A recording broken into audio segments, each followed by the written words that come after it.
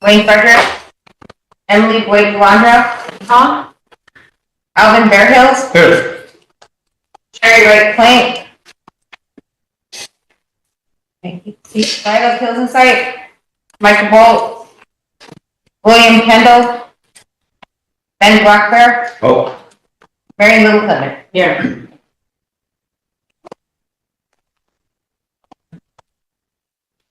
Present. These are the ones I called.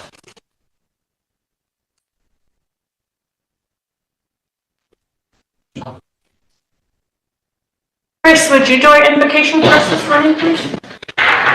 Yeah. Chris, can I ask you to pray for Tim Johnson too? Okay. Tim Johnson. First off, I have to apologize for my I don't speak the language fluently, so I apologize to my elders and anyone listening. But Tigasho, I can't take the top and shimmy Columbia to only let's get and here to get caution. I can't just name Tim Johnson. So Chanko Litawana Amani, I don't watch they want it that I load up and cheap low. Without the AK or he can't come through. Caution, I can't just name. I'm here to hear Australia. I want to say thank you for this day, for allowing us to be here.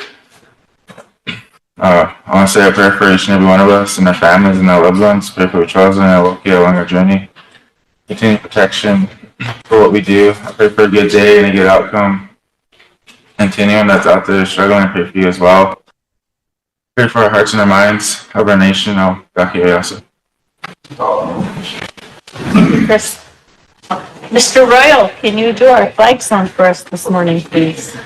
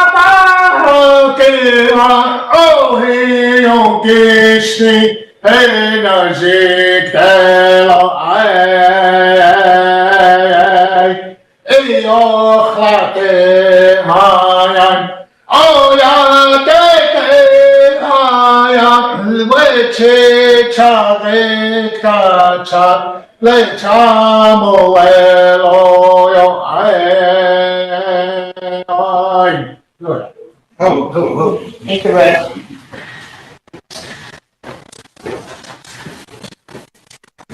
Do we have anyone that needs to be excused from any prior meetings?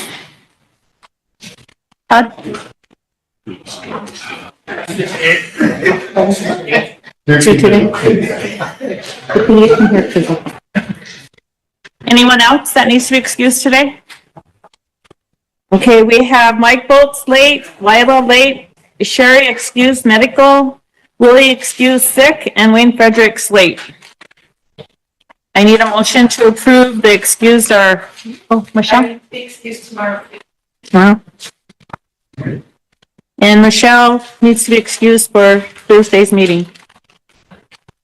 Mary? I need to excuse tomorrow from 11 to 1. Emily? Tomorrow until noon. Tomorrow until noon? Anyone else?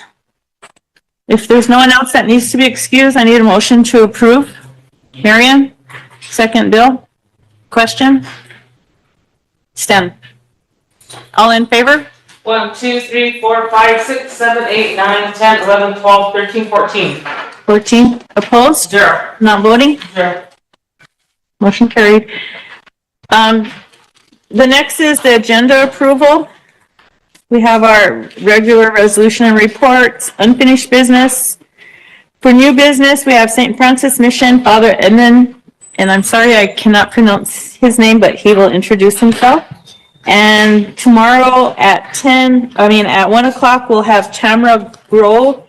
She's the candidate for the State Senate District 26. I need a motion to approve the agenda. Oh, Emily? I just had a question. Will we be discussing, setting the date for the election for the social creature? Yeah. We'll go already down there.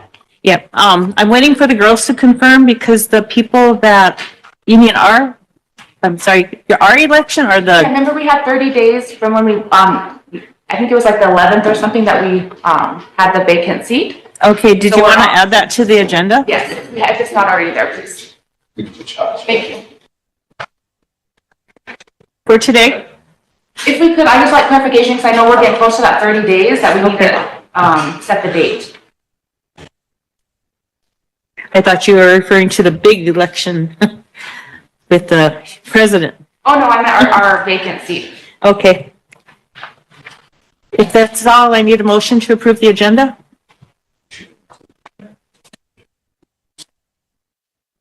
Royal?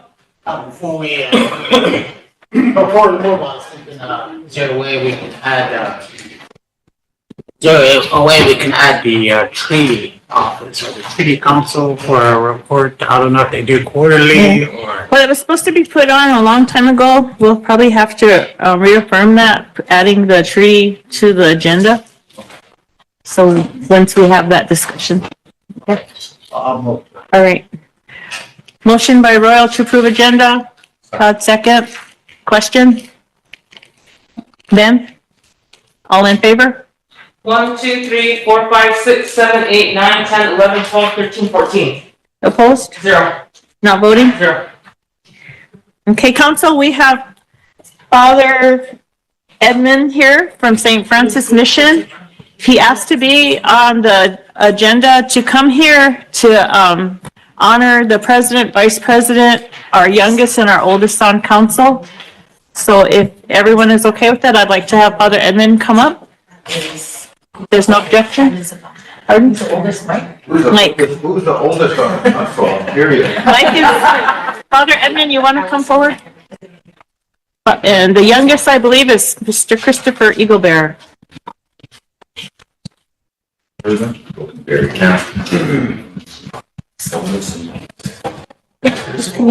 You can introduce yourself.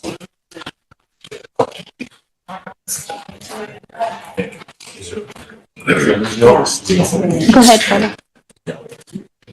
How we come happy? Very watch day. And they watch in after Jesus Father Edmund Imachape, and I'm the new pastor of St. Francis Mission. Just completed my first year. I'm here today, deeply honored, and I'm grateful to the Madam President, Vice President, the council members for this honor. I'm here to thank you for all that you do as lawmakers, as top leaders of our community. You have known from your experience how hard you work, and a lot of times, a lot of those hard work, don't go appreciated, but I think that's both a blessing and also the challenge of being lawmakers. But I'm here to let you know, even though we don't run into each other often, that as a spiritual person, I'm here to let you know that you're always my first. Because your job requires a lot of strength, a lot of courage, and also a lot of unity as well. And so on my part, all that I can offer is to assure you my humble prayers every day. And I want all of you to unitedly, take our community forward. And Rosebud can make an example to the rest of the reservations across the country. And I trust that with God's help. And I'm there with you in spirit in prayers. And so as part of, knowing each other, congratulating our new president, vice president, and also the youngest and oldest, also to all the newly elected members, and thanking all of you, the rest of the council members. I'm here to give them, a little appreciation of my friendship and love, because as you know, I'm from India, a tribal myself, And in our tribal culture, we always honor each other with our traditional gifts. And so, calling upon the president, come forward.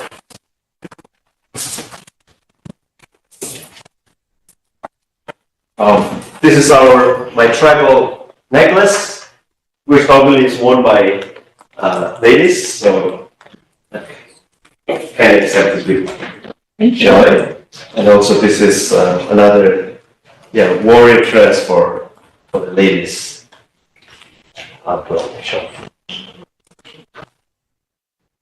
Thank you. Thank you.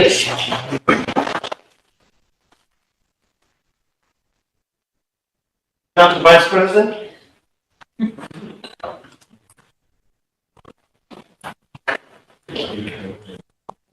We call this our tribal shawl. Tribal shawl?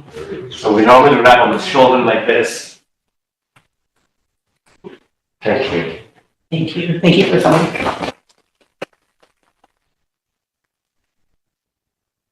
And is there a dispute? Who is the oldest? He's not here yet. He's running late. I will request the president heading off. Okay, And over to him. I will. And then who is the youngest one? Chris. I only beat him by a ton. You better check the date of birth, that made a mistake. Me and him were both 18 years old.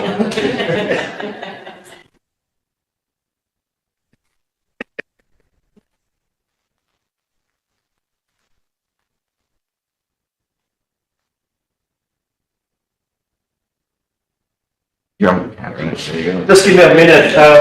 I've been 1 year here. It's wonderful to be here among the Rosebuds. That's what the Pioneer people would teach me. 10 years of my priesthood ministry, I have been with the reservation 8 years. So therefore, people now call me, oh yeah, pretty much now a res boy, and that's my nickname here. If you see me elsewhere, just call me a res boy. Yes, Father Edmund. There's Mr. Bolts. Mike, before you sit down, can you come up front? Come on. Just come. You did it. Too late, you get swapped. Public swat.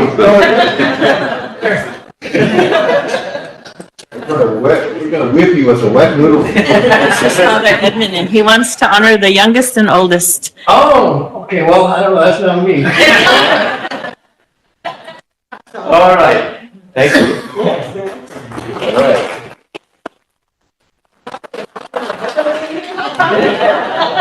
The Bible always says that the last is first in heaven. As council members, I know you have a lot of challenges. But as a pastor of St. Francis Mission, I'm not just limited to church, I'm for all. And I go to every family that invites me to pray with them and celebrate or whatever. So, rebuilding family is one of my top priorities. And I've said this from the day I came here last year. You know, to rebuild the family, to re-strengthen the family, I will give everything. Because to me, as a tribal community, family is where it starts and ends. And so, you know, let us all put whatever efforts that we can and re-strengthen our family, rebuild our family, and make our home safer and more beautiful. Because if we can do that, the magic is just taken care. The ritual is just going to get bigger. Because family is where everything begins and ends. So, on my part, I can assure you as a church, we're trying our best. We will continue our best because for me, that's everything.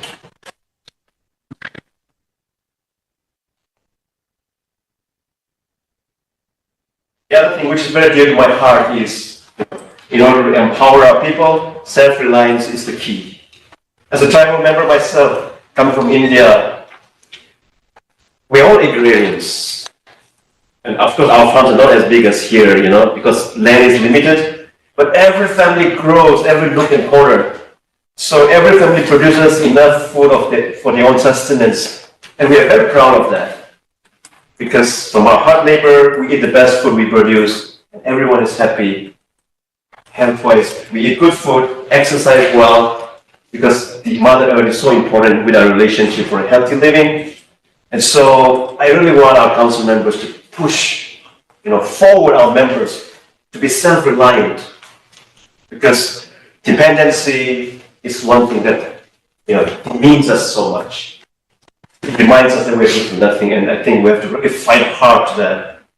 And I know it's going to take time, people may resist, but progress and change is always slow, but it will bear good fruit, and I think that way down the line, the history will remember you and, be grateful to you for the hard decisions and that you have to take as a council member.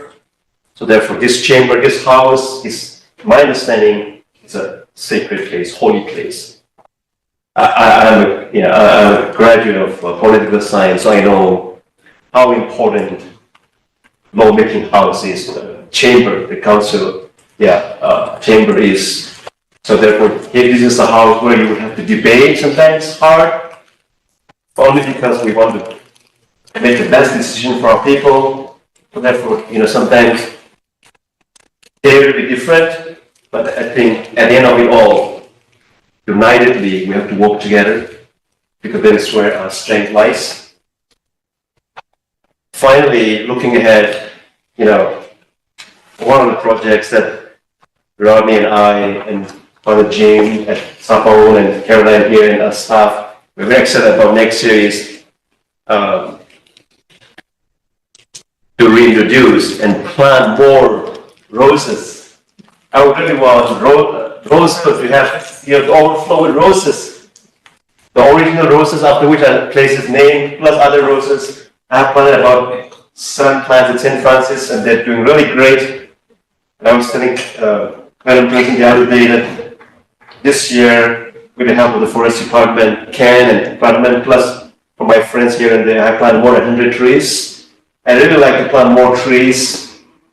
And so maybe, our youth here, you're in charge, Jennifer Black Bear and Valandra from Choni Wakan, they always collaborate with the youth activities, and so we have a dream of adopting some of our whatever land available around Rosebud area that side, and call upon our youth to take out tree plantation, to carry out tree plantation, to make some nice parks for families around. I think every year if you can do that, the great things can achieve. It takes time, but a lot of things are possible. And so maybe looking ahead, if we're able to come up with a good plan, we might, come to you for your consideration to give us some place so that we can involve all the youth to plant trees every year, eventually which can become a beautiful park, area space. Once again, thank you very much for the opportunity to be here today. Let us all continue to work together, support each other, and really carry forward our Oyate, making our reservation an example reservation. At least, Rosebud should be distinguished of something among the many. I think we can do it. And so, in conclusion, I want to offer a prayer for all of us here, asking the Great Spirit to bless all of us.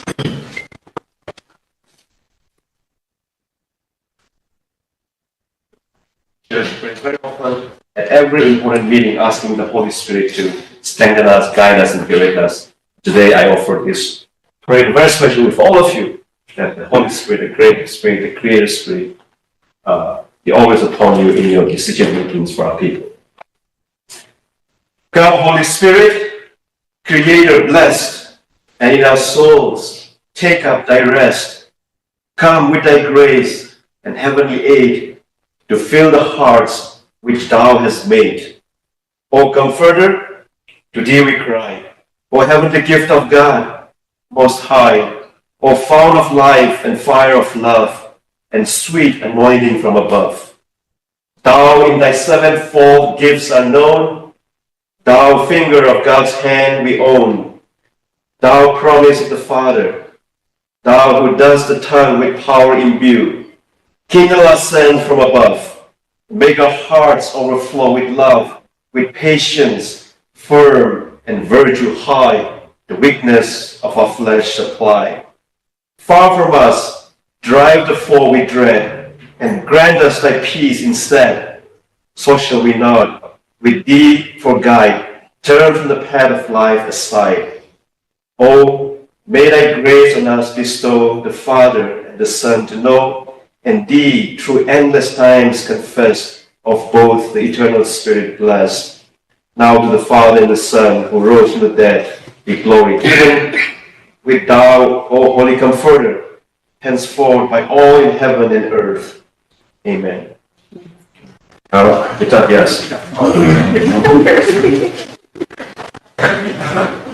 on and shake everyone's hand.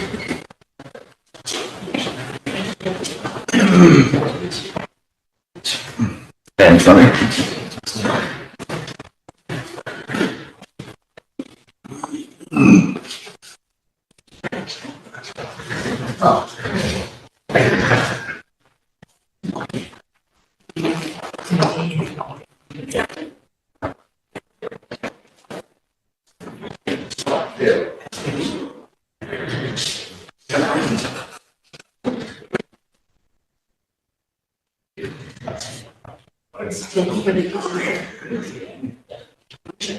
I ended up with it. Okay, council, we'll start with the constitutional officer reports. Yes, Bob? Oh, are you just waiting? No, before you get going, those are concern that I have that I wanted to address real quick. And I don't know if any of these members from the Veterans Committee, but that Veterans Cemetery we have between Mission and White River.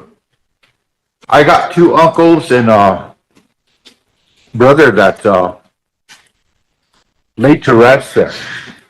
And they served many years, not the United States, but they served our country here, Rosebud. And I feel that we're not treating them with dignity like they deserve. I don't see no Rosebud Sioux tribe or American flag hanging up where they're buried. And I kind of feel offended by that because they sacrificed their lives for Rosebud country. And I don't see no flag hanging up at all. So if any member of the Veterans Committee could address that and find out what's the reason why that American flag is not hanging up. Because like I said, I got two uncles and a brother that's laying there, and they served many years in the service. And I kind of like to treat them with dignity, and they're not getting that nothing right now. So I just wanted to express that real quick. Okay, what I'll do is I'll get hold of somebody there and we can have them come down and address that with us, okay? Even if they put up a flag, that's all. Yeah, okay, Bob, we'll take care of that.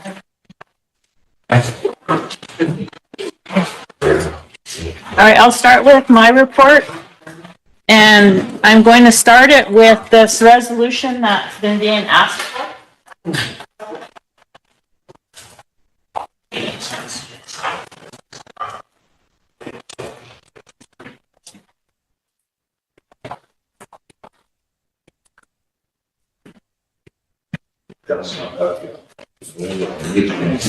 So do I need to bring it on as emergency letters? And I can do that?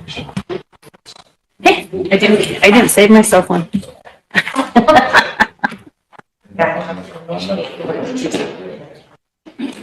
I have to wait till she gets it back to me. What this is I did my research on this, and within our Constitution and bylaws, it is not written. However, our former president, Rodney Bordo, did do a resolution out of courtesy in the past. So I'm following suit with that and providing the resolution. Tina, can I have one? I gotta get myself one. Thank you. So we've done a resolution which I'm going to bring on as emergency legislation. Attached to it is my staff's job descriptions. So I would like to bring this on as emergency legislation. Do I have to have a second? No, they have to bring it up. Oh, they have to bring it on. Oh, sorry. Still learning curves. I need someone to bring this resolution on for me, for my staff. Royal, Ben, you'll have to read it. Do I read it in or does he? During the question, then he'll have to approve it. Okay, I need a question. Votes? And I need motion to approve. Oh, vote. All in favor? Sorry. 1, 2, 3, 4, 5, 6, 7, 8, 9, 10, 11, 12, 13, 14. Opposed? 0. Not voting? 2. Motion to approve? Ben? Second? Mike votes?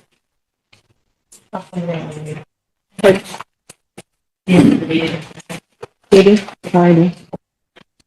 They You want me to read it in? Yeah, I need someone to read it in for me, Okay. please. Start at the second whereas. Article 1, Section 1 of the Constitution and bylaws of the Rosebud Sioux Tribe mandates that the president shall manage and administer the affairs of the tribe, including supervision of tribal employees. And whereas the RST Ordinance Number 2020-10, Personal Policy Procedures Manual, Article 2, Section 12, political appointees are subject to these policies and procedures. Staff or president or vice president are considered political appointees, and conditions of employment shall be set forth in a job description, and all such employees shall serve under the direction of the president and the vice president. No political appointee position is allowed decision-making authority relative to hiring, firing, or salary administration. No political appointee can supervise an RST employee, and whereas the president's office must have adequate staffing to efficiently and effectively carry out tasks and duties as prescribed by position description in alignment with the president's goals and objectives. And whereas the president, Kathleen Woodenknife, has appointed members of the Rosebud Sioux Tribe as the president's staff to assist her in carrying out the duties of the president's office to serve the best interests of the Sichungu Lakota Oyate. And therefore, let it be resolved that the following members of the Rosebud Sioux Tribe shall serve as political appointees, assisting President Kathleen Woodenknife throughout her term in office. Lorraine Walkenwell, Chief of Staff; Russell Eaglebear, President's Cultural Liaison; Linda Marshall, Legislative Advisor; Tanya Marshall, Office Administrator; Leona Long, Office Manager; Terry Burnett, Office Manager.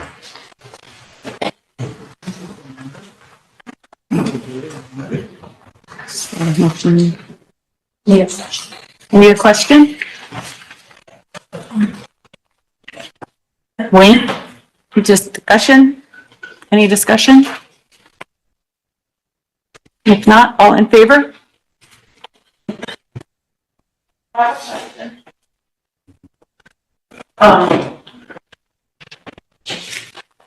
There's a lot of talk about the personnel action, so I just want like some clarity for the people regarding that.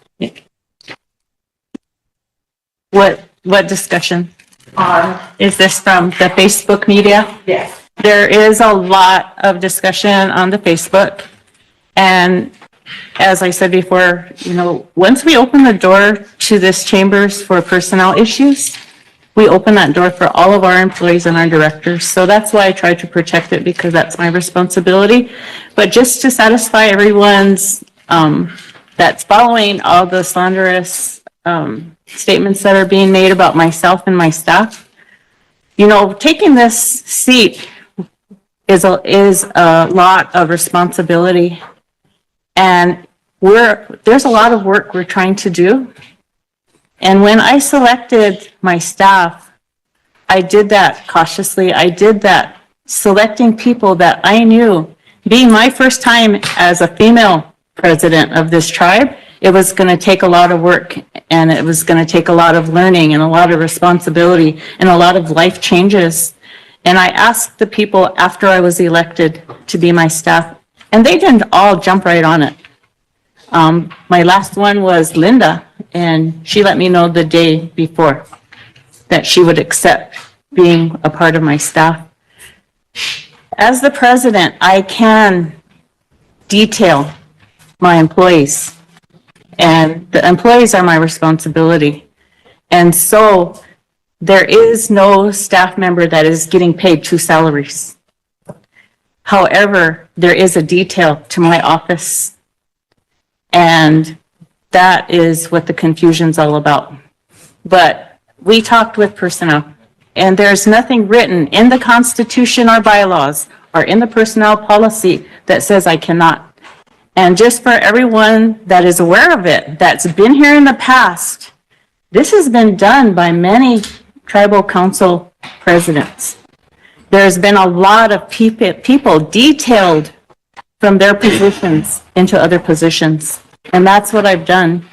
There is currently an interim director that is at the LEAP office. And all of this was done accordingly. Nothing's done secretly. I was very cautious in what I was doing because I knew that there would be questions. Our past presidency never stood here and explained themselves. They were never asked to do what I've been asked to do. But yet, I'm being asked to do this, so I've done it, and I've done what's been asked of me. I've done my resolution, my job descriptions. None of my staff received a bonus. That's another thing out there. I did not make no former deal with the previous president. There is so much slanderous rumors out there. This is supposed to be a position of pride and honor to be the first female president of our tribe. And yet, for the first 7 weeks, I've been through a lot.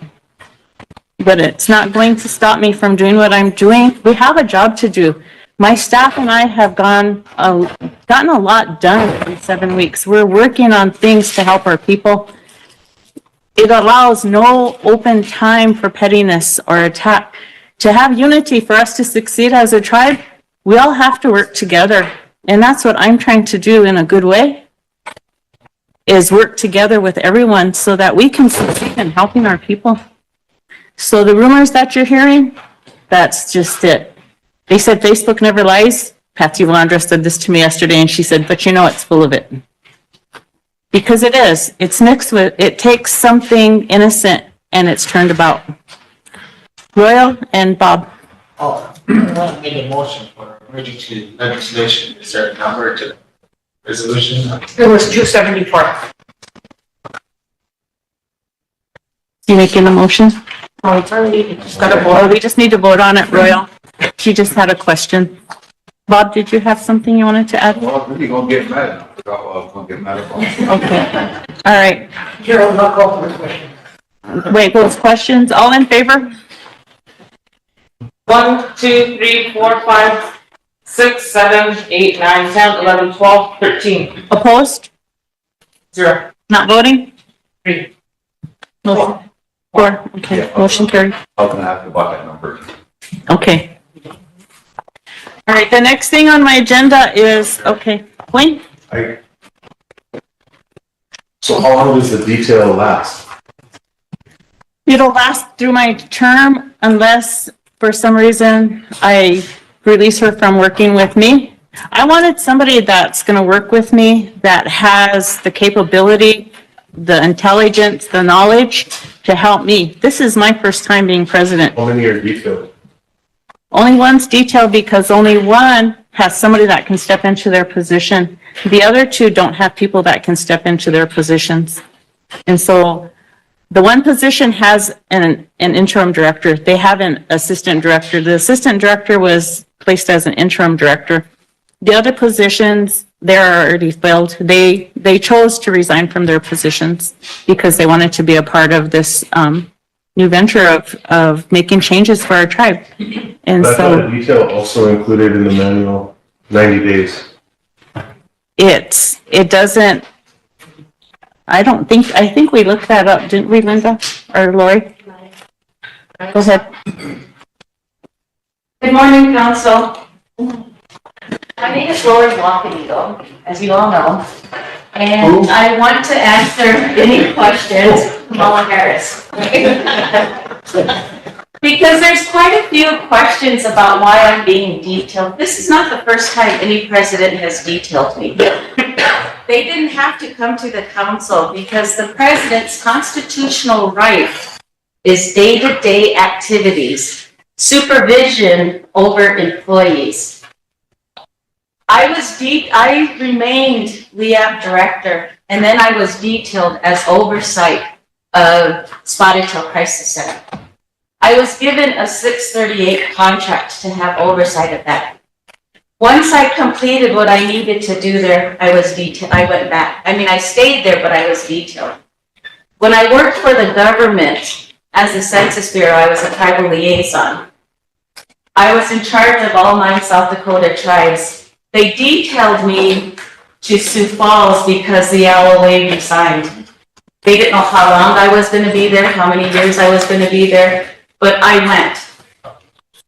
We hired someone, and then I was back as a tribal liaison. This is nothing new, as President Wood and I stated.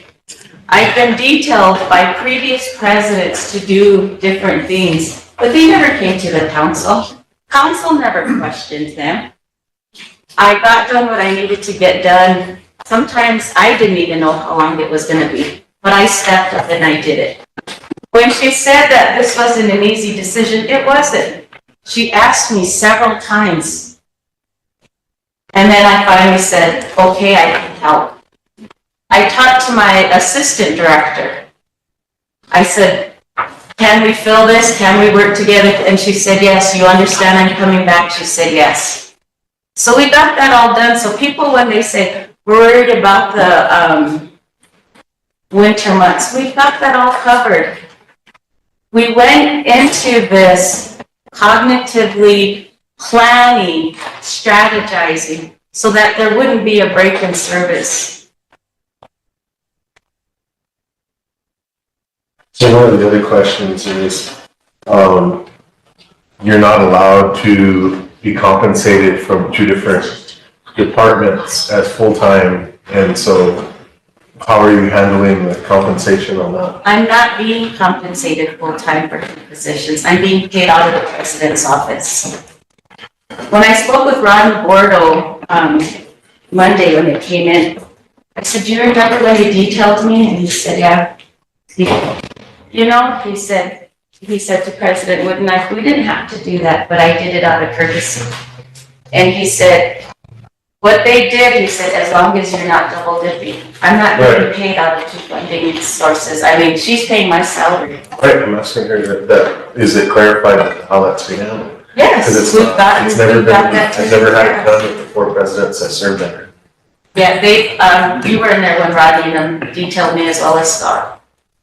So they never came to you guys and said, I'm going to do this, I'm going to do that. They called me up and said, can you get this done? Can you work on this? Sure, I can do that. Sometimes I got compensated, sometimes I didn't. I didn't get compensated for when we did the ARPA groceries or the ARPA utilities. I didn't get compensated, neither did my staff. No. But we got it done. And you know what? Council didn't even question. Why is LEAP doing ARPA utilities or helping with the grocery cards? Nobody questioned that as long as all the money went out and everybody got taken care of. And I did that. Actually, he was questioned on that one because Okay, they but it came was back and they done. said that it was assigned duties as under And that's their what Bolt authority. said to me too, as long as there's other duties assigned. And that's what's And also they are in in the the job job description. Yeah. And the other thing, Wayne, is we currently have people that are still detailed for years. Their positions have been held open. I'm not going to discuss who they are on here, but a lot of you pretty much know we have been filling positions recently that have had people. We have one director that when that director is at the job here, gets paid for that. But when he's at the job there, he gets paid for that. These things have been going on. I'm not doing anything underhanded. But I hope like we to get try a to hold do of that things as well, accordingly. because that's never been told to any of us either, that those things have happened. Yep. And so there's one more thing that I want to share with all of you. Thank you. I got Chris and then Lila. This, I don't know who was here in 2021, but this came to council. It's a resolution and it is an ordinance change. And this came here And when it came here, Nicole's not here, so I can't ask her, but the body at that time said, oh, no, you guys don't need that because that's the president's decision. So it never came forward. It probably would have been good today if it did, because we wouldn't be having this discussion more than likely.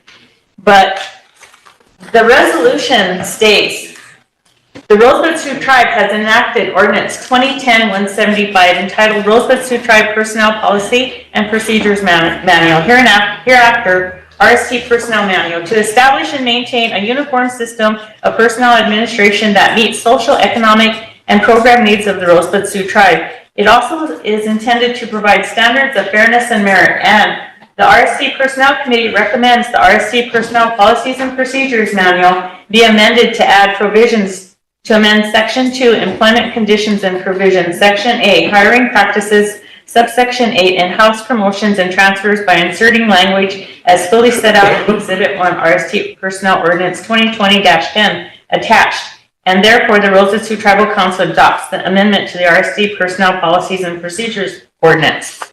That ordinance change is employee reassignment. Employees may reassign with an approval of the department, the candidate to be reassigned, Human Resources Director, and the tribal president or his authorized delegate. Employees may be reassigned to permit the president of the Rosebud Sioux Tribe to reassign an employee to permit structuring, restructuring, or reorganization of a department or departments to address, modify, or allocate human resources to permit the most efficient and cost-effective use of resources for the provision and delivery of services, benefits, and resources to the people of the Rosebud Sioux Tribe. An employee may be reassigned for up to 6 months to a year, subject to extension by the president of the Rosebud Sioux Tribe as needed. Reassigned employees accumulate annual and sick leave. Annual leave may be transferred to reassigned positions. Reassignments may be requested by the supervisor to make more efficient and effective use of human resources. This wasn't presented at that time for exactly what I've done. However, the body said it didn't need to happen, so it never happened. That's one of the reasons that didn't happen, and council basically disagreed with it, is the fact that in reality of history, a chairman will pick, this was only one instance that was brought up. A chairman may pick a cabinet. A cabinet, I've never really seen a cabinet stay together the whole time. Either people were removed or they just, however it disbanded. Yeah. And they did not want, council didn't want appointees to be seen as like full-fledged employees, because then they'd be getting leave and they'd be entitled to all the benefits. And that is only a 3-year term at this time for elected officials. So if you were to do something like that, then what kind of instance would it end up being, like, say, your chief of staff or your technical advisor, say you fire, then all of a sudden they go through the process like an employee. What if they won their grievance and then they were forced to go back to work with you? What kind of relationship does that have? And so you want to leave it to the president to make that kind of decision on their employees in their cabinet because they are appointees. And so that was one of the questions. I think another one had to come about was how much authority then does the chairman be able to just remove directors like the old days before there was actually an employee manual? When chairman used to come into office and they go into a director's office just because they didn't like them and say, all right, you're out of here. Yeah. And so these were all these things that were brought up so that they didn't happen again. And so then they just removed it and said, well, we'll clean it up. And then it never came out. Well, thank you for your explanation, Wayne. One of the things that never came forward from when I was on the personnel committee before I moved to the presidency seat is we did develop in personnel committee a policy for political appointees. The Constitution states that political appointees cannot be under the policy and procedures of a full-time employee. However, it does not state that you cannot develop a policy for political appointees. So for reasons for accountability and for the rights of the people that come to the president's office for their presidential staff, there was policies developed by our attorney and the personnel committee that have not come to this body yet, but they're there in place, and they were specific to time and attendance, confidentiality, nepotism, and things like that. So there is actually waiting back there to come forward to this body procedures for political appointees. So that's something that we developed because in the past, things like what you just explained, Wayne, have occurred. If there's no more questions, Emily? I think there was a couple questions before we had to put it on the Sorry, list. I forgot to write them down. Okay, go ahead. Chris and then Mike. Oh, Chris, Mike, Emily. No. Chris, Lila, and Mike. Then the name. Oh, Chris, Lila, and then Mike. I'm sorry. I didn't write them down. No, he starts calling you, not the question, not the choose off it. I just heard a statement earlier, and I just want to go back to a year ago. We had a appointee, we had a person on the commission assert himself as a acting manager of a facility south of the reservation. And anyways, with that, I questioned if he was being compensated for both his position as a director and the manager, acting manager, and to all of us, he told us he was. But there was nothing. I looked at everyone and no one said anything. We told our phones, looked down, got on our phone. And, you know, a year later, we were questioning these things. And I know I'm one to talk because I was questioning it too. But at the end of the day, when I looked back at I did my little history book, I did my little research on the Bible that they gave us. The president can do whatever the president wants to do with their employees. And, I mean, that's what it says in black and white, regardless of whatever we feel. Because I know a year ago, our president was on this side fighting it with us on this side, but now it's different because she's on the other side of the table. That's just the circumstance that's just on. But she is the president. And so, just like I told the last president, whatever the president does, and I'll follow in suit. So I just want to make that clear and make that known that it's been happening. And they do, the people that we do question do tell us what they do, and what do we do? Nothing. So with that. Lila? Thank you, Madam Chair. Good morning, everybody.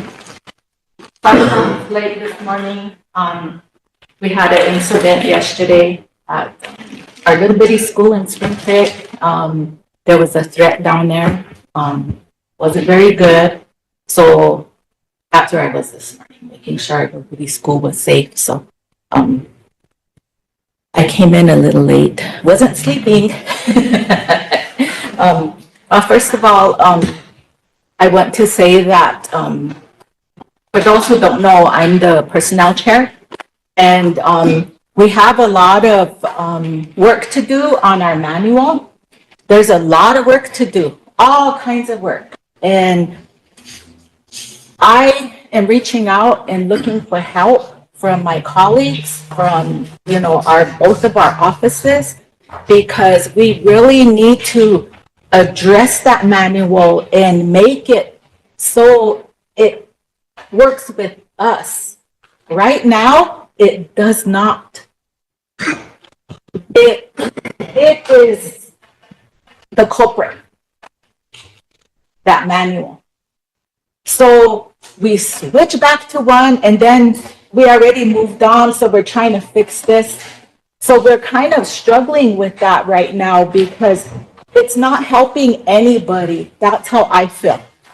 And I want to say that, I was in the chairman's office at one time when Lori was detailed. And so I did witness that. And I also want to say that it is the right of these women to work with who they choose to. I've sat here, this is my 7th year on council. I've never seen anybody question those two positions ever. And I think we have to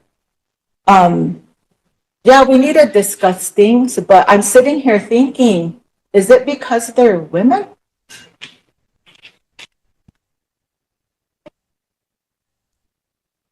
That's in my head, so I'm being honest about it. But I tell you, a lot of times the chairman, sometimes things don't all work out. So sometimes the workers will go back there and sometimes they don't stay because it's really heavy work. Sometimes they might be needed somewhere else. So then that chairman will detail that person somewhere else. So that's a lot of activity back there. And, sometimes those are things that happen. And for council, I'm gonna borrow a few minutes because I need to explain this manual. So I know that, these discussions need to happen, excuse me, because it goes all back to the manual and, the Constitution. So I appreciate, this is good because we see their qualifications. And I really think that's good. And I think that, we're really hard on ourselves because of Facebook, the Moccasin Telegraph. But in reality, we're really mean to ourselves and each other. And I'm really sorry that I'm saying that, but it's true. Our people need services. Our people don't have services. And I've been saying since 2015, we need a social worker back there. We do. We need 3 social workers back there to help them because our people, we have a lot of issues out there. We all know that, but we need to find ways to help them. And it's been the 7th year and we finally have somebody with those expertise back there. So that to me is really good. We have Ashley Russell. We have Linda. We have the best of the best. And I'm really happy about that. And Lisa's people, her staff, she's got good people. And it's the way things are written, like Wayne said. It's the way things are written that we have to fix. It's not the people. It's the way things are written. Sometimes we have BIA policies in there somehow, and then we have some other policies. We got to have a tribal policy that works for the tribe. And looking at that manual is really important. Then I also am asking for cultural input on that manual because it don't fit us. Lakota people don't mourn for 3 days and go back all giddy. Don't work like that for us. But it's in that manual like that. And there's our cultural ceremonial practices. They don't last for 2 days and it's over. So those are things I just want to throw out there to you all that we need to work on. And I'm asking for help with that before we start attacking each other in certain ways, because it's not the fault of our own people. It's the policies that are written here. They don't appease to us as a tribe. So that's what I see the confusion here. It's not that we're bashing each other. It's the way things are written. So I think we're gonna get to that point now. So that's my spill on this, and wopilai chichapi. We got lots to look at and a lot to work with. Thank you. Thank you, Lyle. Before I bring Mike up, I did speak with the personnel director this morning, and we do agree that 2020-10 has a lot of open-endedness. It has a lot of inconsistencies. It has things that are very confusing. And so we're going to work on bringing that back. I'm searching for the language of exactly what we need to do with it. Not go back to the old one, but actually revise the 2020-10. There's a lot of inconclusive things that the grievance committee, for one thing, or the ordinance for the grievance board was taken out of there. it was done by resolution, but I'm not sure if the ordinance was properly processed to remove that. That is one thing that affects our employees and our directors. There are a lot of things that are left out of that manual that need to be upgraded, that need to be concise, because when you leave it to the interpretation of the reader, it causes a lot of undue necessary conflict within programs. And we have to provide a service to our people, but we also have to protect our employees, our directors, their staff. There are things in there that don't do that, and we need to get on board together. The directors need to have input, which they didn't have full input when it was revised. And there's also a draft there where things were not included in there that should have been. So through the personnel committee next week, we want to reaffirm and bring that back forward for this council to vote on, for us to make some changes to 2020-10 so that we don't have all of this confusion. Mike? Well, I didn't have my hand raised, but given you, okay, now, yeah, I have something to say. What little I understand about the situation here is,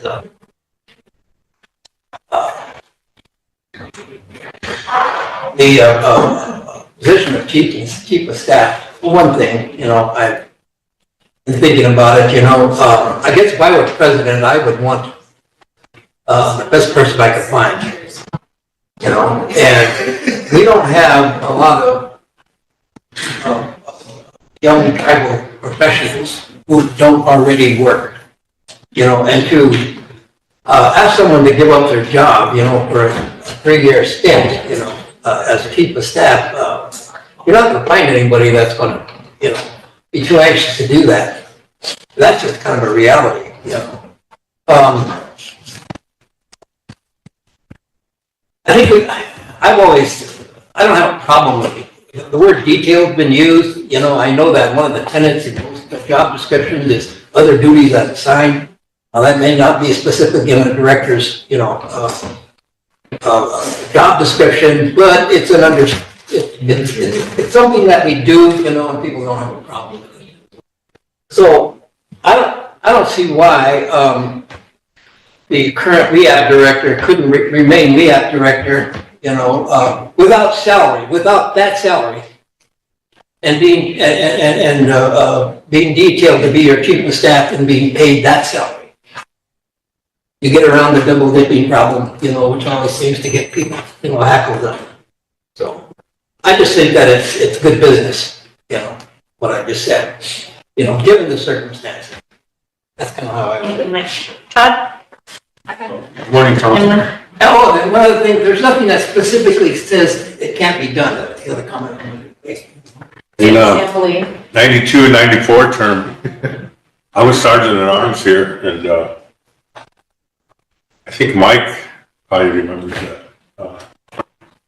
But I also was a research technician in the secretary's office, and so I did both jobs, sergeant at arms and I was a research tech first, and then I got elected to council records sergeant at arms.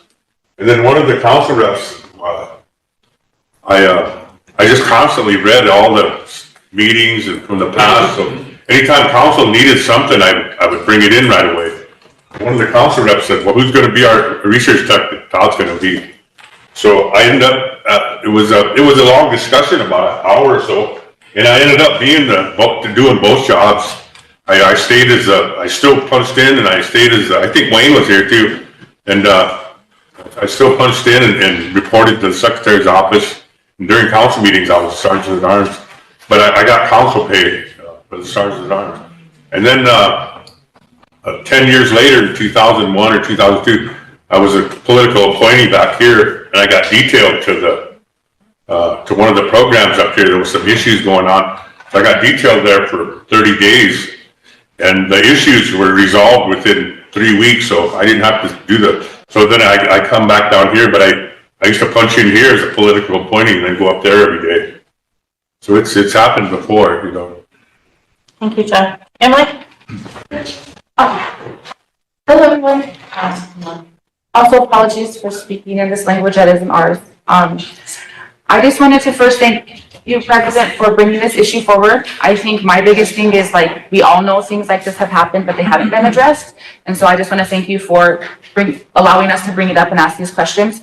I also just want to caution us a little bit, and I know this is my personal thing, but when we talk about our Facebook, those are still people behind that, and those are still concerns of our people. And so to just dismiss them like that, I just feel disheartened a little bit. So I just want to caution us a little bit. Like, I know we can't take everything off of social media, like as truth and as whatever, but I also think that that's an indicator of what our people are feeling and what our people are not feeling and not knowing. And so again, I know I've said this before, but we are privileged in here for many reasons, but one of them is that we have access to knowledge that our people don't. And for me, that's my job, is to take that back to our people, not to make excuses, not to downplay, not to whatever. So again, I will ask a couple questions, but I just want to also point out something that my colleague here said about like being a woman thing. I've only been on here a year and I felt very isolated because I asked so many questions through a previous administrator. So I just want everybody to know it's definitely not a woman thing here as I ask these questions. But the first one, I think probably the important one that I will bring up is if we can just clarify, kind of like what Mr. Bolt said, but holding a job, I think the issue was the 2 PAs and people thinking people are gonna get paid twice and all that. So if we could just clarify that issue there, that it's just kind of holding a spot because it's a 3-year detail, but also clarifying what then policy, I guess, will then oversee, because you have a PA as an employee, so you're protected by the employee manual, but within that manual, there's a section that says political appointees do not follow this. And so this resolution then lists that person as a political appointee. So I guess I'm just wondering if we could get clarification on that to make sure that when people or whatever that we know, because much of what you cited of here is referring to employees and employees being detailed within departments. And whereas this would be a non-employee status considered in the handbook. So I think like even when I was detailed for a while, like it was department to department. The PA said specifically a time, the PA said specifically that. So without having to, prove with a PA, I think if we could just get some clarification on what manual or what portion of the manual then this employee or political employee will be fitting. Because it's kind of just like you said, even though it's been done in the past, now that we know about it, I think our people deserve to know what's going on.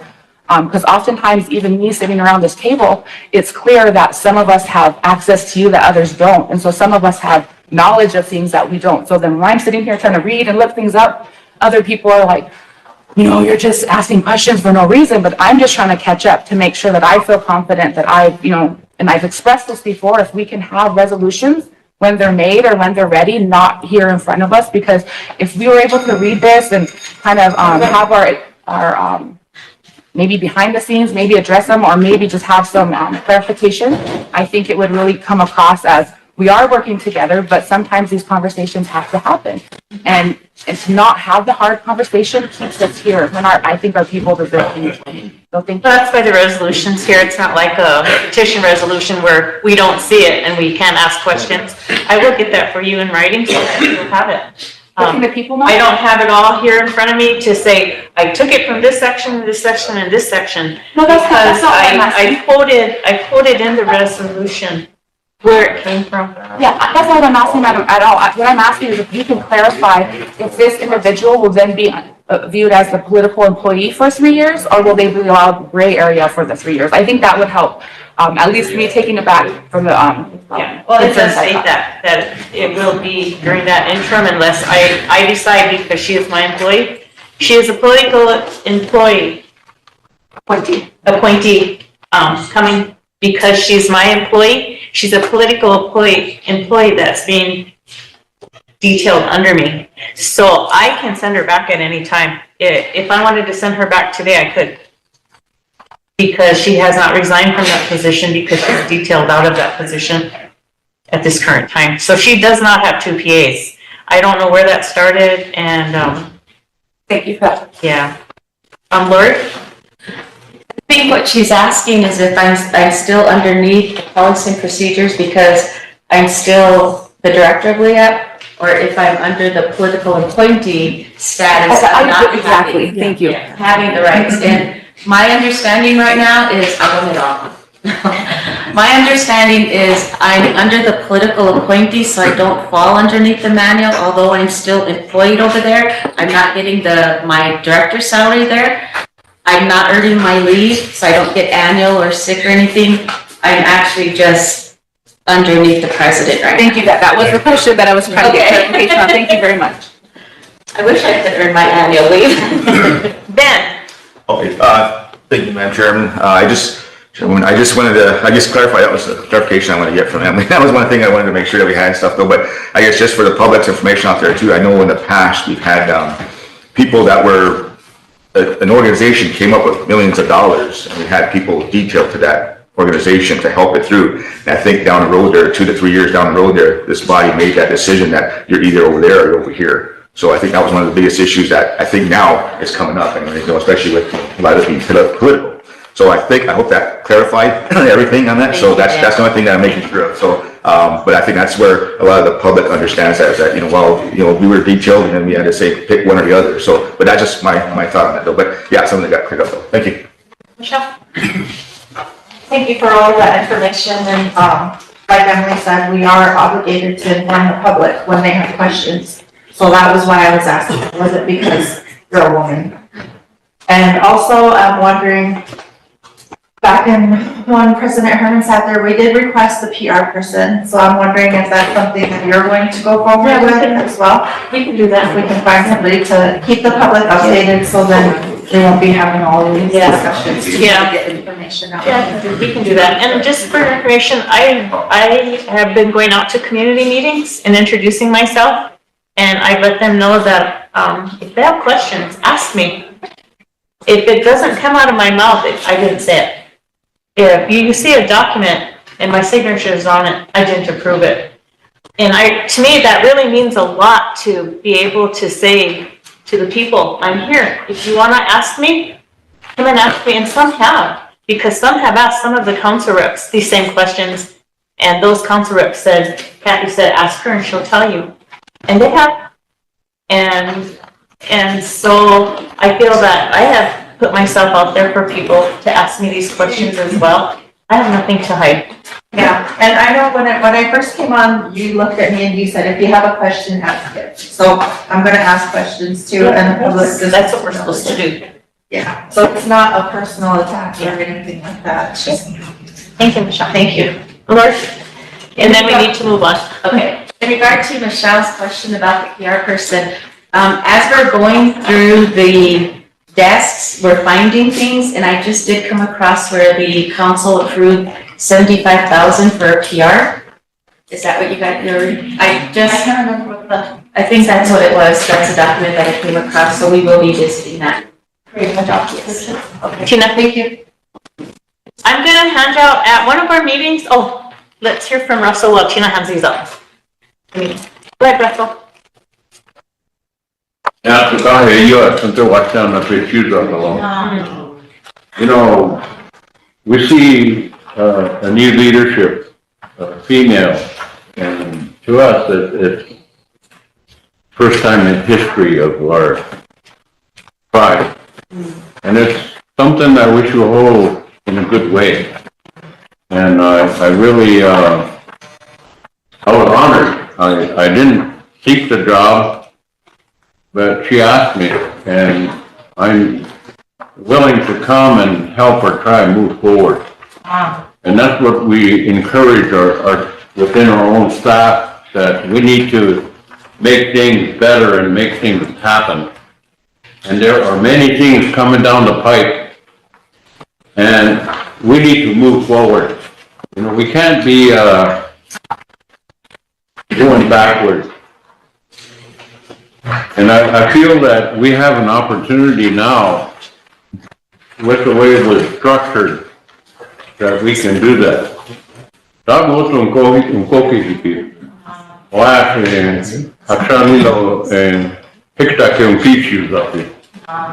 And we need to stop that. Because there's going to come a day, maybe even today, maybe some resolutions coming to you so that we can move forward. And we have a good opportunity as the Sioux Council, the Rosebud Sioux tribe, to move forward on. And so I'm fortunate to be able to work. And I don't talk about my experiences or my educational background, but I do have that.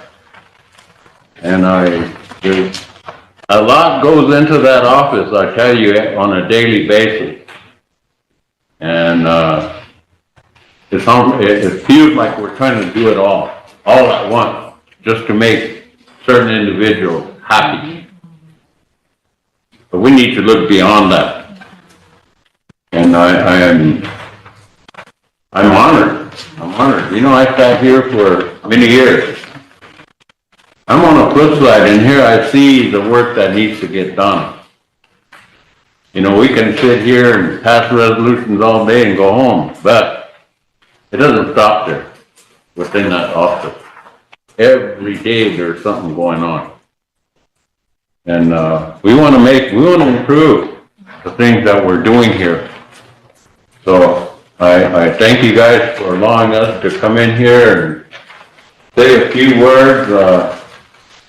We can all smile too. We know how to smile.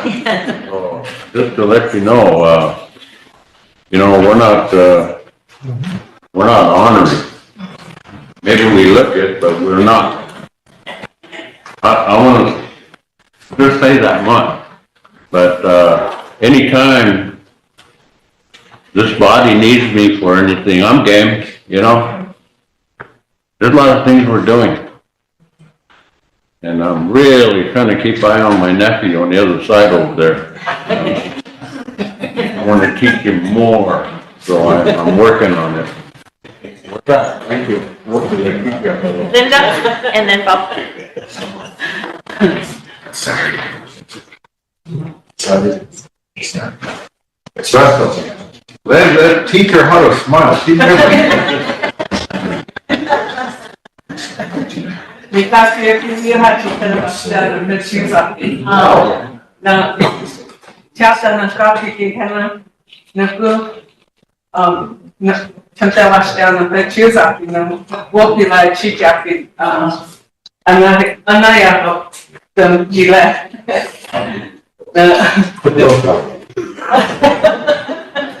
And be careful and listen good to Bob. Lakota, because he makes up his own words. He has that gift. But seriously, on a serious note, I'm working on all the concerns that have been raised today. That the Personnel Committee is working on amendments to the personnel policies and procedures. And I got a copy of the old manual, and I have a copy of the new manual. And then there's a few more things that I want to get together. But when we get all those together, then I'll get them emailed out to you so you can review them. And it's very important for you to read them so that, and then I want to invite you to call me at at the office here, with any concerns or, like you might have an idea of an amendment that you would like to see included in the manual. Not only you as council representatives, but program directors, tribal employees, because this is a law that directly affects them on a daily basis. So it's important to have everybody's input. And so I invite people to call me and give me their ideas, because I'm working on the wording of those, things like that, and then coming forth with a resolution to amend these existing ordinances, because there's a lot of work that needs to be done. And right now I've been working on the legislative procedures and also working on the council rules of order. And so the Governmental Affairs Committee I will be emailing those to you, and, I'm developing the resolutions to bring those forth. And so I'll be bringing that to you and attending your meeting. And, you know, you might have more things, once you read them and review them, you may not agree with everything, but on the other hand, you may have things to add into it. Like in the legislative procedures, I included a section for petition resolutions, because that's very important. We don't really have anything in writing regarding petition resolutions. And I think, personally, that the petition resolution process is abused, because I've seen people circulating petition resolutions while the council is in here in session. Why don't they just bring it in here where council can hear the topic and have some discussion on whatever that resolution is about? But the council is, you know, you don't have that opportunity. So I think that, you know, we really need something to govern that. But I'm getting carried away here, so. But this is what I'm doing, and I would like, you know, feel free to call me. I'm there. And I really want to thank the Secretary's Office for their cooperation, you know, getting the documents together. And a lot of times I've been like, I hear people talking about this and that, and then I think, I heard about that, you know, something clicks, and then I remember, oh yeah, that was in Land and Natural or Personnel, or, you know, one of the committees that I had the privilege of working with. And then I say, oh yeah, and then I tell what I know or heard, you know, what I remember, share that information. So anyway, I am thankful to be alive, thankful to be a Rosebud Sioux tribal member, being Lakota, thankful for being a mother and grandmother, great grandmother even. Council, I handed out to you an updated listing. Oh, sorry, Bob. Geez, I always do that. Holler at me. Throw your hat. You're always good. You have to come on this side. This is my good ear. What I kind of wanted to mention was that, this thing that you passed out, there's no date on that. When is the date? Is this that inauguration, or what is it? Yeah, I was gonna talk about it. When is that? I'll let her explain it to you. They gave me several different dates, and I don't even know which date it is anymore. Not on there? There's 3 dates they changed it. Oh, it's not on there. Sorry. So this is just something that we want to look at, because we do want to get the dates. The first date we chose was the 12th. And then as they were calling, Linda and Sherry were calling, or Tanya, they were told that the 12th wasn't going to work for them. So then we looked at the 19th. And at this point, this is why we got this forward, is to see if October 19th is going to work for the council. If that works for them, then we can confirm and solidify the agenda, the space, and the food and everything. So we're trying to get that solidified by the council to see if the 19th will work for you guys. Okay, when you guys make those changes, include this chief. He's not even going on this. Who? Being chief here. He is. He's not on this. He's on the bottom. He's not. Well, he's not. Oh, I'm sorry, I thought you. We'll get you your own gold star. I thought you typed your name in there. This administration has a tendency to leave us old guys out. So, I can get your name on there. Big chief or baby chief? And another thing too, Madam Big right here, he says. sounds like everybody that looks at their phone or something to hear all the gossip on Facebook. These are tribal phones. You should give the numbers out so the people can start calling you guys. Answer your phones. I don't know if the tribal members that are calling me are lying or what, but they said that they never get hold of council, and when I called them back, this person thanked me for calling him back and saying that I was the only one to ever call him back. And besides him, there's two other people that practically said the same thing. These tribal phones are for you guys to answer and answer to the public. It sounds like you guys spend lots of time on Facebook watching Facebook, what's all the rumors on there. So start answering your phones. That's very important, but can we get back to this real quick? So does the 13th work for everybody, Saturday, October 3rd, or I'm sorry, the 19th?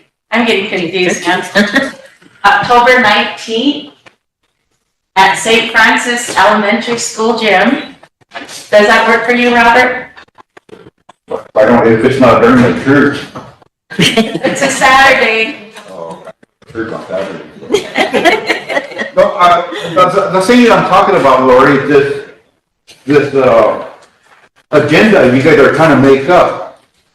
That's good for us to know when it's going to be held, but if you guys want the public to attend, you guys got what's called this. Okay, so. Public's not going to have any idea when the dates are if we don't. So this is why I'm here today to ask you guys, is the 19th gonna work for you guys?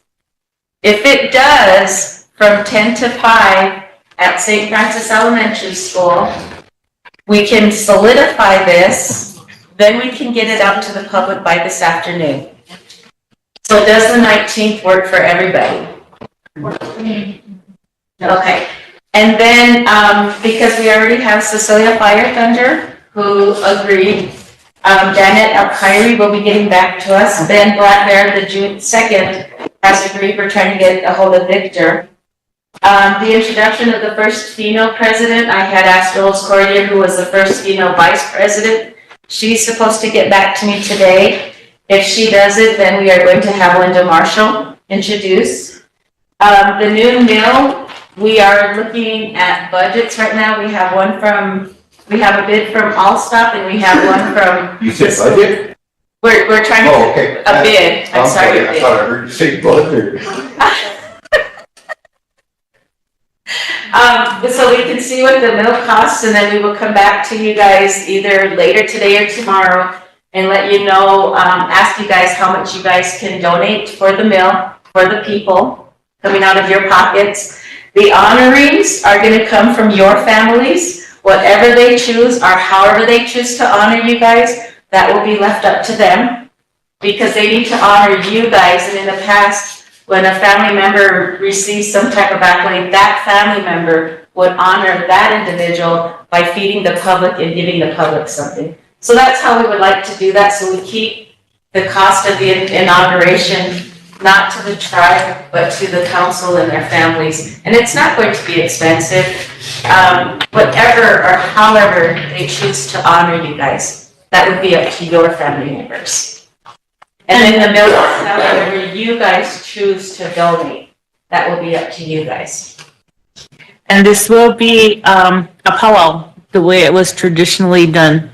So we'll have drum groups there. The drum group from North School is coming, one from St. Francis, and we've invited other drum groups to come. Also elementary dance groups. So it's still like in the planning stages, but we've got some of the bigger things confirmed and we just needed your guys' confirmation on the dates. And then to let you guys know what's happening, and that way, by this afternoon, once we have this solidified, it'll go out to the public. We are also going to be making posters. So we can have enough time? Russell, chicken dance costume. Yeah, probably not.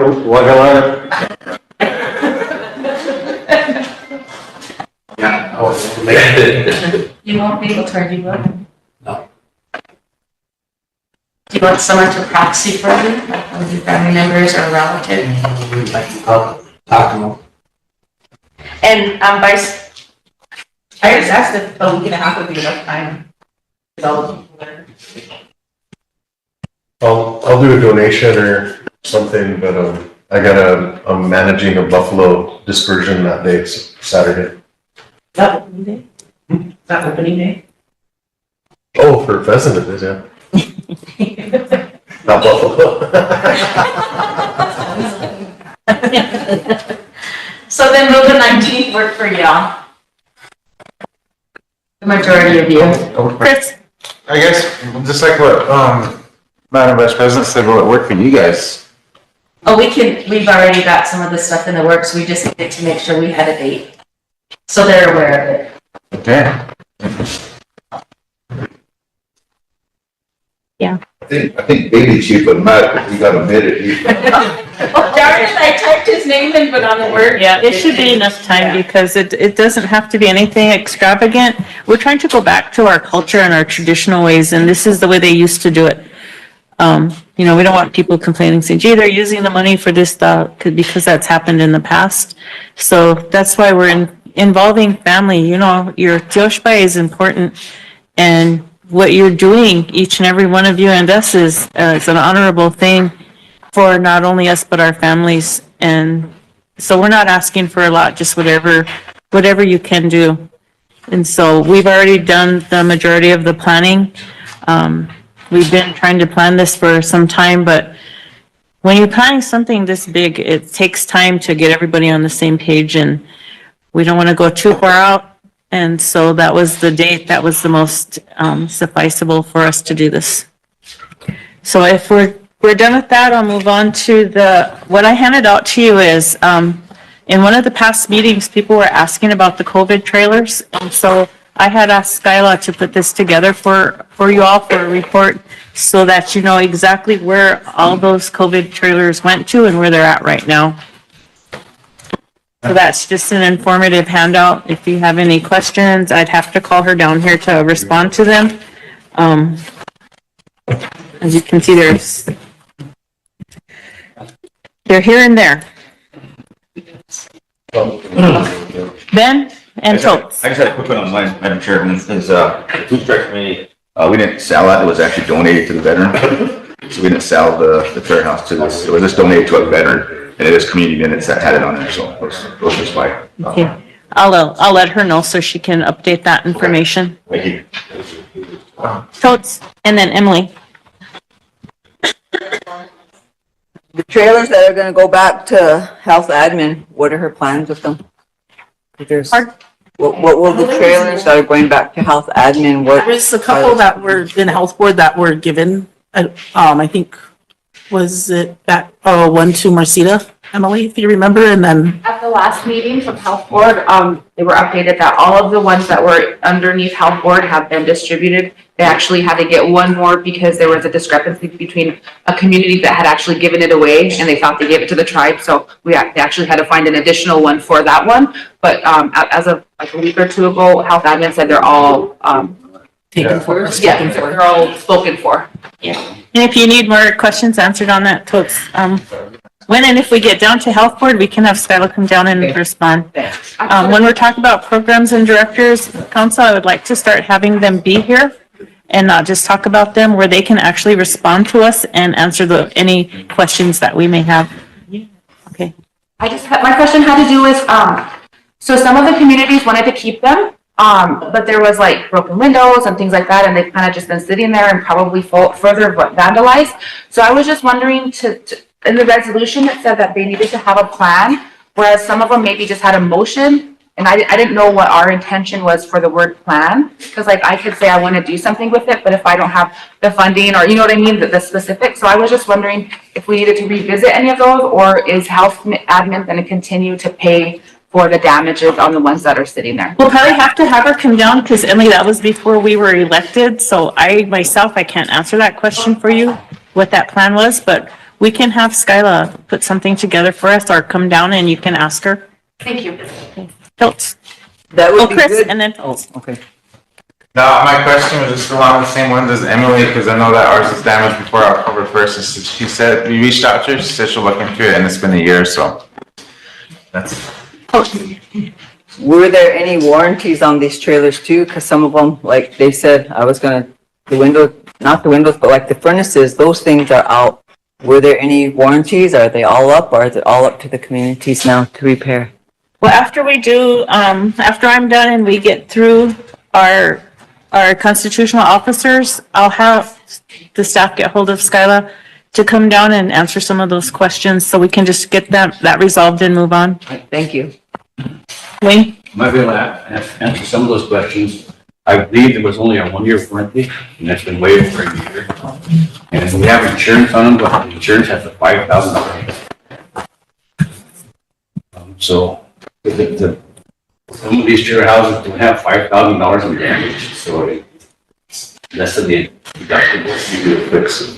Those that have more than 5,000, no, if it's 7 or 8, we'll get a small check, but there is a big deductible. And I just want to put the council on notice that Peshla is going to be trying to solicit one of these communities for their trailer house, and then we'll make a donation because we need a trailer house up there to house staffing up there. Put the on notice. Okay, the last thing that I wanted to bring up is, for the presidential election for the United States, there is a group that's going around they're called the Great Race. I'm gonna have Linda inform you because I want the people to know that we're on a time frame to get people registered to vote in the big election. So these ladies came here and so they brought information. And Linda, if you want to stand up for a minute and let them know what's going on with that, because we really need to encourage our people. If the wrong person is elected as the president of the United States, it's going to affect our tribal membership. It's going to affect some of the programs that we rely on. Did the tribe ever endorse, Harris? Yes, should have failed. What? We could with the resolution. I don't think we have it.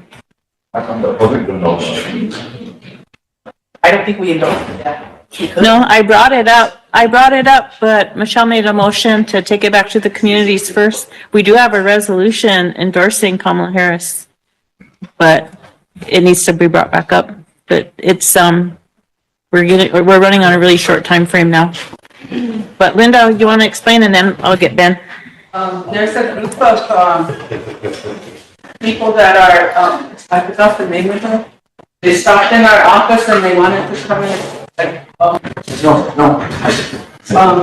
they, wanted to address the council because what they're doing is they're trying to get all 9 reservations here in the state to work together and, get out there and register voters and get them to the polls. And, if some of you remember, the native vote did make a difference back when Tim Johnson was ran for Senate. It was a very close race, and right up to the end, it was the native vote that got him through. It was, and the biggest thing that we as native people have to address or to fight against is apathy. Because no matter what election it is, tribal, secretarial, national, state elections, some people will get registered, but they will not come to vote. They think that it's okay, my vote doesn't matter, or, they're just not interested. But the thing is, we can't be sitting at home and letting that happen anymore. Because we as a tribe and as families out there, we need to be aware that our vote does count. Because if we don't get out and vote, then the things happen that should not be happening. One of the big issues that we as a tribe face is, say, enrollment, things like that. And all of us know a lot of people either favor it or they're against it. But when at the time we voted on things like that and how the composition of our council and so forth, the voter turnout was not very good. And I think we only had to have like 30% of the registered voters voting. And we barely got that. It's because people don't care. They don't think that it's going to affect them, but it does affect them. And now we're here with the state and national elections. And this time, people, you know, we really need to be concerned about the future of our tribe, not just our tribe, but all the tribes in the whole United States. We need to be alive and awake and aware of what's going to be happening. There's going to come a day, this is reality, there's going to come a day that we will not have a reservation like we know it now. We won't have, you know, our land is held in trust. And at any time, the government can come and pull them back like this. And where will we be? You know, some of us families, we still have our original allotments, but it's held in trust. And so these are serious issues that we need to be aware of, and we need to teach our children and our grandchildren about these issues. But I'm telling you this because I want you to understand how important it is for you to register. And whichever election that comes up, it's important for you young people, 18 years old on up, you need to register to vote. And not only register, but make sure you go to the polls and cast your vote. We need you, every one of us. Our young people, our unborn, they need you to get out there and vote because the future of our tribe is at stake. And, you know, the candidates that are running for the President of the United States, for the Senate, and these ones that hold the purse strings, we need to vote for good people that are sympathetic or have a, you know, concern for Native people, because otherwise we're going to be left out in the cold. And most of our Wayne can correct me, but you know, a lot of our tribal programs are funded by government dollars under grants and contracts. Most of our programs, and these programs provide services to all our tribal members, and these are going to be affected by the people that we vote into office. And so, and then on top of everything else, remember this. We had members of our own families join the military, and they went to war and they fought for our country. Some of them laid down their lives, and to honor them, to honor their memory, we should get out there and vote. Let their sacrifice count for something. I had a brother who died in Vietnam. He got there, and within 1 month, he was gone. So I remember him. I remember my elders, my fighting in World War I, World War II, Korean War, you know, I remember them. And so when it comes time to vote, you can count on me to be there to vote, to honor my family who gave their lives so that I could have that right to vote, that privilege to vote. So I'm talking not only to you, but I'm trying to reach the people who are at home listening in on the radio, wherever. You know, I'm trying to get people to inspired and motivated to get to the polls and vote. Do what you need to do to get there and vote, cast your vote. Linda, when's the last day to register? The last day is, I think she said the 21st. And I had that, she sent me this information on the email, so I'll send it out to you guys. October? Yeah.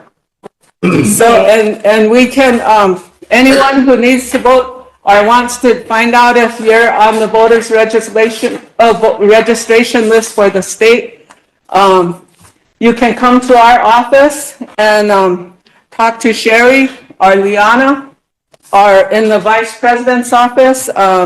You can talk to Eleanor, and we can check to see if you're registered. If you're not registered, we can register you. We have the forms to get you registered. So remember, we're here to help you. Thank you.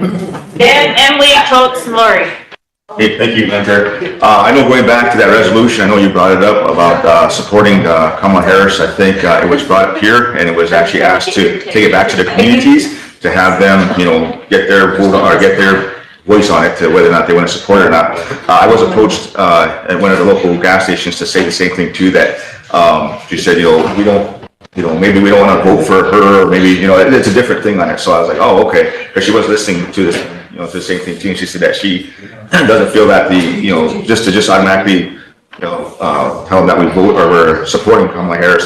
So that was her, I guess, her voice to me on it. So again, I said, okay, well, I'll express it and stuff. So I guess taking it back to the community to let them know about it. And of course, for me, I haven't had a community meeting yet. And of course, this is what's going to be happening here in the next couple weeks here, or even months. But I don't know what the last time would be for us to even have that resolution, be able to support them. I guess I don't know how long that would take. I don't know, once we get the input of everybody. I'm not sure, I'll have to check into it. Yeah. Okay, so that's the only thing I wanted to make sure and stuff. And I guess for me, the election part of it too was, I know this past election for our own election was still a low turnout, and we were hiring people to come in to go out there and get voters, but I don't think that even happened because it was still a low voter turnout. So I don't know if we have to task our election office or somebody to try to get that going again, because it's got to be out there. So in this case here, we do need people to go out there for the vote for federal elections. So again, I guess put it out there as much as we can. So that's my take on it, because I haven't seen anybody over 3,000. We have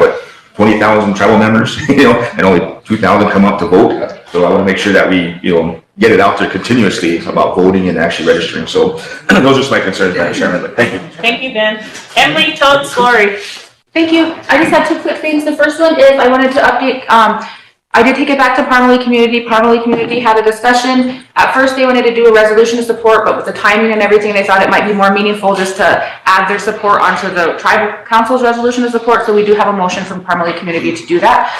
Second quick thing was just something that the treasurer mentioned about that trailer potentially going to Peshla. That was discussed at Land and Natural, and there was some issues about not having drinking water available on site for human consumption. It's safe for animals, but not humans. And so we did make a motion requesting our Water Resources Department to start an assessment on and bring back some recommendations on reverse osmosis or some other options of how to clean that up to get it drinkable. But because I know we're not the only tribe in that area, I just wanted to provide that update. So if anybody goes to a meeting or is in contact with them, we weren't trying to steer the ship, but we wanted to offer support if that's the intention of that group. Emily, where's that? At Peshla. Okay. Tell us Lori. It really is important that we get our people registered to vote. Monday, Antelope Community is going to stay open from 10 to 4 to have people come in and get them registered to vote and show them what the ballot looks like. And I went to Patsy Belandra's this morning, and she had a sample ballot hanging up in her store. I think we need to have them all over because we need to get a lot of young ones registered, like you said, and we need to inform them to understand those bills that they're trying to pass to, which ones to vote for. So maybe we can give them a sample one that marks everyone that they should vote for and put a sample on it. No, but we really do need to get something going here, because even though some of our own people, like Ben had just said, someone had approached him and said that she didn't feel comfortable voting for Kamala Harris. But you know what? If that woman doesn't get in for our first female president, we, as the Ocheti Shakoi, are going to hurt. We're going to really endure some pain, not only now, but for the 7 generations to come. There will be nothing. So for the listeners, please get out and vote. We want the first female woman president also, and the communities can help, but Antelope is open from 10 to 4 on Monday to help register to vote. Thank you. Lori and then Royal, and then we'll move on to the next. So I was just trying to get the attention of Linda to give out the specifics of this great race to the polls.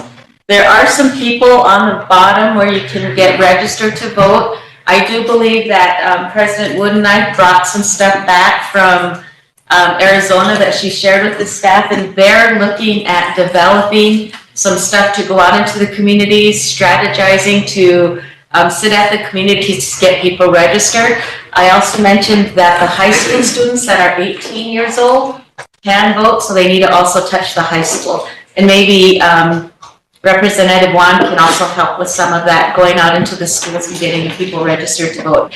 It really is important. I don't know how many times or how passionate we can to stress that we do need our people to get out and vote, because when the previous president, who's currently running now, each of his budgets negated LEAP, and his social services budgets were almost zero. And I brought that to the council's attention each time his budget came out. So it is important, and it is important for not only the land issues, but also to think about the services that are going to be out to the people nationally. So, thank you. Thank you.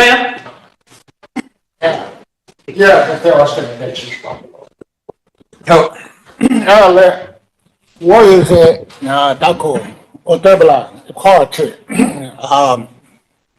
Maybe, some other council maybe can enlighten me. I know that, when it comes to state elections and federal elections, I know, there was an issue.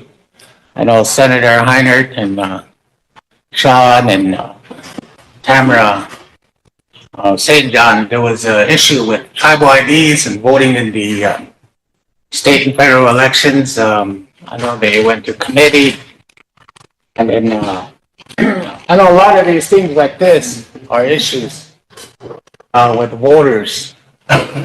So again, I see a lot of these issues like this. Again, sitting on treaty council and also being the treaty director at one point, a lot of these issues, and a lot of the things that go with questions or I know treaty charter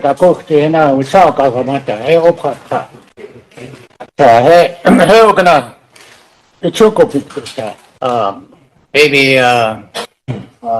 if anybody knows about what the status was on that tribal IDs and as far as registering. They had a problem with the actual address, the 911 address, so they can go and get their 911 address when they get a tribal ID, and then it has to have an expiration date on it, on the ID, before they can accept it to take their vote.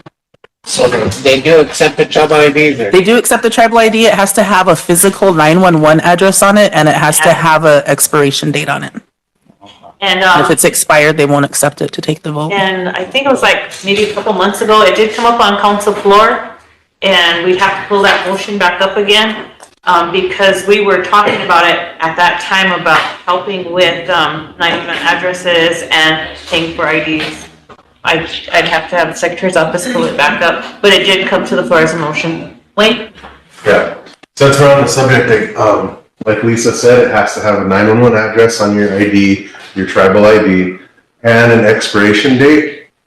But also, if you are at the polls and they deny you, you can ask for an affidavit. And they don't necessarily a lot of times tell you that, but you can ask for an affidavit and you sign it, and it's verifying that you're vouching that that's who you are. So pretty much, they should not be turning anyone away from the polls. And if they are, at any time, they need to get a hold of the chairman's office. I know For Directions, OJ Siemens, his group, they've been following this for years, and that's why we actually have more polls on reservations, was because of the lawsuit that they won. So at all times, feel free that you need to get out there and vote, have a state ID, tribal ID with those requirements as a expiration. Also, since we do have a high conviction rate on most native reservations, you can, as a felon, vote in elections. If you are a felon and you are off paper, which means if you are off probation, you just have to go and re-register again and you can vote. And that's just so everybody knows that that's another avenue. Thank you. Do we have a hotline? Okay, good. Thank you. Lori, I did take forms over for FACE and the high school students who are 18 to register to vote. and Face pays for their IDs. But maybe we can work on something with transportation, because we also have to remember, like, I live on the Club Road. You can go on to register to vote and they'll say, oh, you have to go to Rosebud to vote. So it's frustrating for some people who go in the first time and think they're in that community and they can vote. And I don't know why they do that, but they do, and they do it to a lot of people. So maybe we can hire, because there are people who live down that road, like just my neighbors, who have to come to Rosebud to vote. And it's really tricky, and I think it's to try and discourage us also from voting, you guys. So I think we really need to line up transportation and some way of paying for those ones that are gonna vote and register to get that ID. Thank you. I just wanted to remind, when we were down in Arizona, there was this young female. They didn't have a ride to the voting place, so she rode her horse, her and her father, and then they started getting groups of people that would ride the horses to the polling place, and they called it, I can't remember what it was called. And then they also started the skateboarding. So all these young people who liked to skateboard, they registered them to vote, and then they rode their skateboards to go vote. So we have many possibilities here, but I was even thinking of getting, you know, if you went out and vote and you got 5 other people to come out and vote with you, maybe you get $10 in gas or something like that, but we really do need to get people out to vote. Thank you. The last thing I have before we move on to Lisa is on the 24th, we will be doing interviews for the General Ops Director. On 25th, we'll be doing interviews for the 100 Homes Manager. So I just wanted to let you know that personnel is working on that. And I will be attending this weekend the Great Plains Tribal Chairmen's Association and participating in their grand entry for the powwow, that's Black Hills Powwow. With that, I need a motion to accept my report so we can move on to Vice President. Wayne? That's not the council on the 24th? Council on the 24th? Yeah, what, we need to have interviews on the 24th and the 25th. Is that it, Michelle?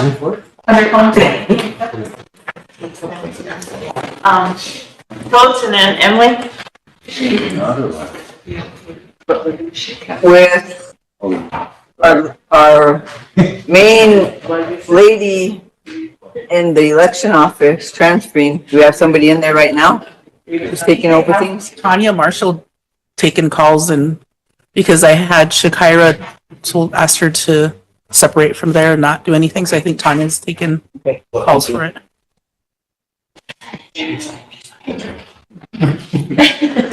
Well, that job is, that position is selected by the election board, so it's up to the board to put somebody in there, so. I had the same question. We were talking about it, so it was just if we could get an update on that, because people were reaching out to us if we had to select that or if it was the board thing. I'll leave that to Lisa. Okay, somebody make a motion for my report. Wayne, Wayne, I need a second. Ben, question, Todd, all in favor?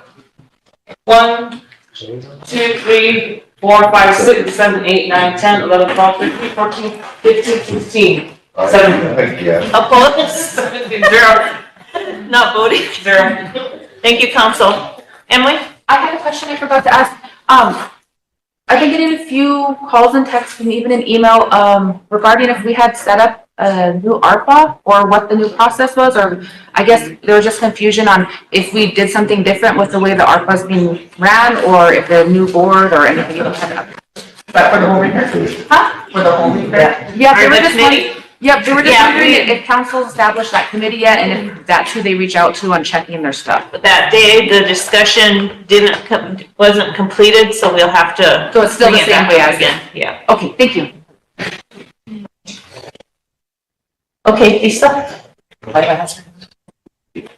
Oh, Lila, sorry. Thank you. I'm sidetracked. Madam Chair, I was just gonna ask if there was a motion made for council to attend the Great Plains Tribal Chairman's House Great Plains Tribal Chairman Association meeting.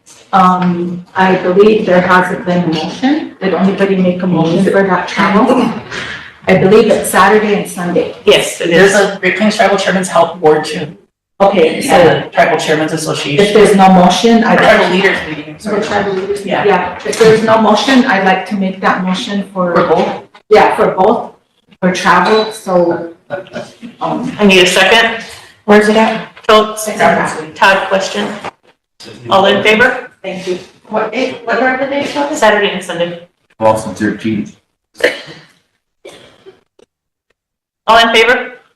1, 2, 3, 4, 5, 6, 7, 8, 9, 10, 11, 12, 13, 14, 15. Opposed? 1. Not voting? 1. Motion carried. Okay, now we can move on to the Vice President's report. Okay, good afternoon. I will try to make this as quick as possible. I too have a resolution for my office staff with job descriptions. If you want to pass that out. Just quickly, since September 2024, I have had assisted with 18 tribal IDs. That includes assistance and donation of 48 people, mostly were for light bills and I'm focusing now on the elderly. I did some really small home repairs such as doors and a couple of appliances, but there's a lot of people coming in asking for hygiene, food, and cleaning supplies. So I'm looking for some resources to help send them off to those places. I have a propane list for elders. In October so far to this date, we have assisted 14 people, mostly with tribal IDs. And a lot of it is because we want to get, if their IDs are expired, we want to get them to get a new ID right away so that they can go out and vote, so. I thought at one meeting, I remember we were going to try to waive those tribal IDs for voting purposes. Do we need to make a motion for that, or how? Well, we can have Kim get up and see if it seems like we already broke that. You can make a motion for it, but you should probably maybe go to enrollment committee and see how much it's gonna cost. Well, I thought we were gonna use some of the ARPA money or something to cover those Yeah. costs that way. Yeah. So that was just during the election time anyway, just to make sure eligible voters can get their ID. Yeah. So we'll do the committee. I was just gonna suggest if she makes that motion that we put like a deadline on it, like, you know, free tribal IDs until whatever that deadline is for registration or So something. do you want to enroll in that motion, Yeah. Michelle? Yeah. Until, and like put a deadline for, what is it, the 21st? Yeah. Till the 21st. 21st. From now until the 21st? Yeah, and then just keep track of that, so if we do have to pay that back, then we can. So will it go back to committee or? Well, you can make that motion and put a deadline for the 21st. I'll make a motion if you want to, because I don't know if we'll meet in time enough to do that. What's the motion? The motion is to waive the fee for the tribal ladies From now until from the, now until the 21st of October. and the enrollment office can keep track of the amount and come to budget and finance. Yes. I'll second. Second by Emily. And Chris? I have a question. Is that just for the people that are gonna be trying to register to vote? Or can I just like go in there and get a new When one? we give out we were working with the president's office on the race to the polls. And Ally in my office actually asked them if they're registered to vote. If they're not, then she gives them a registration form. So maybe that could be part of the motion too, is to have enrollment, make sure that they are registered to vote. I would just say like, make sure that they're already registered or register them, because some people might already be registered, but just might need that new updated ID. Yeah. So just open it Yeah, all. so enrollment can maybe make sure that they're registered to. For voting registration? Yeah, but I mean, what I'm saying is like, they could say they're doing it for that, but they could just get a new ID too. Yeah. So, like I said, are we opening it up all the way then, till the 21st? Yeah. Okay. So I need a question? Sure is. All in favor?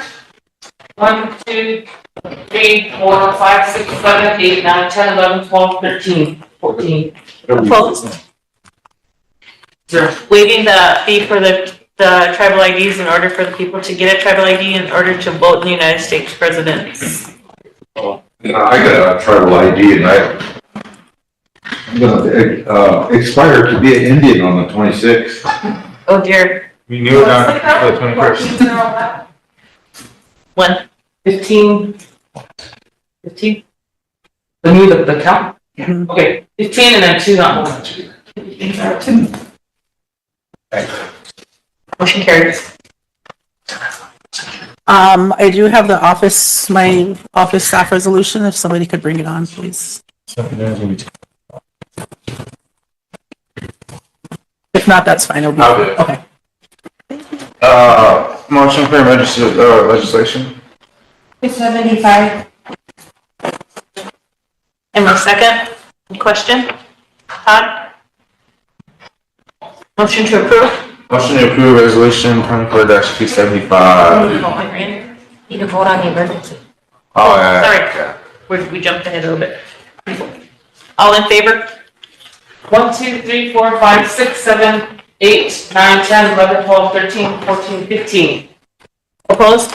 0. Not voting? Okay, now motion to approve. I motion to approve resolution number 24-275. Marion?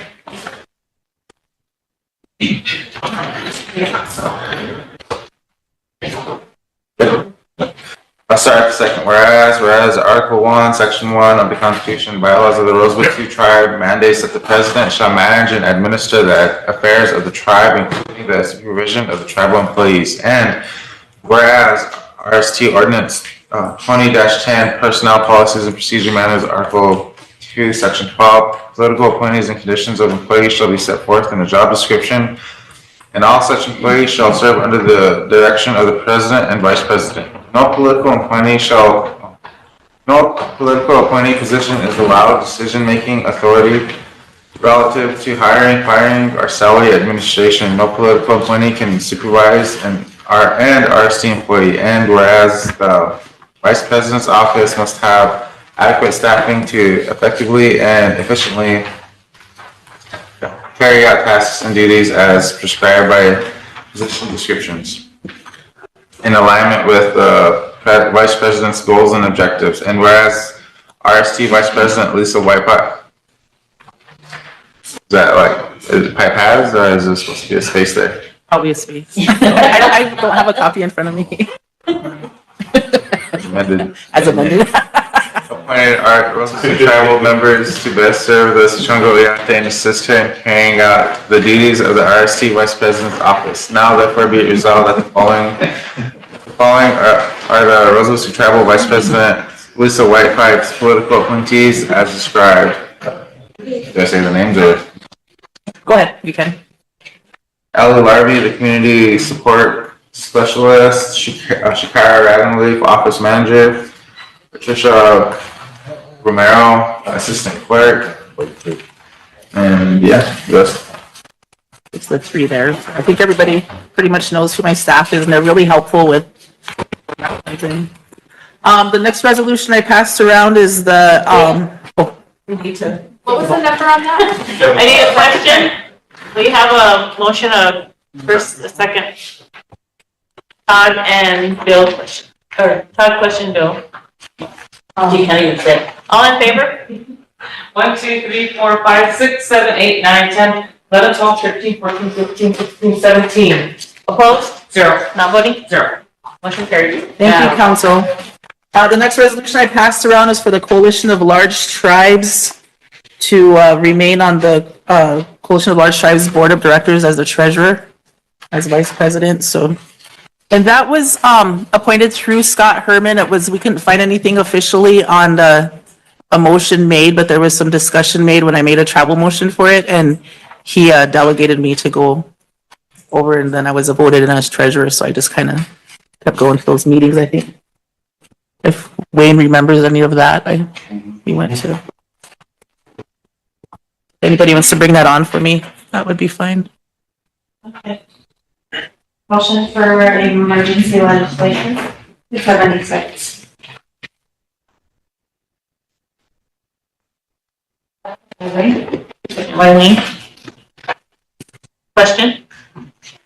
Todd? All in favor?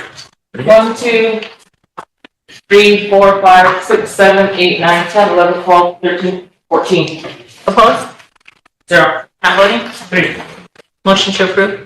Motion to approve resolution 2024-76. Emily? Second, Schultz. Second whereas the Rosebud Sioux Tribe is governed by a tribal council made up of elected representatives who act in accordance with the powers granted to it by its constitution and bylaws.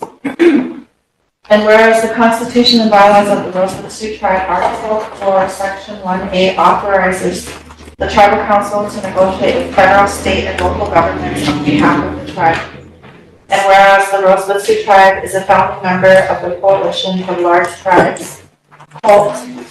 And whereas COLT member tribes are unified to promote our sovereign rights to protect, enhance, control, utilize, and develop our respective land bases, seek to educate the United States Congress and executive branch of the United States federal government, the public, and other tribes regarding the unique issues impacting tribes that govern large land bases, and to further advocate for legislative, regulatory, and policy reforms that impact large land-based tribes.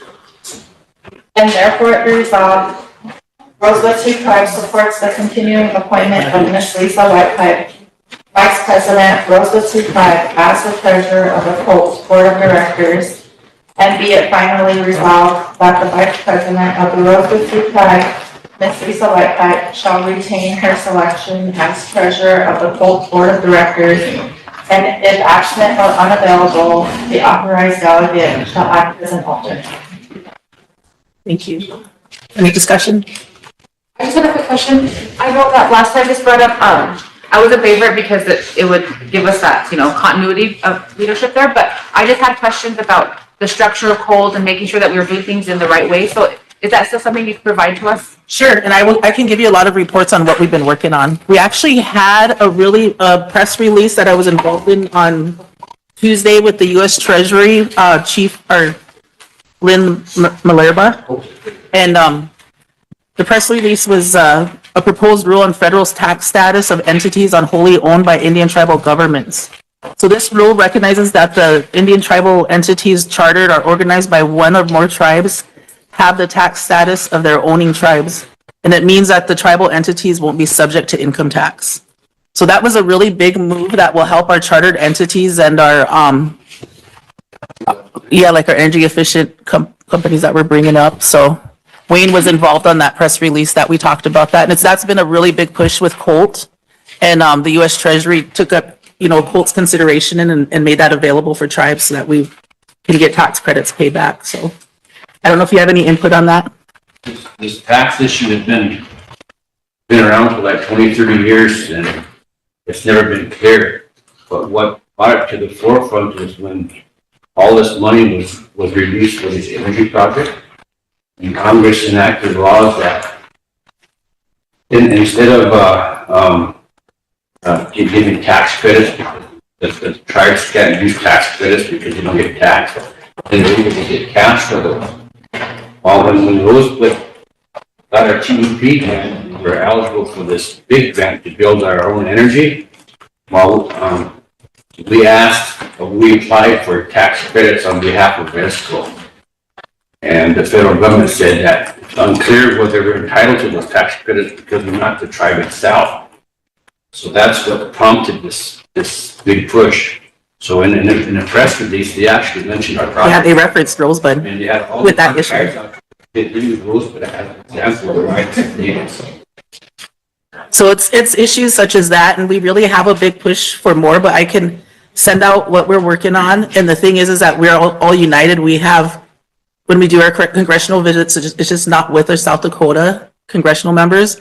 It's with Montana, Navajo, Utah, we have Washington, North Dakota, and South Dakota. And we hit all of those senators within those states. So we just unify as tribes and work on issues such as this. I just got a couple, one comment is, so the appointment on this one was just given to you by the chairman for the tribe? By Scott, Chairman Herman. Just to be representative, and then you actually got in from there? Yeah, then I got into the actual. Okay, so I think that was the process we were looking for, to try to find out what, how's that in there? Yeah, and I still didn't get anything in writing, so for now, we'll go with this. Okay, because I know. And if there's Royal had something some issues. different, then we'll bring it back. Royal had some issues, something went on with that, but that was with T-Bec, I think, too, which is the same. I passed out a resolution here, you can see. Yeah, that's something, it was more with the thing with where the process is. I know you appoint somebody to a position and I don't know how long they'll be in there and stuff. Those are my just concerns, I guess, because then if we lose that representation, then oh well. But that's just my concern, so yeah, thank you. Kim, we didn't vote on it yet. I was delegating. Need a question? Chris? Oh, Mike, go ahead. I have a question for, Wayne. Wayne, the tax, thing you just been talking about, is it tax credit or tax exemption? Both, Oh, both. both, yeah. Okay, now how is So it tax, exemption clear enough? How is tax credit? It verifies that any entity that's wholly owned by the tribal council gets the same benefits as the tribal government. And in the past, it's been questioned, particularly in California, all those casino tribes out there, that they make big bucks off it and they're being taxed. And then the entities that control the casinos aren't the tribal government, but different entities. So when they apply for these tax credits, they were questioned whether or not eligible to receive them. So this just clarifies it. Now, is that related then to, the housing tax credit thing? No, It's for tribally owned. I'm confused. no, I mean, what's the purpose of the tax credit? The tax exemption, I understand. yes. The purpose of the tax credits is, in the past, whenever there were tax credits given to these energy projects, like these big wind farms and so forth, the developers got that tax credit because they pay taxes. Right, developers themselves, there was no need for a tax credit because they don't pay taxes. Well, Congress changed the law and said that the tribes, instead of a tax credit, they could get cash for that tax credit. So if the tax credit was $3 million, they could get a check for that. But whenever Rosebud applied for the RESCO, it was questioned whether or not a tribal charter entity could receive that tax credit. And this clarifies that, yes, they can. Okay, so They would enjoy the same benefits as the tribal council. how is that not different from tax credit for housing as we understand it? Because the tax credits that for housing we're talking about have not been approved of yet. I mean, It's wholly tribal owned entities. So the tax credits that were after for low-income housing tax credits are pretty go to the state. We're trying to change it to go to the tribe. Right, yeah. And then if that's changed, it goes to tribes, then entities like housing. Right, that's clear. I'm just trying to understand the tax And process, relative to other kinds of development. it's been a big issue for, like I said, 20, 30 years because entities that the tribe chartered, some states are very aggressive on taxing them. And it could be a real big issue till all this tax credit was changed. The tribes were getting cash for tax credits, but IRS was not allowing chartered entities in the tribe to receive those tax credits. Okay, gotcha. Well, this just clarifies that. Here's that. got to vote on this. Oh, no. The vote? You have to vote on it? Yeah, right. Yeah, real briefly, I know Cole, I know the Montana Crow Agency, their chair was the chair of Colt, and then after that was Navajo Nation that became the chair. And I know when Shakopee was, if you look at the richest tribes in the United States, Shakopee's number one, and then Navajo Nation is number two. And Navajo Nation has those offices in Washington, D.C. They have their lobbyists and things like that. So I'm questioning who's the chair now for. Chair for Colt? Yeah. So the acting chair is changed. Yeah, from Grand Falls. Mission. Okay, thank you. The acting chair is from, I think, from Belknap, right? Yeah, Fort Belknap. Fort Belknap. The previous chairman was Blackfeet, but he lost his election. Weatherwax, Marvin Weatherwax, and then Ching was vice, so now he's acting. This resolution doesn't prevent our president from going there and voting. I mean, that's the structure. The chairman goes and represents the tribe and she goes. But when Scott didn't go to this election, that this meeting had, when they had elections, he delegated himself. At that meeting, election, but the whole board elected Lisa as the treasurer. And the policies of the board is you have to be an elected official or you can't sit on a board. That's why Marvin had to step down. And what Lisa is asking is to be able to serve her term out, which is I think another year to 2 years. And so that we don't lose a seat on the officers. Kathy is still the duly recognized representative for the tribe, but Lisa still has another year and a half or two for her term as treasurer on the board. Yes, it was like a verbal. That's what I was asking earlier, because Yeah, like a verbal delegation from Scott when, and like I said, I made the travel motion and he said, go ahead and represent us, so. if I can, President. But Emily, That's why I asked my question earlier, is because like I didn't want to lose out on the continuity and all the work that you were doing, but just from, my experiences, that was usually delegated or held for our chairperson, our president. And so I didn't want those lines to be crossed as far as like, usually that delegation comes from the person that's your I can't go, so can you go in my place? And I didn't know if that's what we were doing. So thank you for that clarification and understanding that this is kind of separate. You're still allowed to go in your seat and this is just allowing her to be there. Finish out her term. on the term, yeah. Oh, thank you. Did we vote on that? Need a question? Need a question? Wayne? If there's no more discussion, all in favor? 1, 2, 3, 4, 5, 6, 7, 8, 9, 10, 11, 12, 13, 14, 15, 16. Opposed? 0. Not voting? 1. Motion carried. In addition to those tax credits that we were talking about, that was released by the U.S. Treasury, we're gonna have, tribal consultations on December 16th through the 18th. So those will be available, but Mike, I'll get you the press release on that.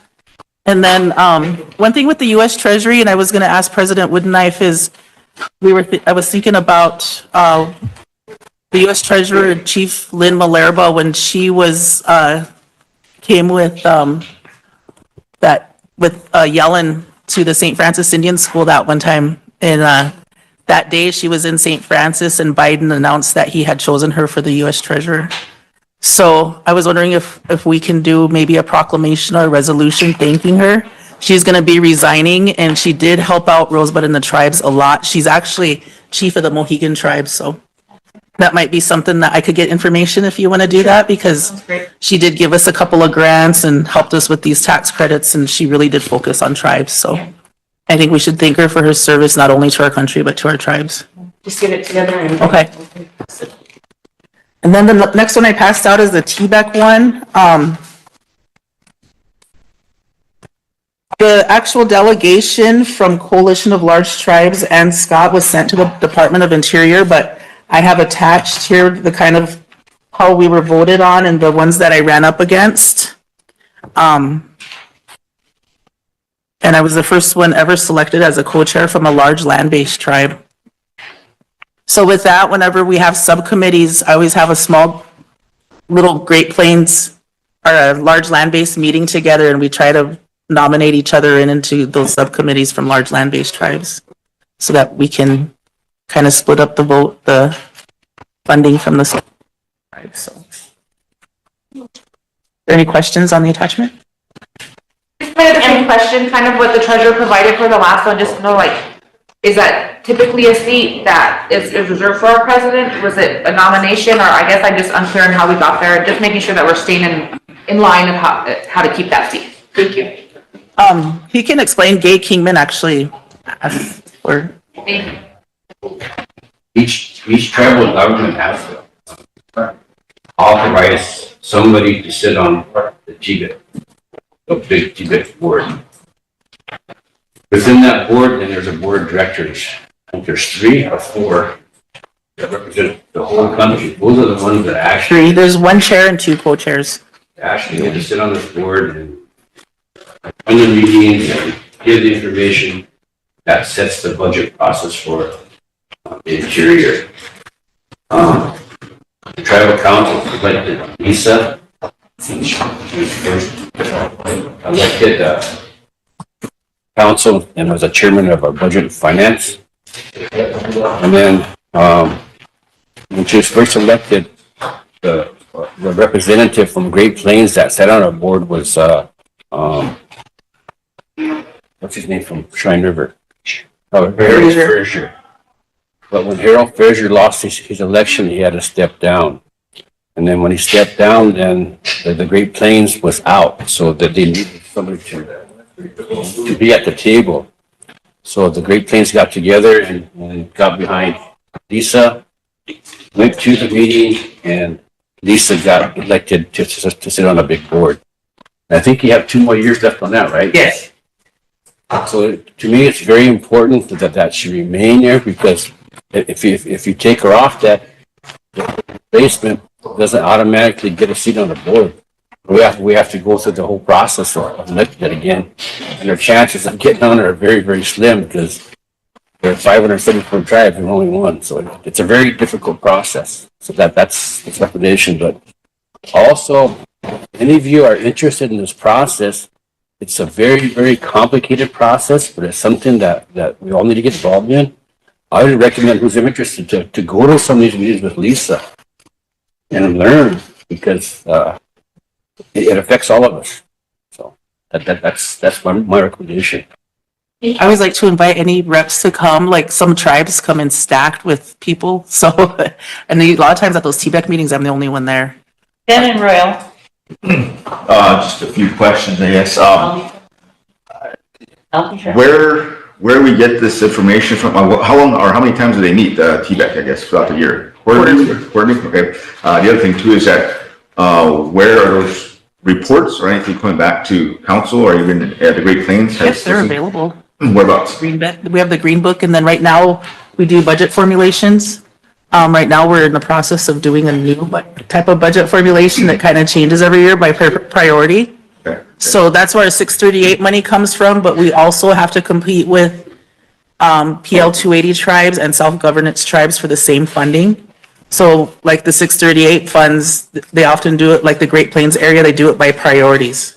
Like Rosebud can say ours is healthcare, public safety, Game and Fish, and then Pine Ridge can say theirs is public safety first, and then they kind of group them together. The minutes are posted on their website. Yeah, you can go on TBEC and look at their minutes. The only reason I'm saying is, we do have committees here, and also, you'll be representing for the council here that, the report should be coming back directly to us, I guess, so we know what's going on. And again, getting these committees together, I guess some of them are looking for funding for a lot of stuff like that, and it would be beneficial. So that's one of the reasons why I'm saying, it's like, you could say, oh yeah, it's, the election deals are on the website, go and talk to them, but we have somebody here that's representing us, so why can't we just come to you and talk to you about it? So those are the reasons why I'm just saying that, it's great that we're sitting on these boards also, but we should bring back some report back to here, is that we're actually involved in that. It's beneficial because again, our people need it, our resources are needed, programs need it. So I'm just kind of thinking that if you're sitting on these committees, then the report should be coming back. And I understand, yeah, you can, it's easier to get on a website and look it all up, and if you want interest in it, but I would like to see at least a report back to see what's going on, what's out there, because right now it's just us. We don't know what's happening in the bigger picture.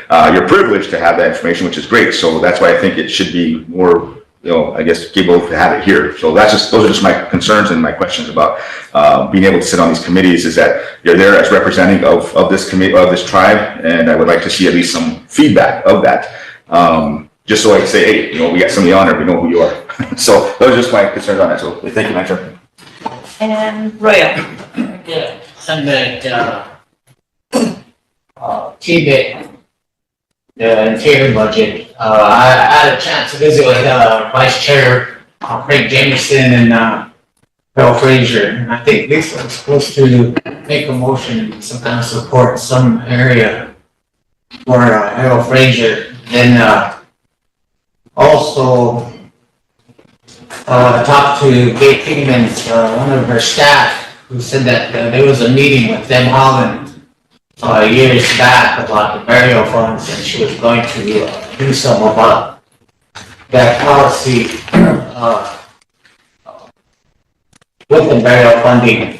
And we said that they talked about it at some meeting, and still haven't gotten back. He asked Rosebud had any word on that, because she did say she was going to look into it. And then when I look at NCAI in the past, there's, dues, the tribes pay dues, and, I know, Harold's staff support NCAI.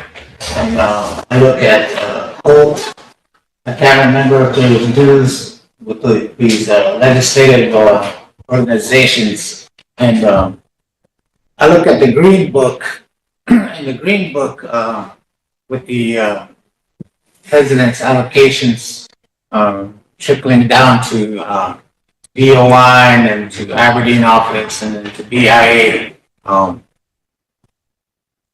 That, I know that's, maybe whoever wants it can, have access to that Green Book, and, maybe I'm talking to Wayne on a training to, understand how to. I know you said, there was a person that came, used to train council on reading budgets, and, Michael Hall or somebody, I can't remember who it was. Michael Hughes. And, also, I believe that the treaty council should be within those, trainings to understand these trust responsibilities and be up on, like what Linda was saying with the, tribe eugenistic. They're looking forward to, I know when, Monto Standing High and Matt, Attorney General and Chief Prosecutor, they were saying there's already legislation on the desk. They're just to do away with tribes, make it, taking away those, Public Law 638. There's already, tribes who already, function under the, county and state laws. So just being aware and the people, things like this. Say that much. Oh, yeah. Thank you. I just wanted to, are we gonna read this in? But if I can respond to, I do talk to Harold Fraser a lot, and he's no longer the president up there. But he did ask for Rosebud support, and I don't know if you guys wanna meet with him, but he wants to do to be the area director. He's a candidate for there. He passed a lot of the backgrounds on there, and he could move on to the next step. So I think he was gonna go to the Great Plains Tribal Chairman's meeting and get some support there, but he was asking for individual tribe support. And he is really vocal and he knows what he's talking about, so I think he would really work with us. So I don't know if council wants to have him come down here and talk or get a resolution for his support if you guys want to, but it's just I have a considered. letter that's being prepared to be drafted for his support. I believe the, selection has already been made. Oh, it has been? There's a lady, is it Green? The last name Green? Anyway, that's. Yeah, it's not green, I can't remember. Anyway. Yeah, because I uploaded, that's what they said. Well, he's sending this to you, but it's already a done deal. Before we go finish Lisa's report, I just wanted to mention, what Lisa said about TBEC. It's really important, like if, members from our budget and finance could attend that. Before Lisa was elected to the committee and before she got on council, I did attend the TBEC meetings as a We had delegate. no input. Yeah. I went with Kathy to a couple of TBEC meetings and we sat against the wall and we just had to watch the process, and the budgeting process and formulation is always 2 years ahead. So right now we're working on FY27. So 2 years ago we were working on FY25, but yeah, now we have a seat at the table, so it's really. Yeah. But my point was, it's really important because the first time I went without Lisa, I was all alone. And all the tribes had all these people that assisted them. And there I was, and then the next time it was her and I. And our representative at that time for the Great Plains region hadn't even been speaking up for our tribes. So the other tribes are well prepared, well put together and structured to go there and fight for funding for their specific tribes, which we lacked in that. So it's good that she is on this committee and that she can have that voice for us. Emily, I did write you down. Thank you. No, just real quickly, I was just wondering if I could request, and I'm not sure who to even request it from, but if one of maybe either the president or vice president's office could have staff start a document similar to the previous Legislative Affairs Office that kind of put all of our travel opportunities with dates and everything that as you get those emails and as you get the outreach coming in, just because I know there's so much going on, but even us as council, we don't often get them until like 2 days before or something like that. And so like, even for us to have those discussions at committee level would be really helpful if we knew what the Yeah, Sunny was doing that, but yeah, we can get that done. Thank you very much. Does somebody want to read this in for me? It's for the TBEC. Chris? The one paper one, right? Yeah, the one paper one? Yeah. Okay, yeah. Emergency, motion for emergency legislation. 277. I need a Coates, second. Todd, question? Bill, all in favor? 1, 2, 3, 4, 5, 6, 7, 8, 9, 10, 11, 12, 13, 14, 15, 16, 17. Opposed? 0. Not voting? 0. Motion to approve, Chris? Yeah, motion to approve resolution number 24-277. Motion? I need somebody to, Ben, second. Coates, go ahead, Chris. Start with the fourth whereas. Whereas the Tribal Tier Budget Council of TBEC provides a forum and process for tribes and federal officials to work together in developing annual budget requests to support Indian programs in the Department of Interior. And whereas tribal membership on the TBEC consists of 24 elected or appointed officials nominated and selected to serve on the TBEC, 2 from each of the 12 BAA regions, and whereas the Tribal Interior Budget Council Protocol Section 3, the TBEC leadership provides that 3 tribal co-chairs shall be elected by a vote of the entire membership of the TBEC to serve a 3-year term, and if a sitting tribal co-chair is unable to continue to serve in that capacity for any reason or is unable to meet the attendance requirement of the TBEC, appointment by the membership of the TBEC of a tribal co-chair to complete the current term can be held at any other full TBEC meeting and may be decided by a majority vote of the tribal membership. And whereas Ms. Lisa Whitepipe, Vice President of the Rosa Sioux Tribe, has about 1/2 remaining of her 3-year term, and if the Rosebud Sioux Tribe does not continue to support her serving the remainder of her current term as a TBEC co-chair, the total tribal membership of the TBEC will elect another representative from the Great Plains region, composed of approximately 15 different tribal nations. Therefore, be it resolved that the Rosebud Sioux Tribe supports and reaffirms the selection of Ms. Lisa Whitepipe, Vice President, Rosebud Sioux Tribe, to serve on the Tribal Interior Budget Council as co-chair to represent the Rosebud Sioux Tribe and all other tribal nations in the cooperative participation in the Department of Interior budget process for Indian programs. And Any question? Emily, all in favor? 1, 2, 3, 4, 5, 6, 7, 8, 9, 10, 11, 12, 13, 14, 15, 16, 17. Opposed? 0. Not voting? 0. Motion carried. Thank you, council. I just have 2 quick things. I've gotten a lot of questions about the hospital parking lot and how it's kind of hard to navigate in through there, and we don't want to interrupt with patient care. So I visited with Clay Flom, and they had a little setback that set them back about a week, but they're anticipating a November 1st to be finished by then. So if anybody asks you about the parking lot, it should be done by November 1st. One of the issues with it that they probably didn't mention to you is that the parking spaces are very small and they're dangerous to pull in and out of. So that's something that my office was asked to look into to see if they can redo the parking parameters because they're very small. Mike? Who has the contract? RCI from Redco. RCI out of Redco. Oh, Redco has a contract. Yeah. They shipped in a vault, and the vault was cracked. It So seems, took- yeah, it seems to be taking a hell of a long time. Yeah. Such a relatively simple project. So it's set back 2.5. And then, council, I had somebody go out and do a report on the homeless up at the fairgrounds. I know we drive by it every day and see them, but it's getting cold out, so I think we need to, we need to work together and see what we can do. At the fairground, there are 22 homeless. This includes 5 elder or disabled, and 1 is the non-member. In Mission, there are 14 homeless, and these are what the ones that have absolutely nowhere to go. I know some are out on the streets, but they have somewhere to go at night. The ones in Mission, sadly, some eat food out of the dumpsters behind Gus Stop where Taco John's dumps food. Some stay in abandoned buildings, boarded up apartments at Sunrise, the tornado shelters, and the grain bins by the gravel road that just go into Sunrise.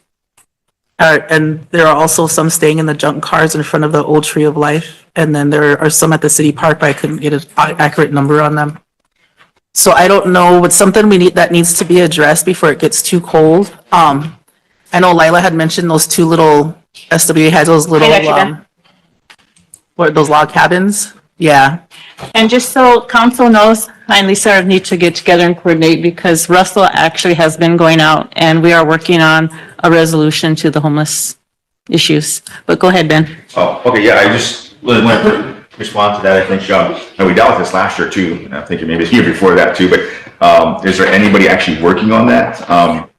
Russell's working on it right now. Now that we have somebody actually working on it, but I mean, I would like to see, I mean, a lot of them, you know, either were evicted from the one over Mission or, you know, even from the SWA, but, you know, just to find some, I guess, resolution to it, I think, because again, if we give them a free house, then it's going to be like, well, I don't know how that's going to work out. So, yeah. But those are just my thoughts, because again, it was dealt with last year, and I don't know how it worked in the winter time, but I mean, I don't know, we got homeless shelters too, so that's why I'm just kind of curious if we have somebody specifically working on that, because I know last year we just said, well, we got to figure it out, but I don't think anybody's there to actually. Yeah, Russell is working on it, and we've also been meeting with ARPA and the treasurer, so I'll bring that plan forward. Coates, and then Chris. From this day forward, I recommend that you two have weekly meetings so you're on the same page. Thank you. Yeah. Wayne. Chris, and then Wayne. Going on that topic too, like, I mean, it's a touchy subject whenever you talk about the homeless because, you know, we can give them, we have solutions that we can give them, but then everyone else in the tribe is going to talk about how come the homeless get a free place, how come the homeless get this and that. And, you know, at the end of the day, the homeless chooses to be homeless for a reason. They, you know, every person on this reservation has a home. Every person on this reservation comes from a family that loves them. But in this day and age, sometimes when a person has a sickness in the mind or whatever it is that they choose to live on the streets because their family doesn't want to take them in. Some of the solutions that I talked to Mr. Eagler in the bag the other day about this ongoing epidemic that we have on the reservation, and I know that he has some good ideas coming forward. But another idea that I just want to throw to you guys that I'm looking into for myself is a small homes, and they're affordable, very, very affordable. Even down in Valentine, they have something for $11,000. That's doable. Even less. Yeah. Even less. That's doable, and that's something that this tribe walked over many times already. And I think it's something that we need to bring back to the table and discuss about, because this can not only help our homeless people on our reservation, but it can help people like me that I live in an RV. I've been living in an RV for 3 years, and technically I'm homeless too. But we don't talk about this stuff because we think that we're all okay. So these are things that we do desperately need to come together with and have the actual outcome rather than just a discussion of it. And these are doable. They very are. And anyways, thank you. Wayne, Totes, Emily, Lila. Yeah, I just wanted to add some comment to when you're working with Russell and then yourself, as well as other tribes and cities have done this, because homelessness is so complex of an issue. It's either, you know, sometimes it's eviction from no fault of their own, sometimes it's forced eviction, sometimes it's just mental health issues, sometimes it's addiction, a lot of different things. But I submitted a plan 2 years ago for one of the warming shelters that the other tribes have kind of started using. And I think that it's still an option that we probably should look into, and maybe having them in different areas, because some of them don't want to just conform. It's kind of like the old days where I just wanted to be myself out there. And as long as they had a warm place where we knew they weren't going to freeze to death, that's an issue we should look into. Pine Ridge does it, Standing Rock, I think, did it. And so just words of hopefully could look into. Thank you. Yeah, sounds good. Okay, Totes, Emily, Lila. Something And like what Wayne just said too. I think maybe just going and sitting down and asking them or having a survey, because you know what, when some of us, when you go feed them or you ask them what they want, they'll say just a warm place to sleep at night or a cool place to go at the end of the day, because like you just said, Chris, that's what they chose, you know, and you ask them questions and they have family members, but they don't want to be there. They'd rather, that's their happy life for some of them. They enjoy that, but they just want a place to go rest at night where it's warm and where it's, you know, cool during the heat, and a place to eat, have a sandwich or something. Thank you. Emily, Lila, Mike. Thank you. I know it's already been said, so I'll be quick here, but I just really want to bring up again or emphasize the idea or the point of having working sessions that we're able to discuss things, because it's amazing that we have this kind of an opportunity, but it always feels rushed. And I just want to say, like, something like homelessness or something like this crisis that we find ourselves in didn't happen overnight.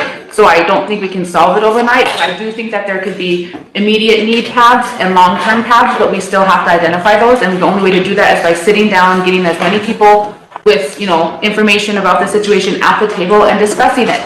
Because right now, what I see is crisis management, and we don't have enough time, so we give it to somebody else. Well, the somebody else that we've been giving to already have, you know, a pretty big load, and they're not able to give the attention to something like this. Like, this should be like, you know, a manager or a whole department or something that's handling this in conjunction with somebody like housing or somebody else. So I also just want to ask that we look at our current structure, how we're managing these things, so that we can support, so that we can get a plan, so that we can go after funding, that we can diversify. But I also just want to throw out there, because I'm on SWA, there are lots of opportunities for things like support home, for group homes, and not just homes, but kind of like what Wayne was talking about a warming facility or just a safe facility versus, you know, apartment complexes. But there's also funding to bring support along with that, like counselors, or like, you know, how to manage money, or hey, maybe you need help with your addiction or something like that. But there's lots of funding that can tie and do all this together, and there's examples all over in Indian country right now that have been doing it. So again, I just want to stress, if we can find a time,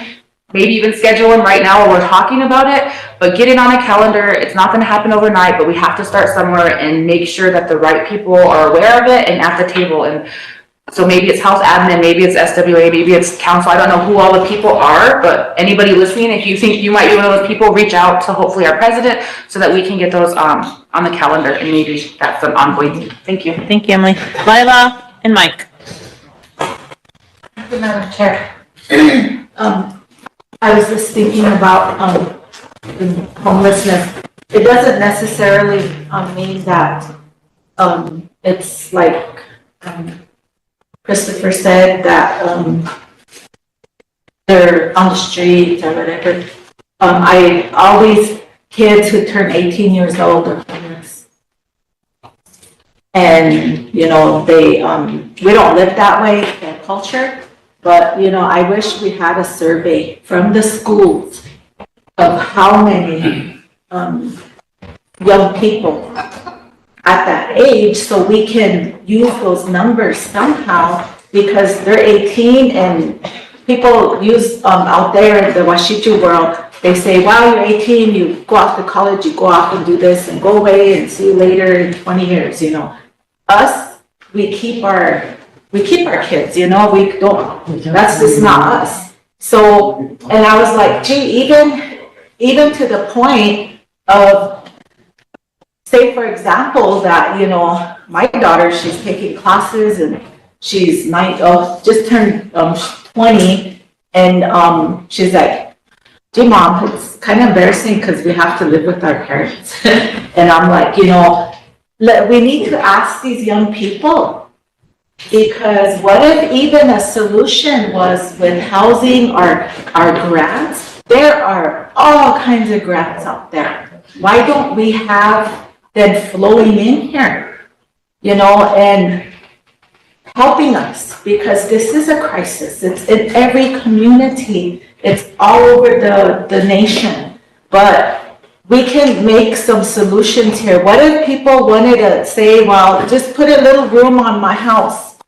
you know, or ask them, these kids, what they want. You know, what do they foresee for themselves? The other thing too is like, we need to centralize things here in Rosebud, and I'm always for that because this is where all the resources are. And if we had a place, and people like to go to the fairgrounds, you know, that's like, you know, comfort. You know, they look at that as comfort.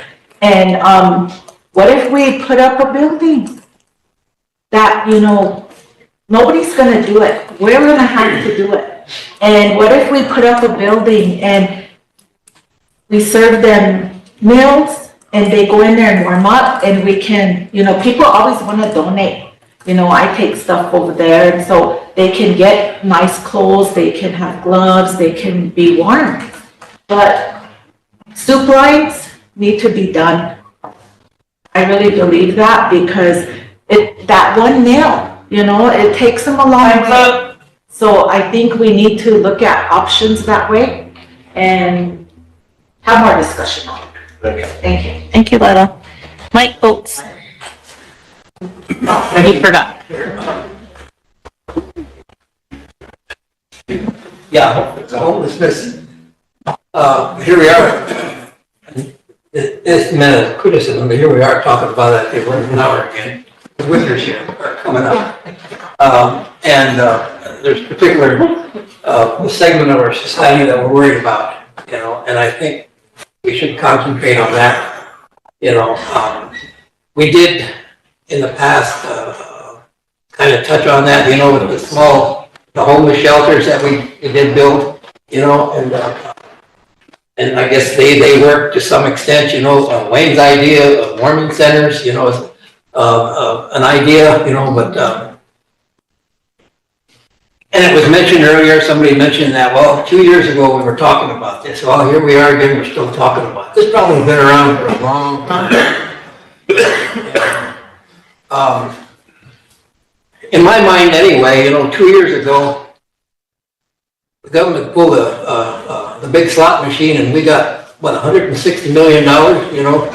And we've had this problem, you know, for eons. And what did we do anything, you know, relative to this situation with that money?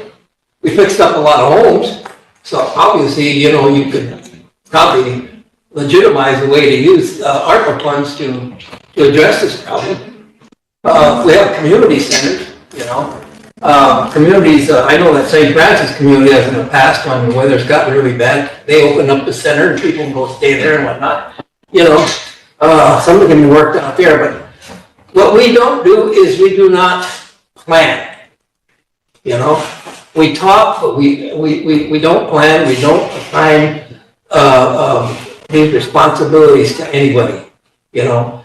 And many of these situations require the attention of several agencies. Several agencies have to come together and talk about and work together, you know. We don't do that here, you know. This place is made up of little territories sometimes with the programs and whatnot, you know. But anyway, I hope maybe this administration will do something that makes will utilize common sense, you know, and put something together that will begin to address this problem. We have the resources again. We just don't have the will to apply them, you know. And again, when you ask everybody to participate, everybody's got to contribute something. Everybody, a lot of times, not everybody's willing to contribute. Well, we're the government body here, you know. What we say should go, you know, but it doesn't always work that way, you know. It's it's the responsibility of the administration to lead us, you know, in addressing this situation. And we can't do everything. But we need if this is a priority, then let's treat it like a priority, you know. Anyway, Thank you, Mike. After totes, we'll make a motion to approve Lisa's, report, and then we'll take a break. Madam Chair, when we discuss these things, like we talk about them, but can we start putting a time frame on these things so it gets done from the beginning to the end? So that way we can follow it through and check the status of where we're at to completion. What he's asking for is something that's gonna take more than a few weeks or a month. Yeah, it's not- Yeah, it is, but we can still put a time frame because if you go back into motions, there were motions when I sat at this table that weren't done yet. So, time frames. Ryle? Just real quickly, what is the status on that ARPA committee we talked about, where it's supposed to be treasurer and all you guys? There's supposed to form a committee and the remaining funding. Yes. Is that the one you're talking about? Remember, I said we were discussing it on council and then it kind of went off topic, so we gotta still bring that resolution back up and make a change to it, and then we can at the same time make that committee change by rescinding it. And I had people asking me about. because ARPA's still actively doing things, we just met with Jim the other day because we're trying to open that communication and make sure we're all on the same page, because so many people aren't getting the information on their applications and things like that. So we had Jim come down and we did meet with him, so hopefully we can move forward in a better way with that. Yeah. I'm about moving forward and moving ahead in a good way for all of us and our people. Yeah. Last one, Emily. Sorry, just quickly, I should do that when I already had the floor. I was wondering if I could make a motion to set a date for the 30th or 29th, whatever the council is approved or okay with. And also requesting that somebody from the secretary's office can be available for our working session to take notes and help us, keeps us together. So the meeting the 30th for what? Just the planning session that we just talked about. Amongst council? And anybody that's available, I think it would be everybody. I mean, health admin, obviously, because they're the current homeless shelter, but I think housing would be there. Any other entity that's doing housing, I think law enforcement, ambulance. Emily, we'll need to schedule that more in, for the first week of November, because the end of the month is already scheduled for the, Head Start governance where they're gonna be meeting with council. Okay. So if that's okay, if we can look at an open date for the first week of November, because we need to look at the schedule and make sure, that was something that happened in the past. One of the reasons why some of the committees didn't meet is because we as a body That's why I chose the last week of the month. so it's not written up there yet, but let us look at an open date and then we can schedule it and make that happen. Okay, so no second. hey, Michael, I would caution against too many people being involved up front. 'Cause that just tends to. We're good at that. And that's how we always approach things. We all get together and, well, look at the council here, how long have we been dealing with homelessness? And here it's still a problem. We need to focus, and it has to be, the administration's responsibility, to take the leadership here and put a working body together, that involves the critical components, and if it's about homelessness, then obviously, the thing is about shelter, so you've got housing, you've got OECC, you've got water and sewer, everybody that's got some resources, equipment and whatnot. Those are the people you have to bring together, plus some, you've got some, some few minds here in the council, get them involved. But we come together as a council and we're not very good at it. That's why we have a problem. And we think you bring it. Have a council meeting, it was just to have a meeting here at the council and have whoever, and I understand what Mike is saying, but we have a lot of ways to even get to that formalized group. I'm just trying to get anybody interested or anybody that you can identify that should have, because housing is the thing, but I mean, our addiction, our counselors, there's a lot of other things that have to go into this whole picture. So that's why I was just trying to start, because we'll be talking about it. What I was trying to You don't want to overwhelm yourself. What I was going to suggest to you is that we have maybe if people are willing to, we can have an evening or a weekend session so we don't run into that. If Thank it's you. just a meeting just to do some discussion, topic discussion, informal meeting. If people are willing to do an informal meeting, we can find a date, bring that back tomorrow and set that date. Okay. Ben? Second? Approved, yeah. Wayne approved, Lisa's. Ben second. I need a question. Bill? All in favor? 1, 2, 3, 4, 5, 6, 7, 8, 9, 10, 11, 12, 13, 14, 15, 16, 17. Opposed? 0. Not voting? 0. Madam Chair, Council, let's take a 45-minute break. can we have a moment of silence for the passing of, Kim Johnson? Justin Johnson? Sure. Or a prayer for my dog? Did this week? Did this first. Did you? Okay, good. Thank you. So We're breaking for lunch? Yeah.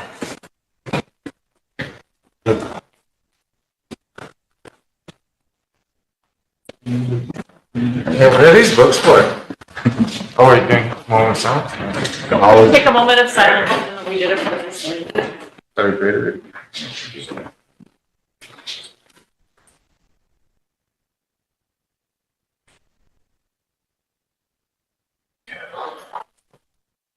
Okay, Council. Madam Chair, before everybody goes, I think, what, Wayne was asking for a moment of silence, I think that we need to keep in mind that incident just happened. We got some, gun threat over in the winter community for those that have, children or grandchildren attending the winter school. They're on lockdown right now because of a gun threat, so check on your relatives if you have any relatives going to school. All right, we'll be back at 1:45. High school? Yeah. Give 45 minutes break.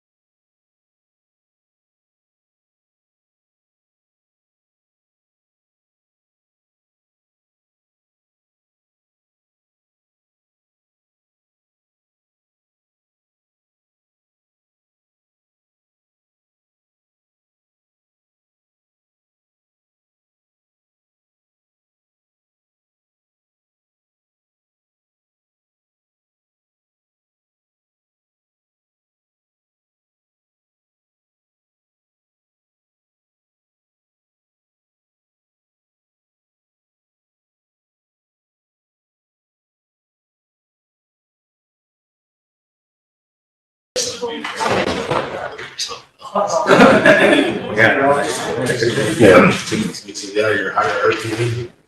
call us back to order. Wayne has to leave and Lisa and Todd had to leave, so. Wayne, we'll start with Wayne's report.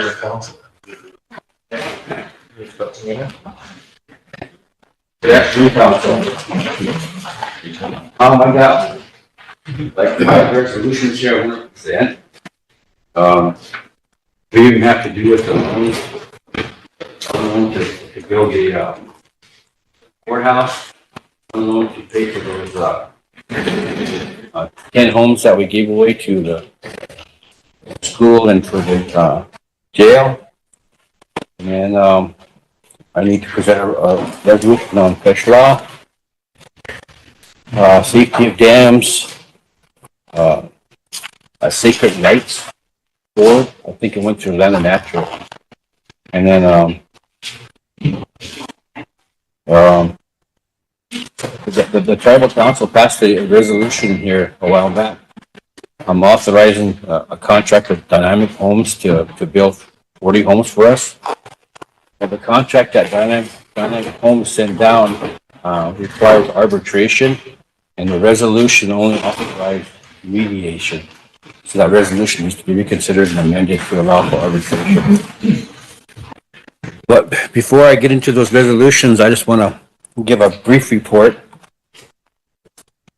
Our budgets that we passed the other day, they're still being loaded into Intact. So the report I usually give out every month probably won't be ready till next week. But when it's ready, I'll email it to everybody.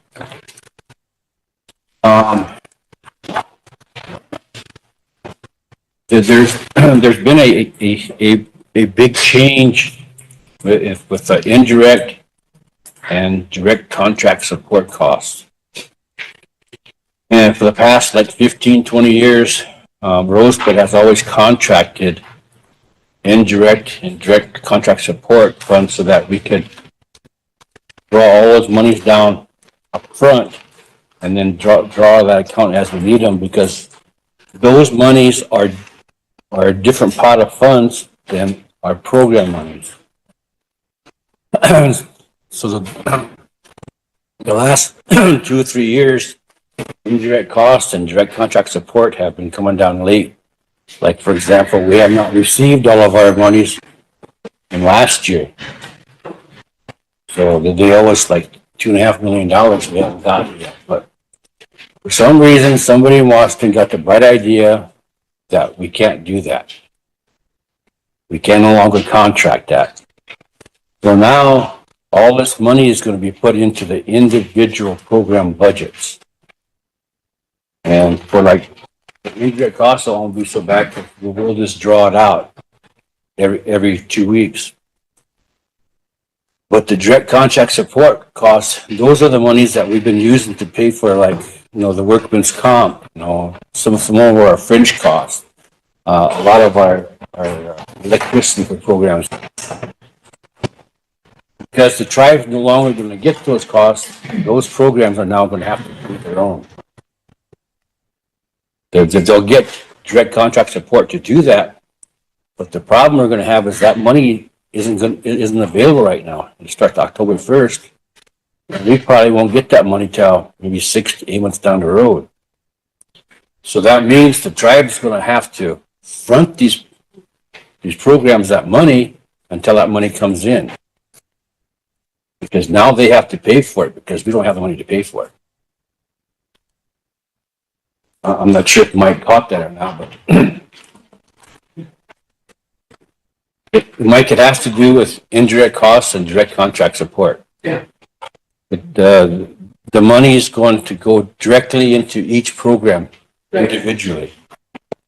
But because it's 2 pots of money, our program monies we have now, but the indirect costs and direct contract support, we probably won't get till the end of the year. And so because the tribe doesn't get that money now, we can't pay for a lot of those costs that we've been paying for. So the programs are going to have to pay for them. And they're not going to get that money till the end of the year. So we're probably going to have to front them. So I don't know where the money's going to come from right now. So Where did it come from? Go find it. Well, that means that Horse Creek isn't gonna give me money the rest of the year. Please fill it for. Well, I'm just letting you know that because you're gonna be getting a lot of calls from directors, and they're saying, why do I have to pay this?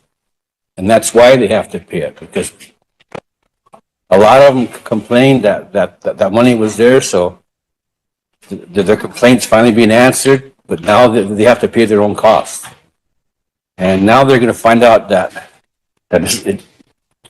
how good they had it, that's compared to how good it's gonna be for them. But it's neither here nor there, just letting you guys know. So is the tail still gonna wag the dog? Probably. Good. I was just wondering, were those all included in this year's budgets that we just approved then to have that in their No. budgets? So will those all need to be amended? They'll all have to be amended. We just received their worksheet from the BIA yesterday, and that isn't even finalized yet. But that worksheet kind of explains how much programs are going to get. Once that's finalized, then we have to modify those budgets and put it in there.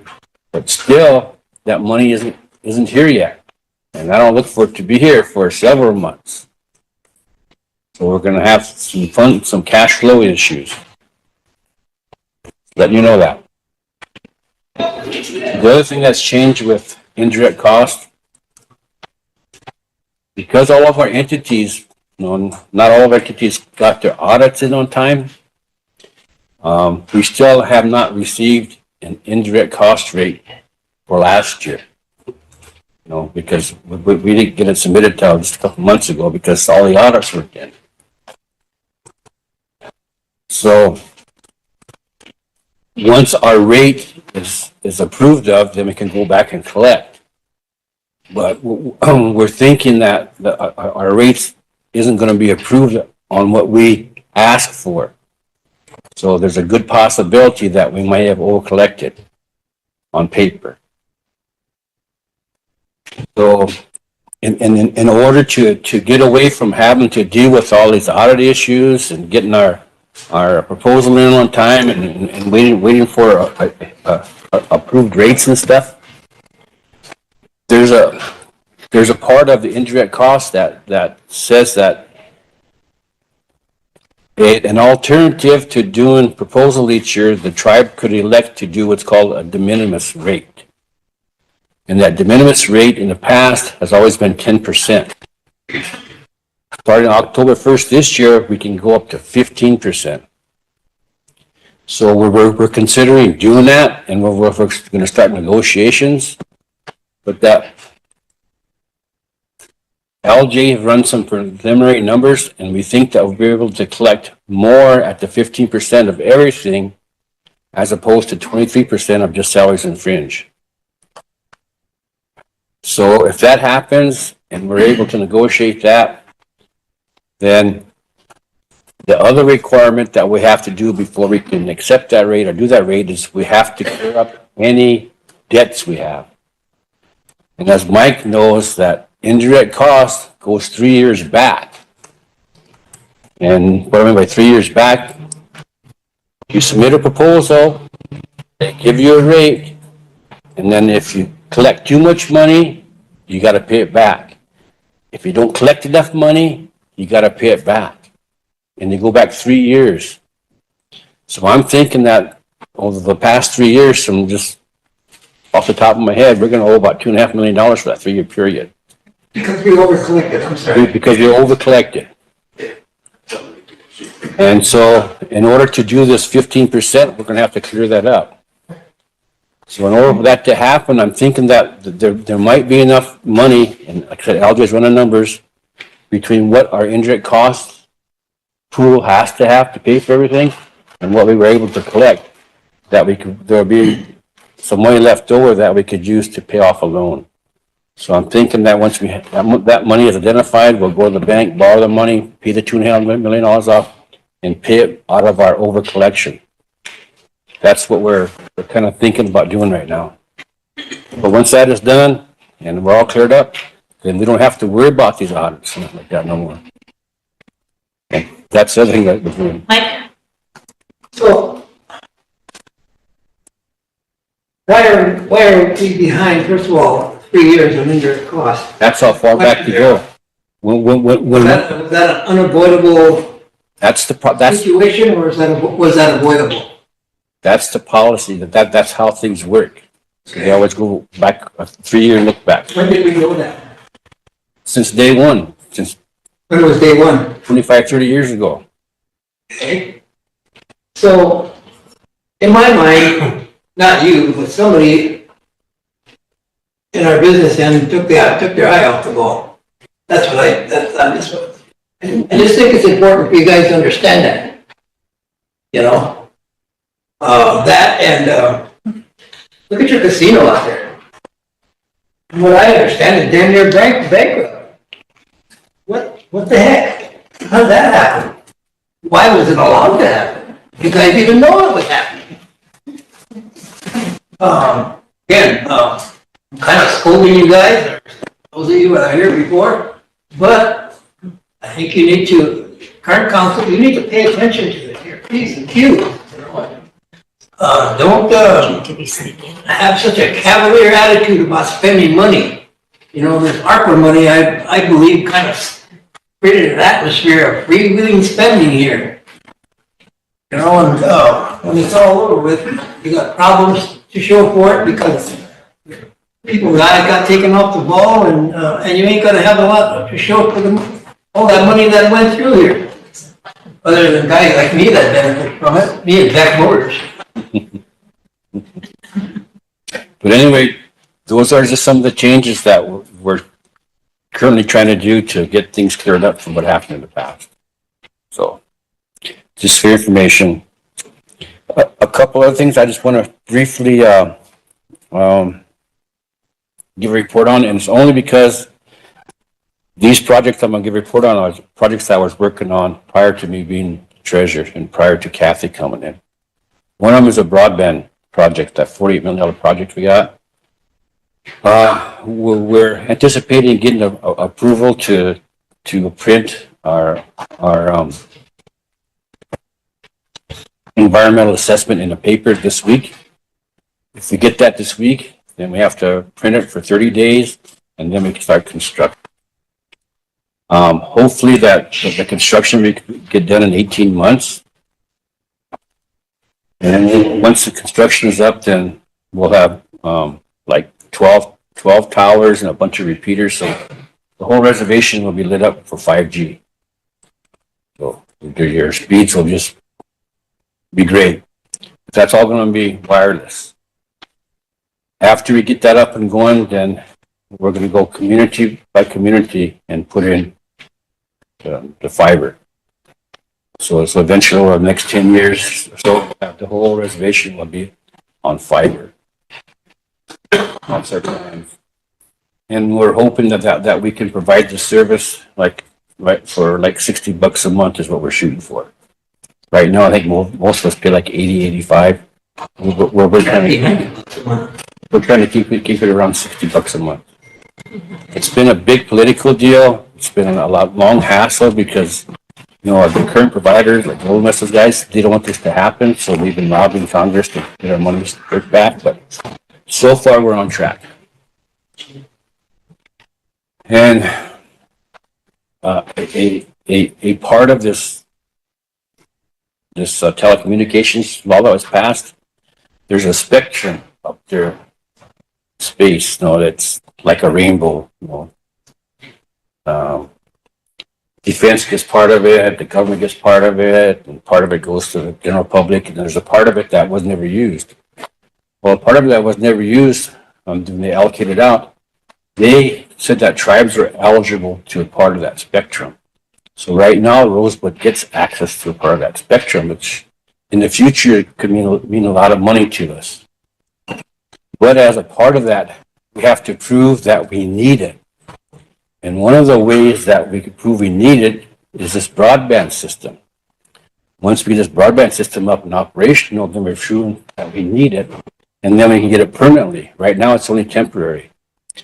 But the law says that we only have till the end of 26 to do that. So the longer that the federal government keeps us from starting construction, the closer that gap gets where we may not have our broadband in place in time to meet the demands of the spectrum, and then we'll lose the spectrum. So you can see where all the political pressure is coming from. Why there's such political pressure. So why it's such an important project for us. And I have a question for you, Wayne. So with this broadband, is there going to be a tower in certain communities? There'll be 13 big towers, all the reservations. Strategic locations. Yeah. And have we done the rights of way, et cetera? Because I have one community where there's a residential area there, and all of a sudden they were told that they're gonna have to redo their road because they're putting a tower beside them. So then I asked about it last week, and they were still working on trying to get the right of way where this home is. So that's why I'm asking. All the rights of way, all the THPO, and all the environmental assessment was done last January. All that was submitted to the funding agency in the middle of January, and we're still waiting for approval to publish it in the Federal Register. But that's where all this political stuff is coming about, holding up the funds. That's why we're pushing so hard to get this done. But all that was submitted in the middle of January. Thank you. Any questions for Wayne on that? Royal? Now, when the spectrum timeline, are tribes aware and other tribes? I'm sure they are. Tenants Association. Okay, I think discussion. Not so much the spectrum. It's right now, most of the discussion has been around getting our broadband system up and going. As far behind as we are, Rosebud's number one on the poll. Everybody else is behind us. So as soon as Rosebud gets going, then all the rest of the tribes will fall right behind us. But right now, we're on top of the poll. And then, everybody's watching us. And then, in the past, I know, each term, when it comes to audits, the reasoning for it intact, and are we still the only tribe to service that intact and workforce goal that played a big part in the audits? I know when Jim was back there and helped people that wanted to get grants or something. As far as the accounting systems you're talking about, yeah, I mean, the Intact, Workforce Go, and Martis, those are all electronically. It's no longer hand stuff, so everything happens right away. So that part's good. But in terms of the audit side of it, we were late for our audits in the past few years, and because we are late, we're no longer in good standing. Like when you have on-time audits with no exceptions and no dings, then whenever you apply for grants, you get extra points for that. You get put at the top of the heap. But so for a long time there, our audits were on time. I think 2 years in a row we had a perfect audit. There was nothing wrong. So whenever we submitted grants, we were considered first. But now the last few years we've been late, and there's some dings on there. So now we got to start over again. This past year we're on time now again, but there's still some things we have to deal with. It's going to take us another year to get back to A1 status, but what we're getting there.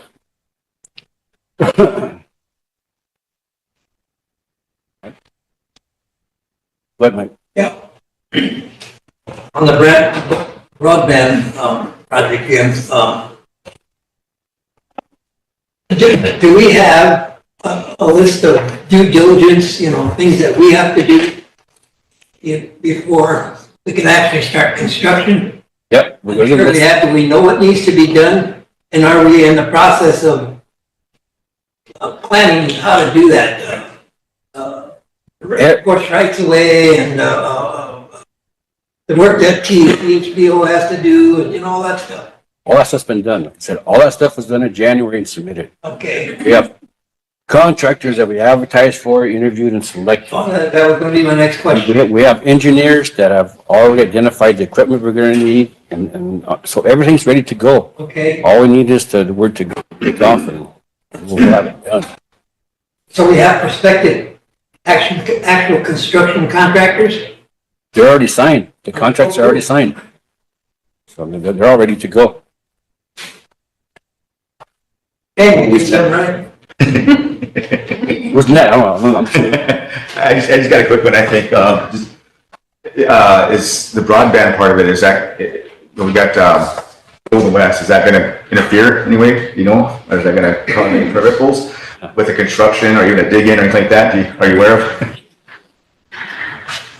I'm not sure in the future, but that's a lot of the holdup we've been having. Back in the early 70s, almost the whole country's telephone system was owned by Bell, AT&T. So because of their laws against having any monopolies, then the federal government broke up Bell back then, in the early 70s. And for our reservation, the FCC and the state PUC, they auctioned off our reservation without notifying us, giving us opportunity to comment, or even compensating us for anything. No one knew that happened, and it really didn't matter until recently. And the reason it matters recently is because the federal government wants every member of the United States to have adequate broadband telephone system. So they put all of these billions of dollars out there for everybody to get that. But the only ones eligible to receive those grants are those ones that have got these franchises, like Golden West and Lumen and Great Plains for our area. So part of our fight has been for us to be able to access those funds. Because if we can't access those funds, then we're not going to be able to compete with the existing providers, because almost half, or maybe in some cases more than half of their operating budget comes from those funds. And if the FCC says that we're not eligible, we're not going to be able to compete. So that's also a part of our fight right now, all of our tribes. Thank you. Okay, I just trying to stay with you on this part. So all that other stuff Mike was asking is done with broadband. And then the environmental assessment, how long is that? It's done. It's done? We hired KLJ and they finished that in January. Okay, so that's done. And then, so the construction, they're all ready to go? The design's done. We know which equipment we're in order, and the contractors are in place just waiting, so it's all done. So these 13 towers, so you're looking at, so we have till 2026. Mm-hmm. And so now that this is all done, what's the time frame now that they're gonna start? Providing we don't get an extra long and extra wild winter, 18 months. All right, thank you. Yep. That was my question, just about the timeline of it. If everything goes good with it, if there's no issues after this 30-day notice that's been published, then construction could start, and then that would be 18 months. 18 months, yep. Okay, thank you. Mike? So back to Golden West again. Can they still throw a monkey wrench into this? Can they? Yeah. I'm sure. Mike, the tribe's position with all of the existing providers is this. We're not going to issue providers any further rights of way for any further development until you perfect your existing rights of way. And so like Golden West and Lumen, those guys, they haven't even provided us their map of their existing services.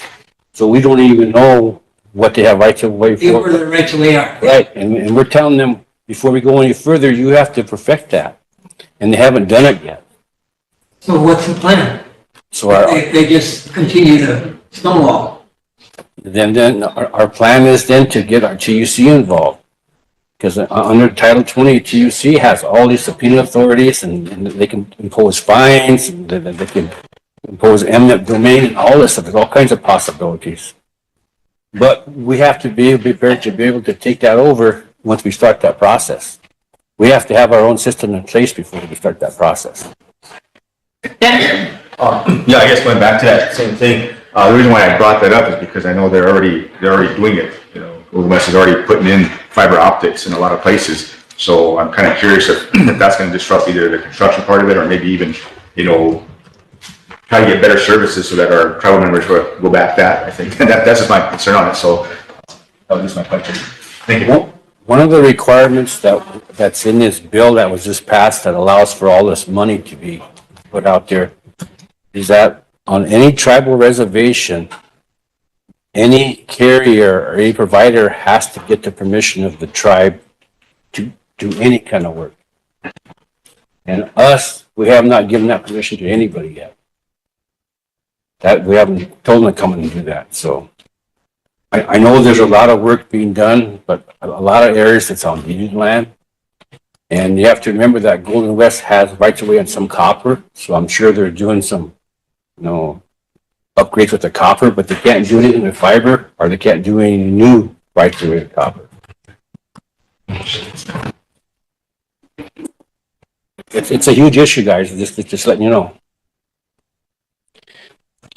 The other thing I want to let you know is that the tribe was just recently awarded a climate resiliency project through the Department of Environmental Protection.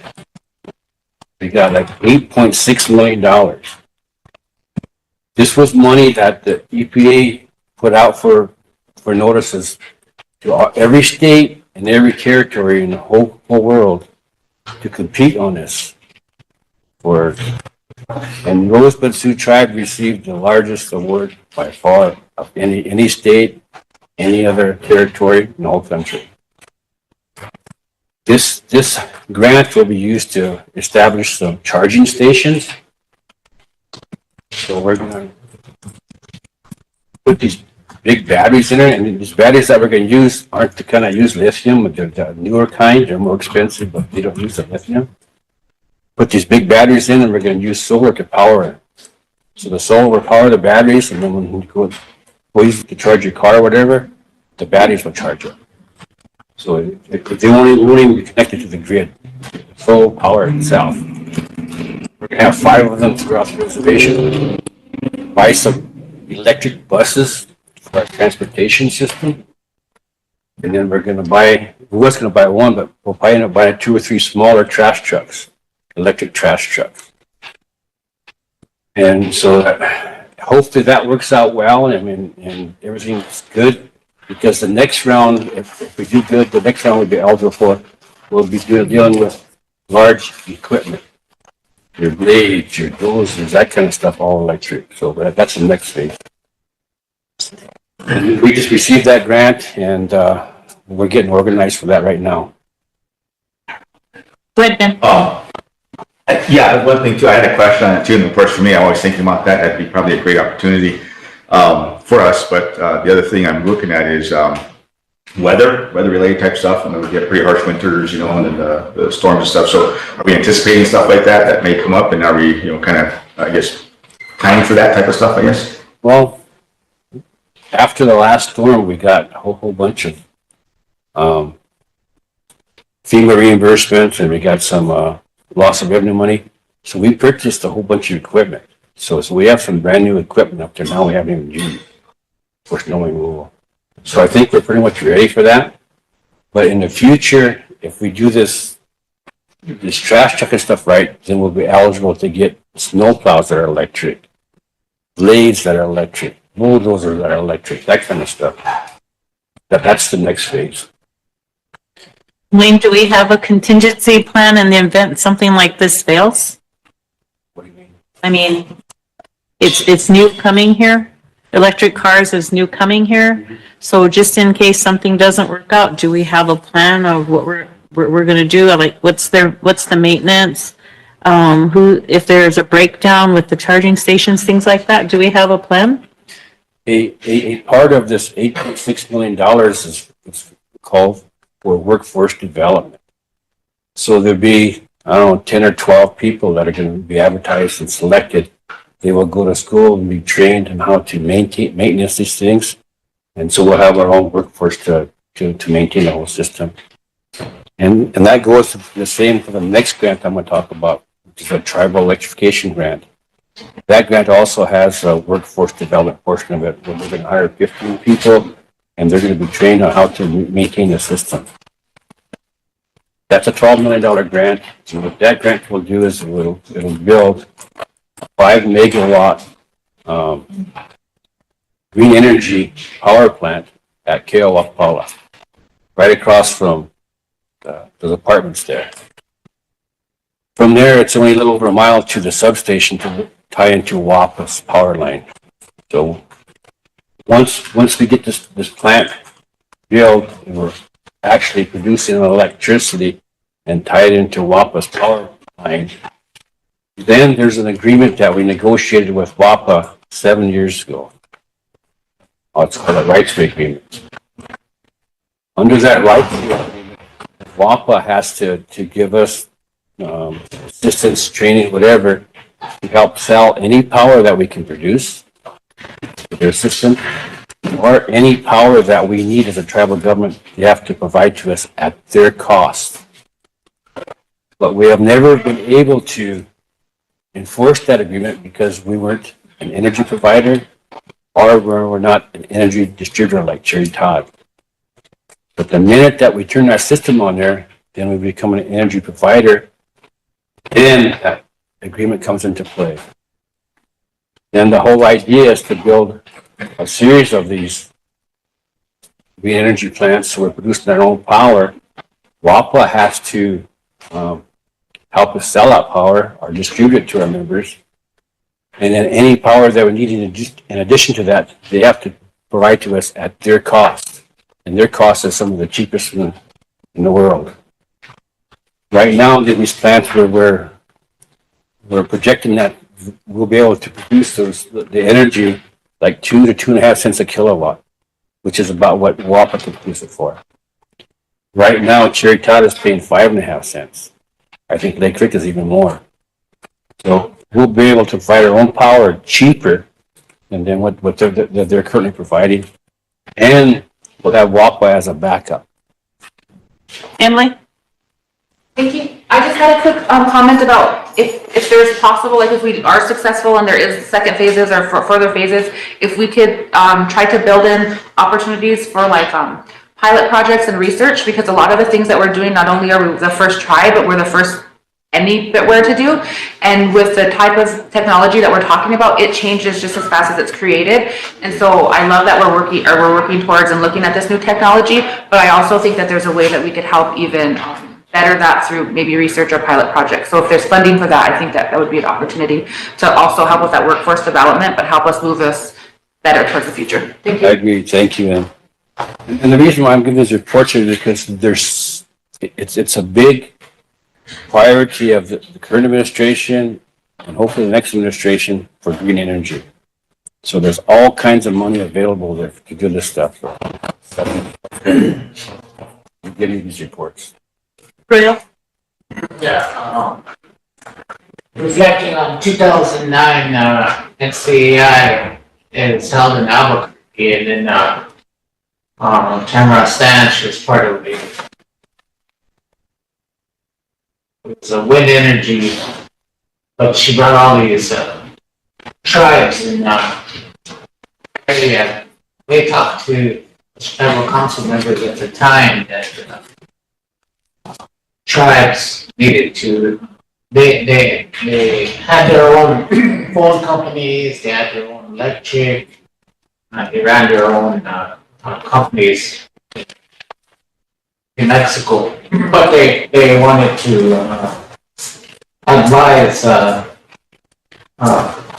Sioux tribes to come together, and at the time they had those, I think they had there was a company out of Philadelphia or somewhere to create wind energy.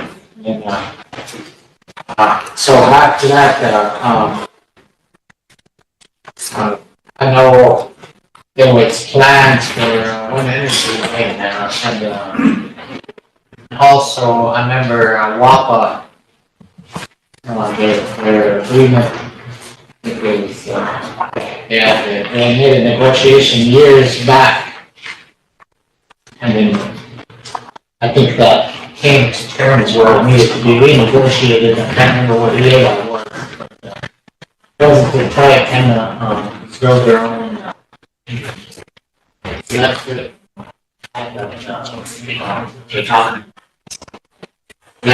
co-op. I know that. So, how far away? What were the negotiations at the time? They another, I can't remember how many years that they planned ahead to renegotiate again. Did you guys make negotiations? No. What you're talking about are the big, huge wind farms that we were trying to do years ago. Citizens Wind with the one down at Antelope for 115 megawatt wind farm. And all further bottom down at St. Francis, which is like a 30 megawatt. So the reason why that those didn't go forward is because we were never able to get a power purchase agreement with anybody.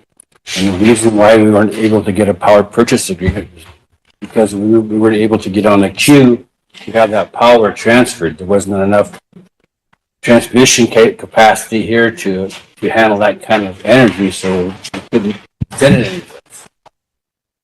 And back then, you're talking about WAPA. WAPA always has their resources committed like 25 years in advance. Their plans of what they're going to do for the next 25 years are already in place. So any additional energy on their system, you had to be in the queue and they're that far out. But no, what I'm talking about here is some small projects so that we can learn about the business, learn to be our own energy provider, and take care of it and handle it, and then we can grow. And as we grow, then we'll be able to handle it ourselves instead of having some company come in here and manage it for us. That's our goal. Mike? Wait, speak to the need of technical development, interest in technical development and education. I mean, obviously, there are some technical skill sets that have to be learned here, right? What's the plan there? Yeah, each one of these grants has a workforce development portion of it. So we'll hire people, train them to take care of these. Are there any kind of certification requirements, that sort of thing? Not that I'm aware of. Not that I'm aware of. There are no. It'd be nice to find out if there is, you know. I don't think there are any certification requirements, but like the broadband, there's already a schedule of the training they'll go through, which schools they're going to go to, who's going to provide the training. So I'm sure there's going to be certificates provided, but I'm not sure if they're required, but they will be provided. And the same. I bring this up, you know, out of consideration for our university, you know, in that if there's any sort of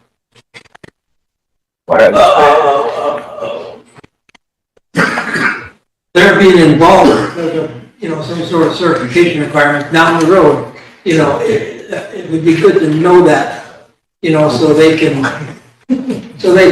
plan, you know. I agree, Mike. Most definitely the college should be involved in doing all this training. I agree, there's going to be a bunch. Not only for these projects, but for future projects. If there are no more questions on those projects, what I passed out for you guys here is it's a resolution with First Interstate Bank.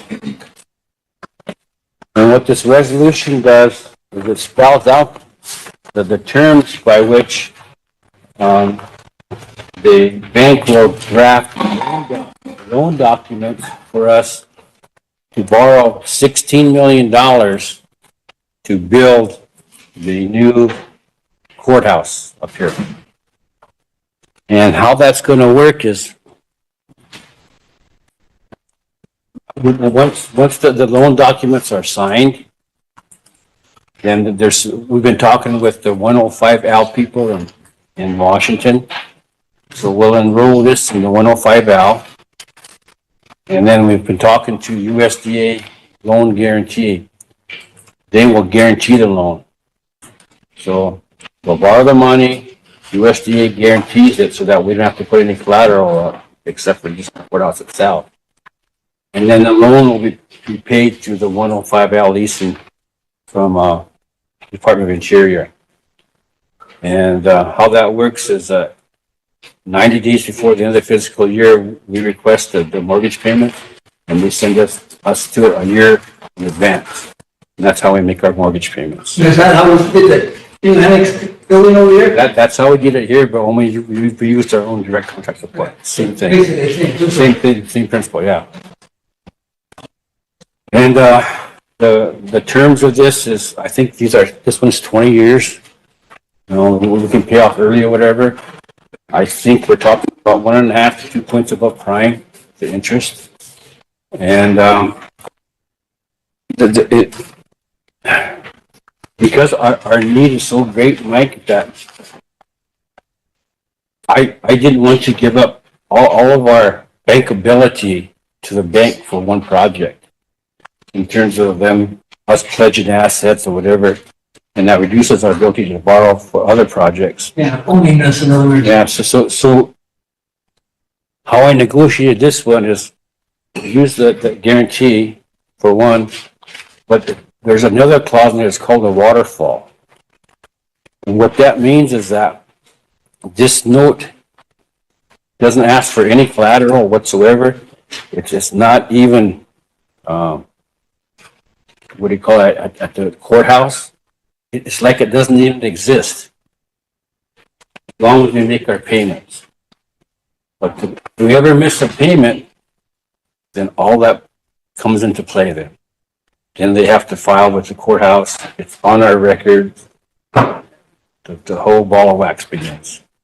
But as long as we make our payments, it's just like the loan never even existed. Kind of like a lease buyout. Sort of, yeah, particularly, yeah, but it's called a waterfall. That's all it's done in there.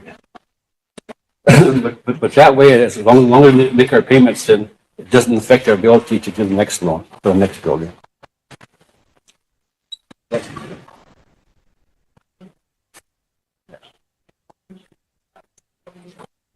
Said one? Yeah, and this resolution stuff already went through the Economic Development Committee. It's got a resolution number 24-271. But What's the number? 24-271. And again, this is just a resolution that authorizes us to proceed with the bank to formalize bank documents. So once the documents are formalized, then we bring it back here for final approval.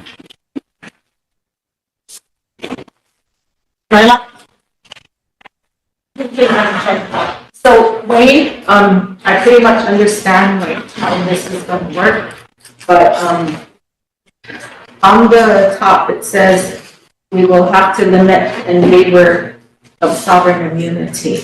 Can somebody kind of explain that to us? How that would work? In this document that they want us to sign, we have to agree to waive our sovereign immunity for them to protect their money. That means is that in the event that we don't make payment, then we agree that they can sue us and get their money back. In that agreement, waiver of sovereign immunity, we're saying that we'll allow you to do that to protect your interests, but we're not going to any state court. No, you can't go to state court. It's either going to go to tribal court or it's going to go to federal court. And I just wanted to add, and I might be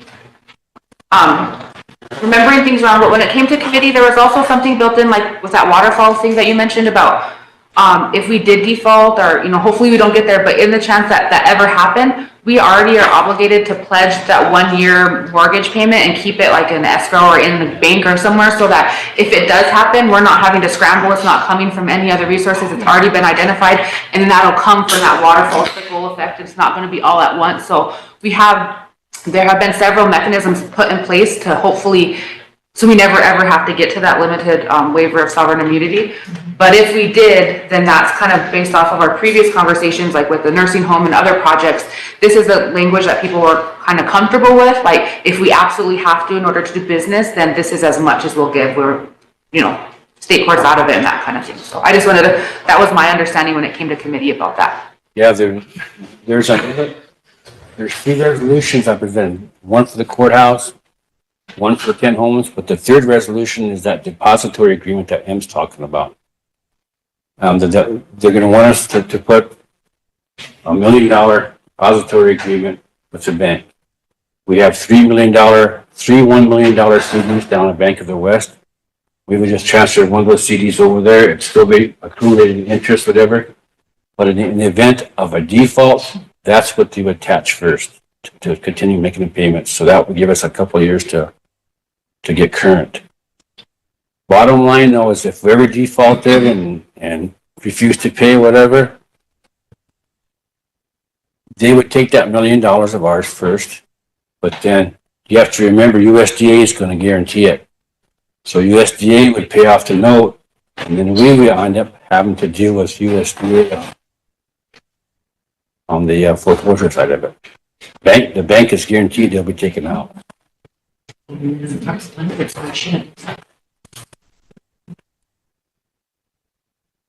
Any other questions?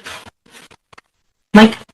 Just a comment, kind of, in a way, you kind of say, we want a new courthouse. It's probably the only way we're gonna get one.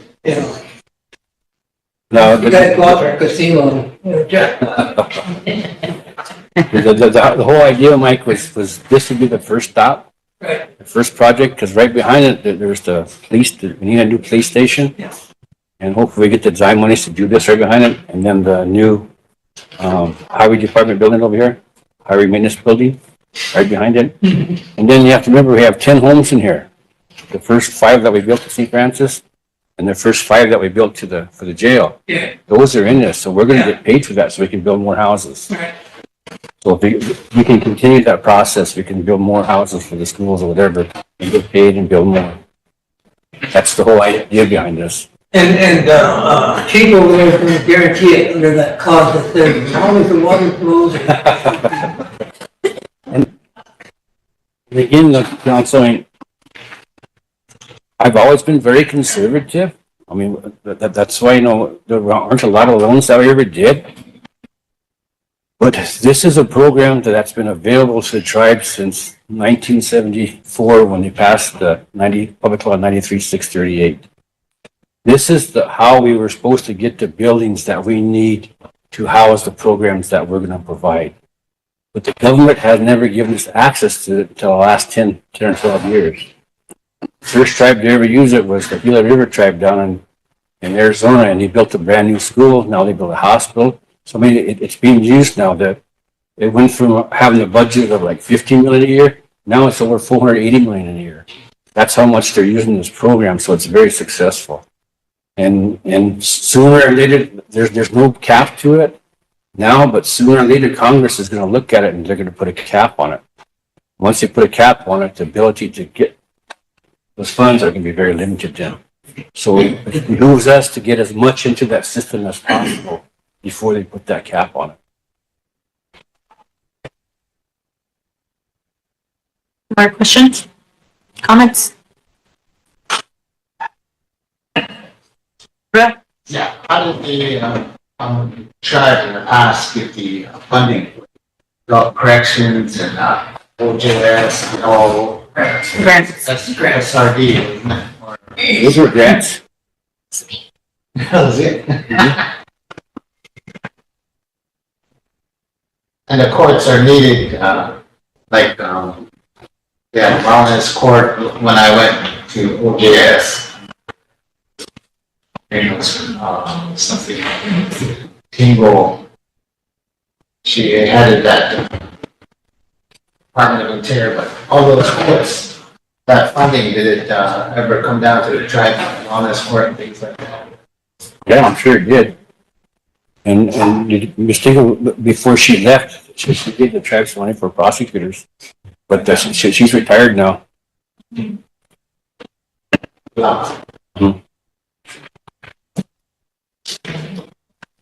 So you need somebody to read this in then?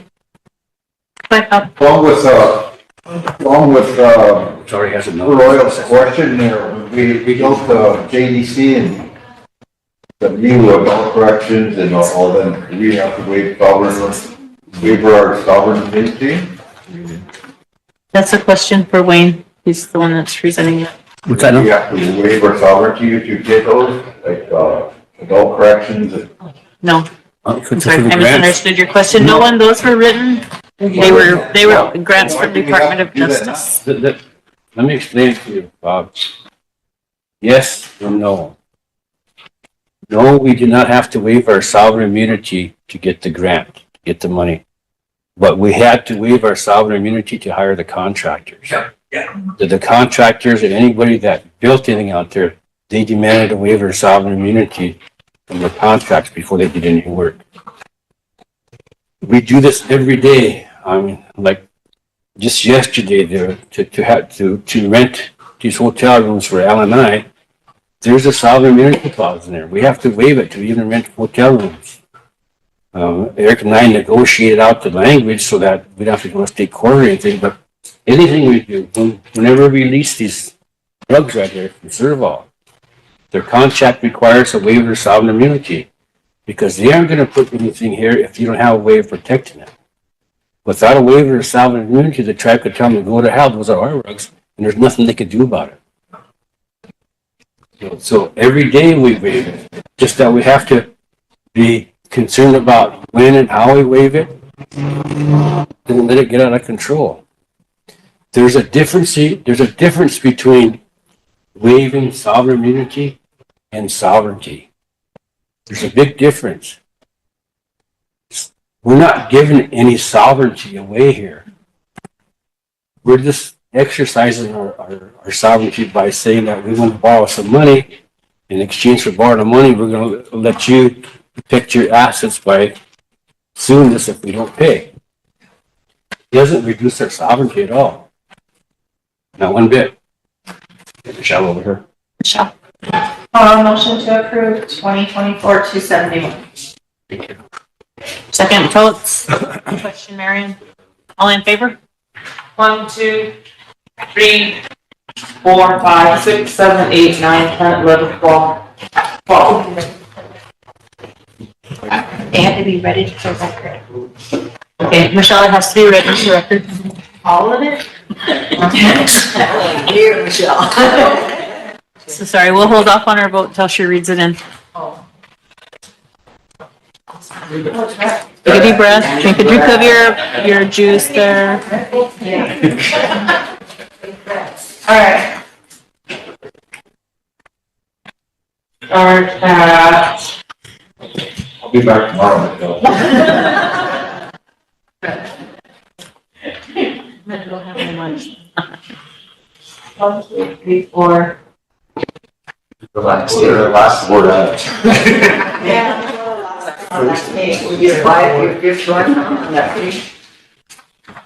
Whereas the Rosebud City Tribal Council is authorized pursuant to its powers under the Constitution to enter into a Section 105L lease with the United States Department of Interior, U.S. Department of Interior lease, acting through the Office of the Assistant Secretary, Indian Affairs under the authority of the Indian Self-Determination and Education Act at 25 U.S.C. subsection 5324 I and the regulations at 25 CFR Part 900 subpart H. And pursuant to the agreement and authority set out in the compact of self-government between the Rosebud Sioux Tribe and the United States of America and associated funding agreement. Whereas pursuant to Article 4, Section 1C of the Constitution, the Tribal Council has authority to approve, arbitrate, sale, disposition, lease or encumbrance of tribal land, interest in tribal land, or other tribal assets. And whereas the Rosebud Sioux Tribal Council has enacted RST Ordinance Number 8201, creating the Rosebud Sioux Tribe's Land and Natural Resource Committee to develop and coordinate all aspects of natural resources of the Rosebud Sioux Tribe.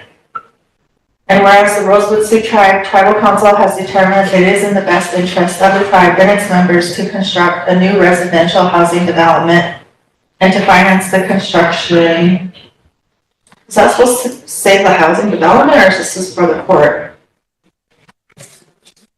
This is supposed to be for the courthouse. The housing development part was 272. Okay.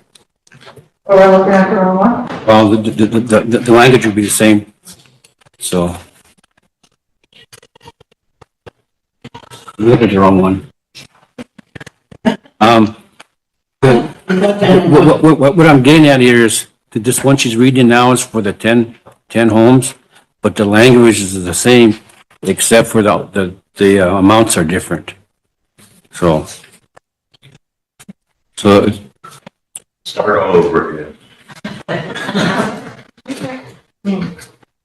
I mean, but He's reading the right one. 171 individual. so the 271 is on the floor now? Yeah. You can keep reading it. It's just that this is for the housing, not the but you're reading the right one. Okay. To construct a new residential housing development and to finance the construction costs with the First Interstate Bank Section 105 USDA grant guaranteed financing. FID Section 105 lease financing. And whereas the Rosebud Sioux Tribal Council has determined that the lease compensation to be paid to the tribe pursuant to the U.S. Department of Interior lease will be sufficient to repay the principal and interest payments on the FID Section 105 lease financing and the maintenance costs on the new residential housing development. And whereas First Interstate Bank, a Montana state chartered bank, the lender is willing to extend the loan in the amount of up to $3,400,000 for the purposes of A, financing the construction costs for the new residential housing development projects. B, financing the purchase of certain furniture, fixtures, and equipment related to the projects. C, financing transaction costs, including the USDA loan guarantee fee, documentation fees, and the lender or ordination fees, and D, paying certain other miscellaneous costs. And whereas the tribal council has been advised that it is necessary or desirable that the tribe execute a certain agreements or instruments in connection with the loan, including A, a promissory note in the favor of the lender to agree to the principal amount of $3,400,000 evidencing the tribe's obligation to repay the loan. The note. B, a loan agreement to be entered into between the tribe and the lender. The loan agreement or the terms upon which the lender has agreed makes a loan to the tribe. A, security agreement between the tribe and lender. The security agreement creating a security interest in favor of the lender against certain deposit accounts and revenues described therein to secure the tribe's obligations under the note. Loan agreement and security agreement together with such other agreements, documents, instruments, or certificates as may be necessary are desirable for the tribe to execute in connection with the loan being collectively referred to as the loan documents. And whereas the collateral as defined in the security agreement shall be pledged as security for the loan under the security agreement. And whereas the council has been further advised by its council that to receive the loan in accordance with the foregoing, the tribe will be required to agree to various provisions set forth in the loan documents. That will, among other things, provide for A limited waiver of the tribe's sovereign immunity concerning disputes arising out of or relating to the loan documents. B, a waiver of the doctrines of exhaustion of tribal remedies or comedy to the fullest extent permitted by law. C, a consent to arbitration if both parties agree or in the United States federal courts in South Dakota for resolution of such disputes and the enforcement of remedies related thereto. And D, application of the laws of the state of South Dakota to govern and interpret the loan documents unless otherwise provided therein. And whereas nothing in the Constitution or bylaws prohibits or is inconsistent with the transactions described herein or in the loan documents. And whereas the tribal council has concluded that it is in the best interest of the tribe to enter into the loan documents and to consummate the transactions contemplated thereby to grant a security interest in the tribe's assets as provided in the loan documents, to secure the tribe's obligations under the loan documents, and to grant limited sovereign waivers of the tribe's sovereign immunity as provided in this resolution and in be it resolved by the tribal council on behalf of the Rosebud Sioux tribe as follows. Go back, I missed something. Do I have to read all of these sections? I can take over for a while. The answer is yes. Yes. Give your mouth a And break. the previous smaller. I'll take over, read it, but I want to back up to that. Whereas before it talks about the laws of the state of South Dakota, that's different than the venue. What that says here is because the tribe doesn't have a sophisticated foreclosure or sophisticated laws to deal with contracts, that if there's ever a dispute and we go to court, it won't be in state court, but we will apply South Dakota law. That's what that says. It doesn't talk about going to state court. It talks about using South Dakota law.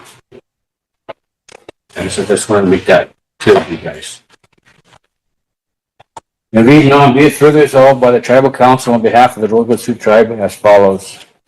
The tribal council hereby expressly finds and determines on behalf of the tribe that the recitals in this resolution are true and correct in all material respects.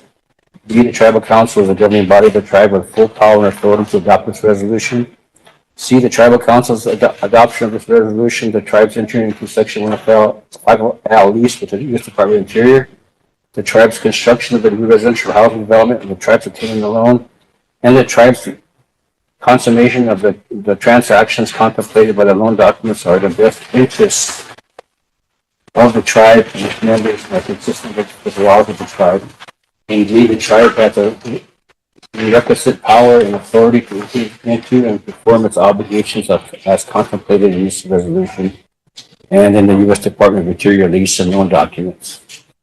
Section 2, approval of documents and actions. The tribal council hereby acknowledges that the purpose forms section 105L lease with the U.S. Department of Interior, the loan documents have been presented to the council. And the council hereby authorizes and approves the tribe's execution, delivery, and performance of section 105L lease with the U.S. Department of Interior loan documents with such debt changes as the authorized representatives as defined in section 2 of the resolution below may be necessary or desirable, and other such agreements, documents, instruments, or certificates as authorized by representatives may be necessary or desirable for the tribe to execute or deliver from time to time as contemplated by or in connection with the section 105L lease with the U.S. Department of Interior and the loan documents, including any filings with federal, state, and tribal governmental authorities, the related documents, and B, the granting of a security interest in the collateral as defined in the security agreement as secured by for the performance of the tribe's obligation under the documents. The tribal council authorization of representatives. The tribal council hereby authorizes grants to Wayne Wood, treasurer of the Rosebud Sioux tribe, the authorized representative, all requisite authority and power for on behalf of the tribe to execute and deliver the section 105L lease to the U.S. Department of Interior on behalf of the tribe with such changes as the authorized representative shall deem necessary and desirable. B, negotiate, execute, and deliver on behalf of the tribe the construction contracts for the construction of the new residential housing program with such changes as the authorized representative shall deem necessary and desirable. C, execute and deliver such loan document on behalf of the tribe with changes as the authorized representative shall deem necessary or desirable. And D, take other such actions that refer to such related documents in connection with the transactions and documents herein provided as the authorized representative shall deem necessary or desirable. The approval herein granted with respect to any agreement or instrument shall also extend to any modification, amendment, or change thereto that shall be approved by the authorized representative, and the execution thereof by the authorized representative shall be conclusive evidence of such approval. Section 4, waivers of sovereign immunity and other legal provisions. Various loan documents will include certain provisions for each of the tribe's waiver of sovereign immunity from unconsented suit and other legal proceedings, including with respect to actions in the courts of the tribe and matters required to be submitted to arbitration in the terms of the applicable loan documents. 2, the waiver of any requirement that disputes be heard in the court or other resolution form of the tribe, whether under the doctrines of exhaustion, the tribal remedies, conflict, or otherwise. Both parties agree to consent to arbitration and obligation to resolve disputes related to any loan documents by binding arbitration, and consent to the application of the laws of the state of South Dakota collective labor dispute resolutions. The dispute resolution provisions are hereby expressly, unconditionally, and irrevocably approved on behalf of the tribe. Each of the dispute resolution provisions is deemed incorporated by reference to this resolution as those set forth at length herein, and is hereby expressly, unconditionally, irrevocably made effective to directly in this resolution by the tribe. In favor of such of the parties expressly stated to the benefit of hereby independent of the loan documents and irrespective of whether any of the or all of the loan documents is null and void, invalid, or unenforceable for any reason in whole or in part, the tribal council hereby specifically undertakes on behalf of the tribe will not assert that the tribe has the authority to amend, repeal, modify, or otherwise impair the dispute resolution provisions, whether made in the loan document, the document, or hereby without the written consent of the persons benefited thereby. Non-impairment and enforceability of obligations. The tribal council on behalf of the tribe hereby surrenders and arranges by the tribe to pass or adopt any resolution or approve or allow any other action of any each of the tribe or any branch, division, authority, agency, subsidiary, board, commission, or other instrumentality of the tribe or any other officer, employee, or agent of the foregoing collectively tribal entities, except as required by federal or state law that shall impair the contractual rights of any party to or third party under the loan documents or related documents. And if any future council should ever do so, the same may result in an event of default with consequence that the loan may become legally due and owing in full. Following execution and delivery of any loan document or related document as therein authorized, such document shall become valid and binding obligation of the tribe, enforceable in accordance with the terms of, for purposes of the law, and the laws of other applicable jurisdictions. Section 6, determination of tribal council on behalf of the tribe hereby determines that no resolution or other action of the tribal council or any tribal entity, either written or established for custom or tradition, A, prohibit the council from approving the matters herein approved or the execution, delivery, or performance of any section 105 at least with the U.S. Department of Interior. Construction contracts or loan document or related document by any party in the consummation of the transactions which therein contemplated, or B, create any obligation to tribal council to submit these matters for approval of or consent from any tribal entity.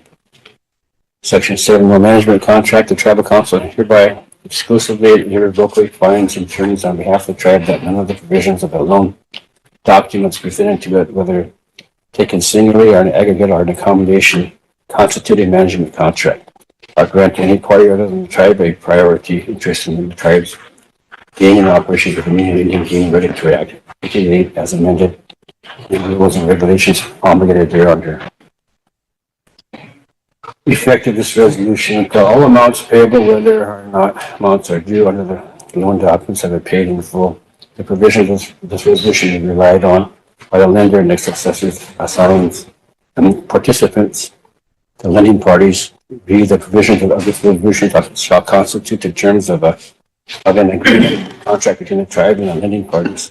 And C, the provisions of this resolution shall not be rescinded, amended, or modified in any manner that may result in an adverse effect on the lending parties without the written consent of each lending party so effective.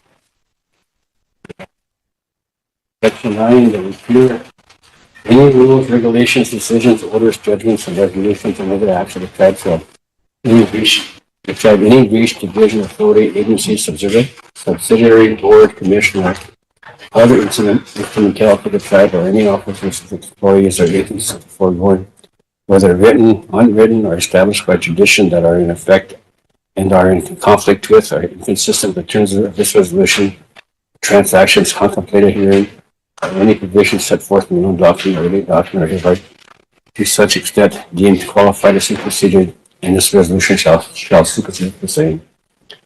Miscellaneous 10.1, if any provision of this resolution or the application of any provision of the resolution is to be held invalid, the remainder of the resolution shall not be affected with respect to the same.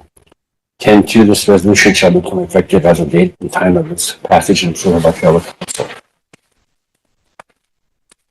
That was a long one. Thank you. Yes, Mike? Wait, who drafted this resolution?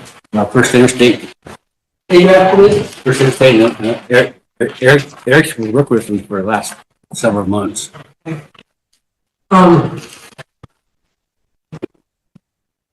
had a question for, I guess. Just a second. There's, sections of, whereas where it talks about, things like, a waiver of doctrines of, the doctrines of exhaustion under tribal remedies or comedies. What does that mean? I'm not sure if we right, Eric. That's why I asked. Okay. I think it's referring to the tribe, not having to go through tribe supreme, tribal court, appellate court, supreme court before it goes to arbitration. That's cost We can take a 5-minute break while he's getting Eric, if anybody needs to. Have a cigarette or. That paper that whole time.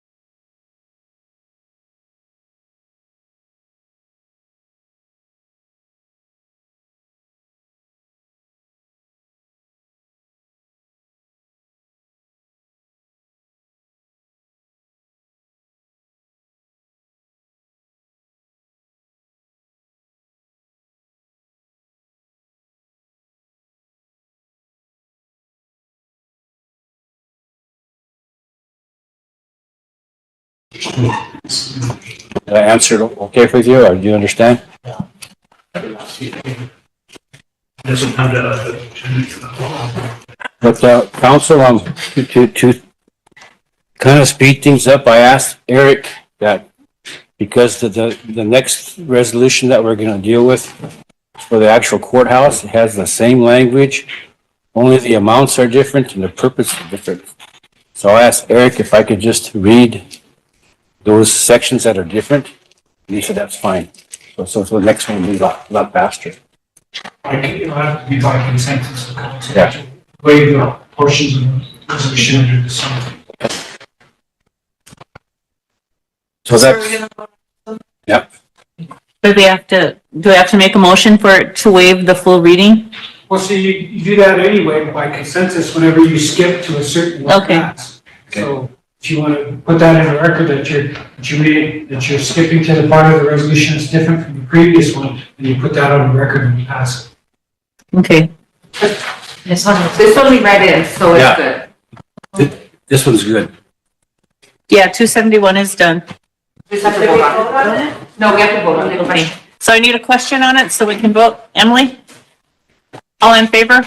1, 2, 3, 4, 5, 6, 7, 8, 9, 10, 11. Opposed? 0. No. Bob's opposed. No. Oh, you're voting? Not voting? Okay. 0, 0, 3. 3. What's it, 1103? Yeah. Yeah. 12, 0, and 3. Thank you. 1203? Yeah. Jeez, Martina. Thank you, council. This next one is for the actual courthouse. So the, I will skip the reading of everything except for when it gets to, the second page where it talks about the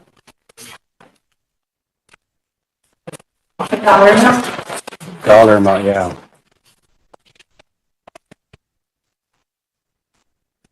So the third whereas on the second page and the fifth whereas and the last whereas of that page, I'll read in. Everything else is the same as the previous resolution. So the third whereas on the second page says, the Rosebud Sioux Tribal Council has determined it is in the best interest of the tribe and its members to renovate the existing Rosebud Sioux Tribe Justice Center and build a new addition to the Justice Center to consolidate and improve the operating efficiency of the Justice Center, tribal programs, offices, and services, and to finance the construction costs with the First Interstate Bank Section 105L lease, USDA guaranteed financing, FBI Section 105L lease financing, and then the fifth whereas, First Interstate Bank and Montana State Bank, the lender is willing to extend a loan in the amount of up to $16,600,000 for the purposes of A, financing the renovation and construction costs of the renovation of the existing Justice Center and construction costs for the new addition and expansion of the Justice Center projects. B, financing the purchase of certain furniture, fixtures, and equipment related to the projects. C, financing transaction costs, including the USDA loan guarantee fee, documentation fees, and the lender origination fees. And D, paying certain other miscellaneous costs. And whereas the tribal council has been advised that it is necessary and desirable that the tribe execute certain agreements or instruments in connection with the loan, including the promissory note in the favor of the lender in the aggregate amount, principal amount of $16,600,000, evidencing the tribe's agree the note, and then everything else stays the same as the last one.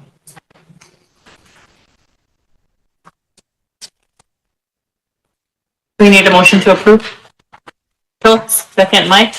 Question? Yeah. All in favor? 1, 2, 3, 4, 5, 6, 7, 8, 9, 10. Opposed? Not voting? 1.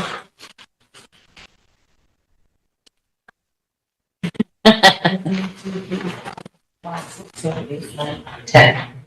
10, 1, 1. Thank you, Tribal Council. Now, I have one more resolution here that deals with this loan. And this is to establish that depository account I talked about. And so what we'll do is we'll take one of the $1 million CDs that we had down at Bank of the West, and we'll place it with First Interstate Bank into a depository account. That CD will continue to generate interest for us, but it's there in the event that we default. If we default, then this is what the attached first. So it's more than what the loan amount's going to be. It'll give us time to cure our default.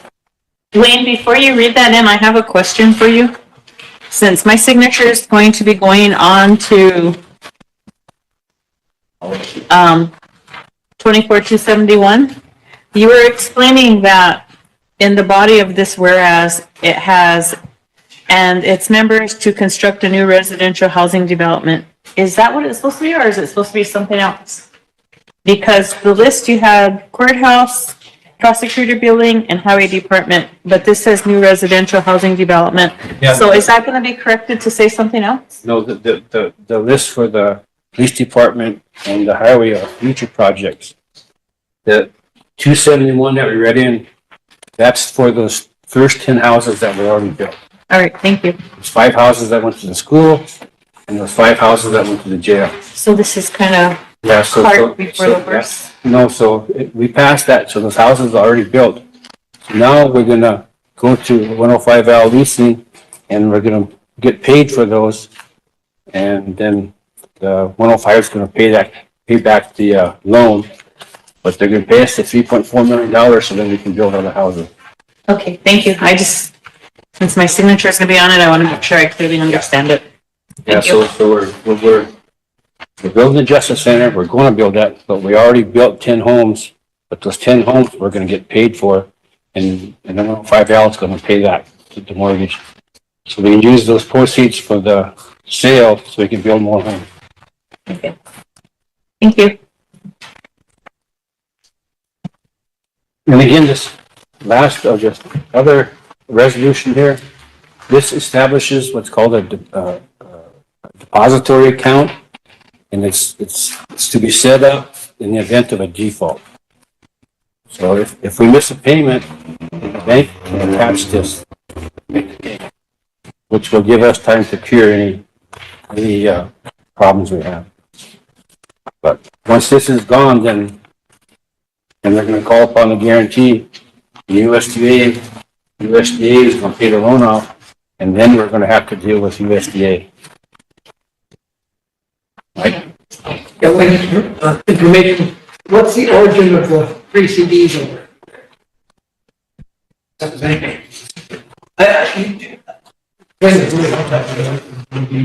Yeah. It's not the fee. Obviously, that's unencumbered money. Okay. All I had that was the resolution. Okay. Yeah, This is a copy of your. yeah, but that's wrong, yeah.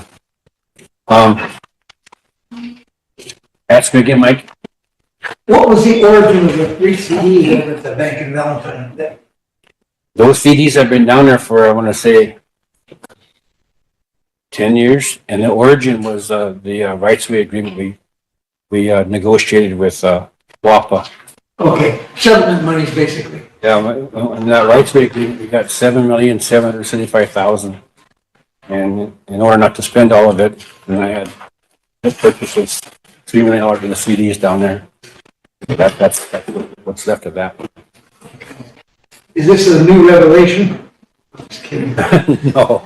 And I wouldn't blame you if it would. No. But Mike, those CDs down there are what we use for collateral. All the money that we built this annex with, and we paid them back with direct. Okay, gotcha. Okay, this would be resolution 24-270. approving the opening of deposit accounts and the execution, delivery, and performance of a Interfi service and Interfi Network LLC placement agreement for placing deposits at depository institutions. This means that we're going to establish an account there. I'll start with the first whereas that has the bold. The bold typing. Motion to approve, please. Need a motion to approve, Toad, second. Michelle? Question, Mike? Whereas First Interstate Bank and Montana State Bank chartered the bank is willing to establish bank accounts for the tribe and to assist the tribe in entering into an intra-fi service and intra-fi network LLC placement agreement for placing deposits at depository institutions. And whereas nothing in the Constitution or bylaws prohibits or is inconsistent with the transactions described herein, and whereas the council has concluded that it is in the best interest of the tribe and its members to execute certain agreements to establish bank accounts for the tribe and to assist the tribe in entering into Interfi Service and Interfi Network LLC placement agreement for placing deposits at depository institutions. Be it resolved by the council on behalf of the local Sioux tribe as follows. Section 1, finding. The tribal council hereby expressly finds and determines on behalf of the tribe that the recitals of this resolution are true and correct in all material aspects. B, the tribal council, the governing body of the tribe with full power and authority to adopt this resolution. C, the council's adoption of this resolution and establishment of one or more bank accounts at First Interstate Bank and establish bank accounts for the tribe and to assist the tribe in entering into the Interfi service of Interfi Network LLC placement agreement for placing deposits at depository institutions. And B, the tribe has a requisite power and authority to enter into and perform its obligations as contemplated in this resolution. Section 2, approval of documents and actions. The tribal council acknowledges that the proposed forms of a bank account and the Interfi ICS deposit placement agreement documents have been presented to council, and the council hereby authorizes and approves the tribe's A, execution and delivery performance of such documents with such changes as the authorized representatives as defined in section 3 of the resolution below may deem necessary, desirable, and if such other agreements, documents, instruments, or certificates as an authorized representative may deem necessary are desirable for the tribe to execute or deliver from time to time as contemplated by or in connection to bank account under Interfi ICS deposit placement agreement documents. Section 3, authorization representatives. The council hereby authorizes and directs the chairman, the vice chairman, and the treasurer of the council, each an authorized representative, all requisite history, all requisite authority and power for, and on behalf of the tribe to A, execute and deliver each of the bank account and the Interfi ICS deposit placement agreement documents on behalf of the tribe with such changes as an authorized representative shall be necessary or desirable. And B, take such other actions in connection with the transactions and documents herein approved as an authorized representative shall deem necessary or desirable. The approval herein granted with respect to any agreement or instrument shall also extend to any modification, amendment, or change thereto as shall be approved by an authorized representative, and the execution of or by an authorized representative shall be conclusive evidence of such approval. Section 4, determination. The council on behalf of the tribe hereby determines that no resolutions or other actions of the tribal council or any tribal entity, either written or established by custom or tradition, A, prohibit the council from approving the matters herein approved or the execution, delivery, or performance of any bank account and the Interfi ICS deposit placement agreement documents by any party in the consummation of the transactions herein contemplated. Or B, create an obligation to the council to submit these matters for approval of or consent from any other tribal entity. Section 5, effect of this resolution. Tell all amounts payable whether or not such amounts are due under the bank account and the Interfi ICS deposit placement agreement documents have been paid in full. The provisions of this resolution may be relied on by the bank and its successors, assigns, or participants. B, the provisions of this resolution shall constitute the terms of the agreement and contract with the tribe and the bank and the interfile. And C, the provisions of this resolution shall not be rescinded, amended, or modified in any manner that may result in adverse effect of the bank and interfile without the written consent of the bank, the tribe, the bank, and interfile. Section 8, miscellaneous.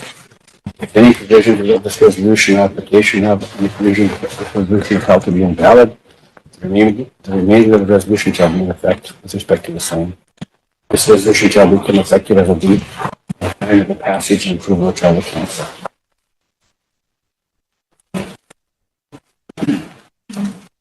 Need a question? Mike? Or do you have a question? Okay.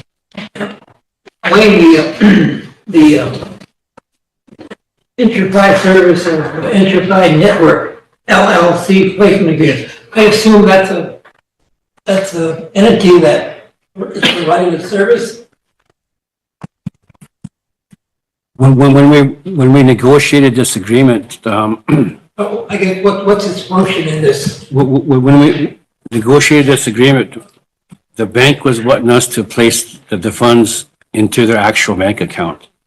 And at that time, we couldn't commit to doing that because I can't commit to that. So the reason that's in there is if we kept our CDs down to the Bank of Montreal, then this document would allow them to their internet or whatever to have a control over that account at a different bank.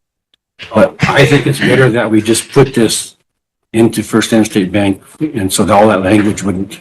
Is it kind of a third party in this arrangement? Kind of, yeah. I'm still by the LLC thing, you know, Yeah, so I assume that. that's what it is. Yeah. So they're, that's the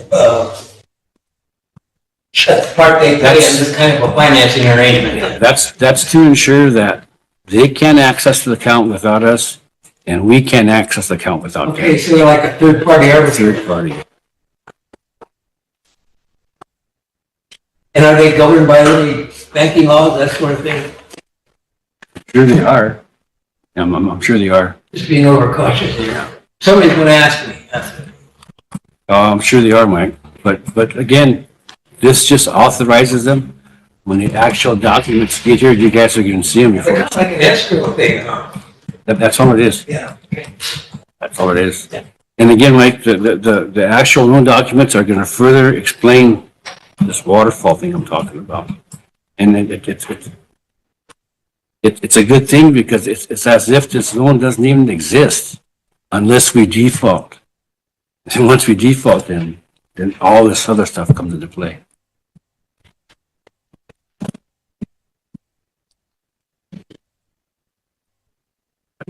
I'll call for question if there's no more questions.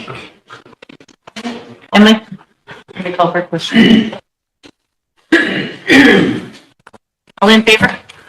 1, 2, 3, 4, 5, 6, 7, 8, 9, 10. Opposed? Yeah. Mediation / Not voting? Motion carried.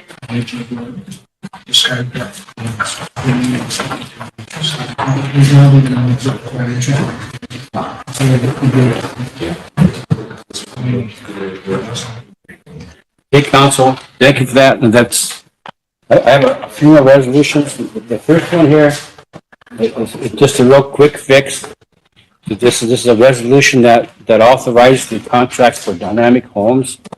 Contract is attached, but the contract that Dynamic Homes wants to sign has to have arbitration in it.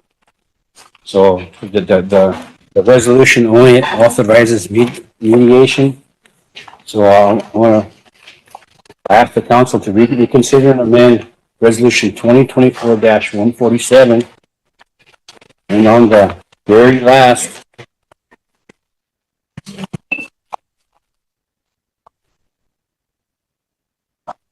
whereas, where it says mediation, it should read mediation / arbitration in the event of any dispute, claim, question, or disagreement arising from or related disagreement or the breach thereof, the parties hereto agree first to try and get faith to settle the dispute by mediation / arbitration administered by American Arbitration Association under commercial mediation rules.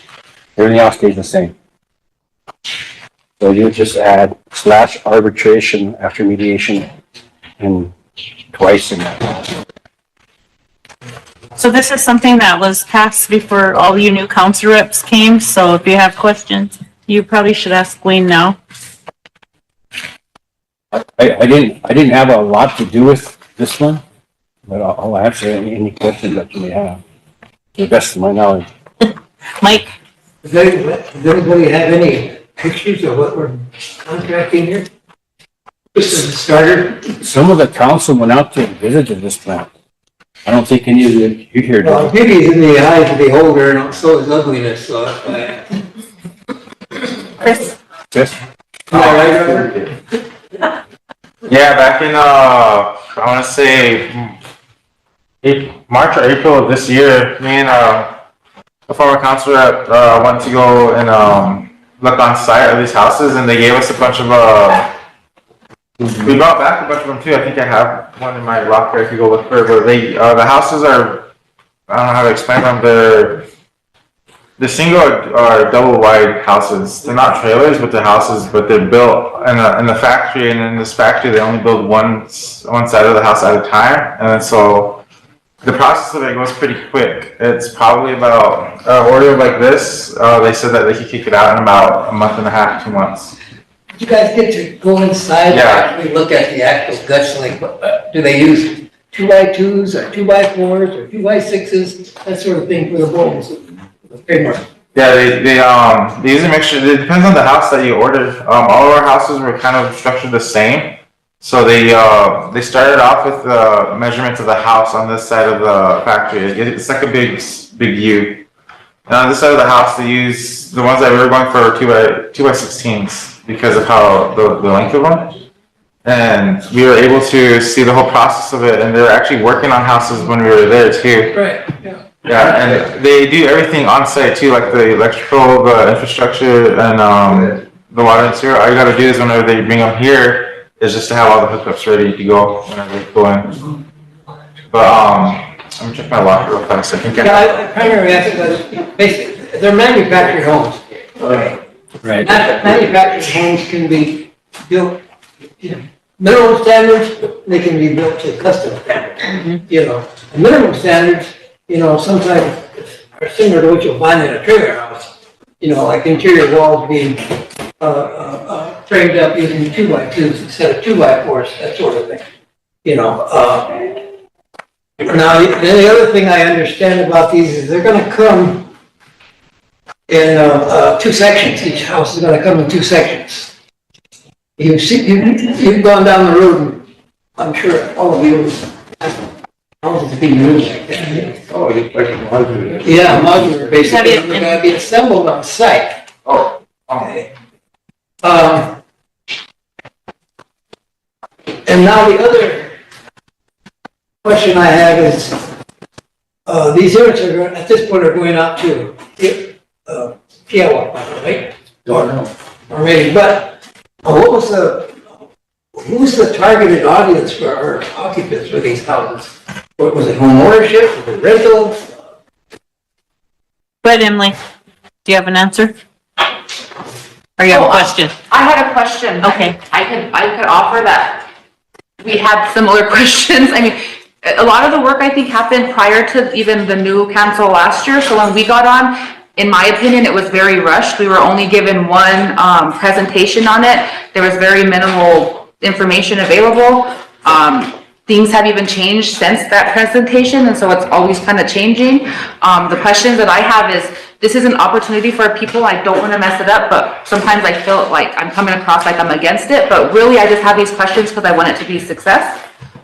So the question that I do have is, what is our backup plan if we don't have the sites ready for this? Because whenever it was presented to us, they said that the ideal people is like the working class. So I had questions like, well, what is our median income?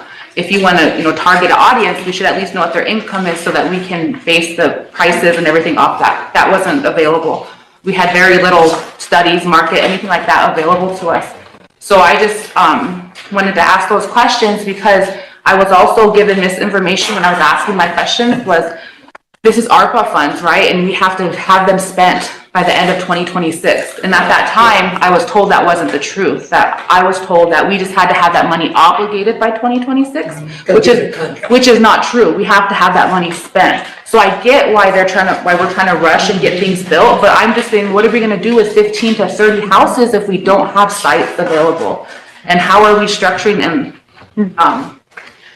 The concern that I had was we have low rent housing and then we have mortgage opportunity, right? But the majority of our people are somewhere in the middle.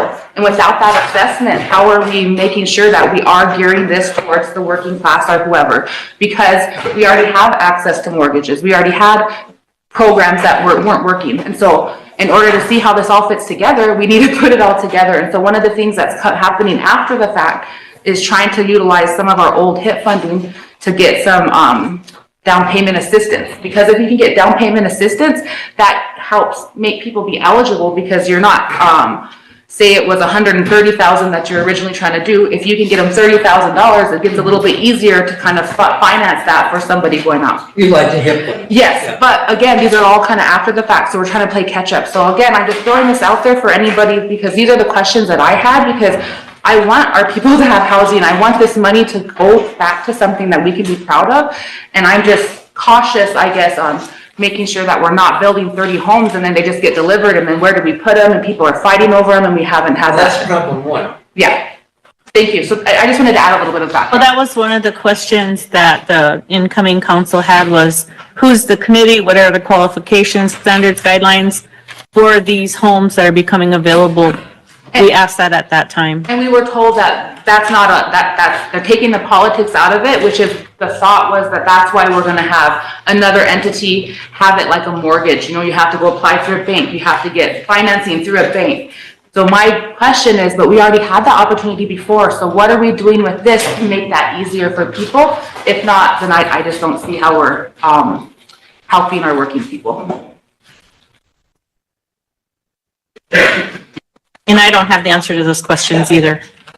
Hey, Mike. I still got the floor. Yeah, I guess, I mean, brought up a good point, and that was gonna be one of my questions, you know. When, contracting to have how many units delivered in what period of time? Wayne, that's for you. I know, I'm trying to. Was it over a Just trying to 12-month find period? Wayne, It's like a 10-month period. 10-month period, how many units?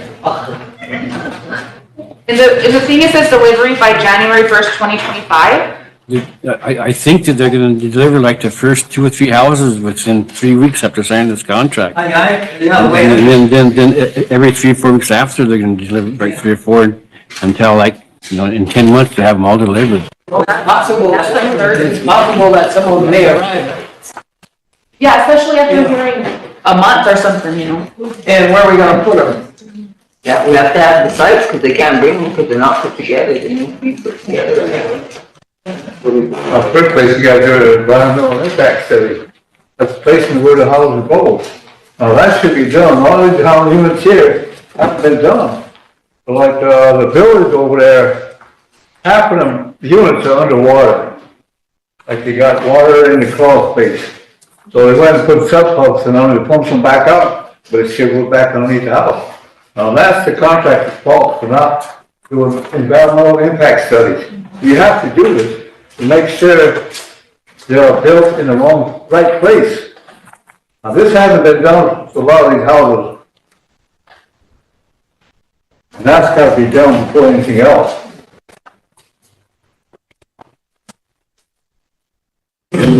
But anyway, the whole council passed this but nothing has been done because there was a conflict between the resolution and the contract, so. Has construction actually started already? No, nothing yet. Nothing has started yet. The contract hasn't been signed yet.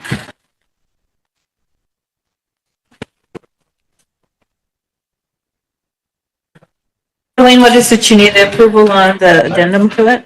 I have a question. Yeah, I need to reconsider and amended and the arbitration added twice in there, that last whereas. Layla? Thank you for the floor. I remember hearing, this talked about, and it sounded like these dynamic homes, this company were the cheapest ones. I mean, they didn't cost much to build these houses. Is that, Wayne, is that Yeah. true? Yeah, we were getting like 30 homes for like $2.6 million. So, and is it each home, are those the ones that are being mortgaged out? Are those the ones? Or these are just the separate ones? This is separate. Okay. Yeah, but, and again, I don't think anything's really been decided yet. Who's gonna get them, whether they're gonna be individuals that are gonna get mortgages or nothing's really been decided yet. Okay, all right. I thought that happened, Well, but that's what I wanted to, bring up to council because I remember hearing about this dynamic homes and they were a lot cheaper with their, costs of building these homes.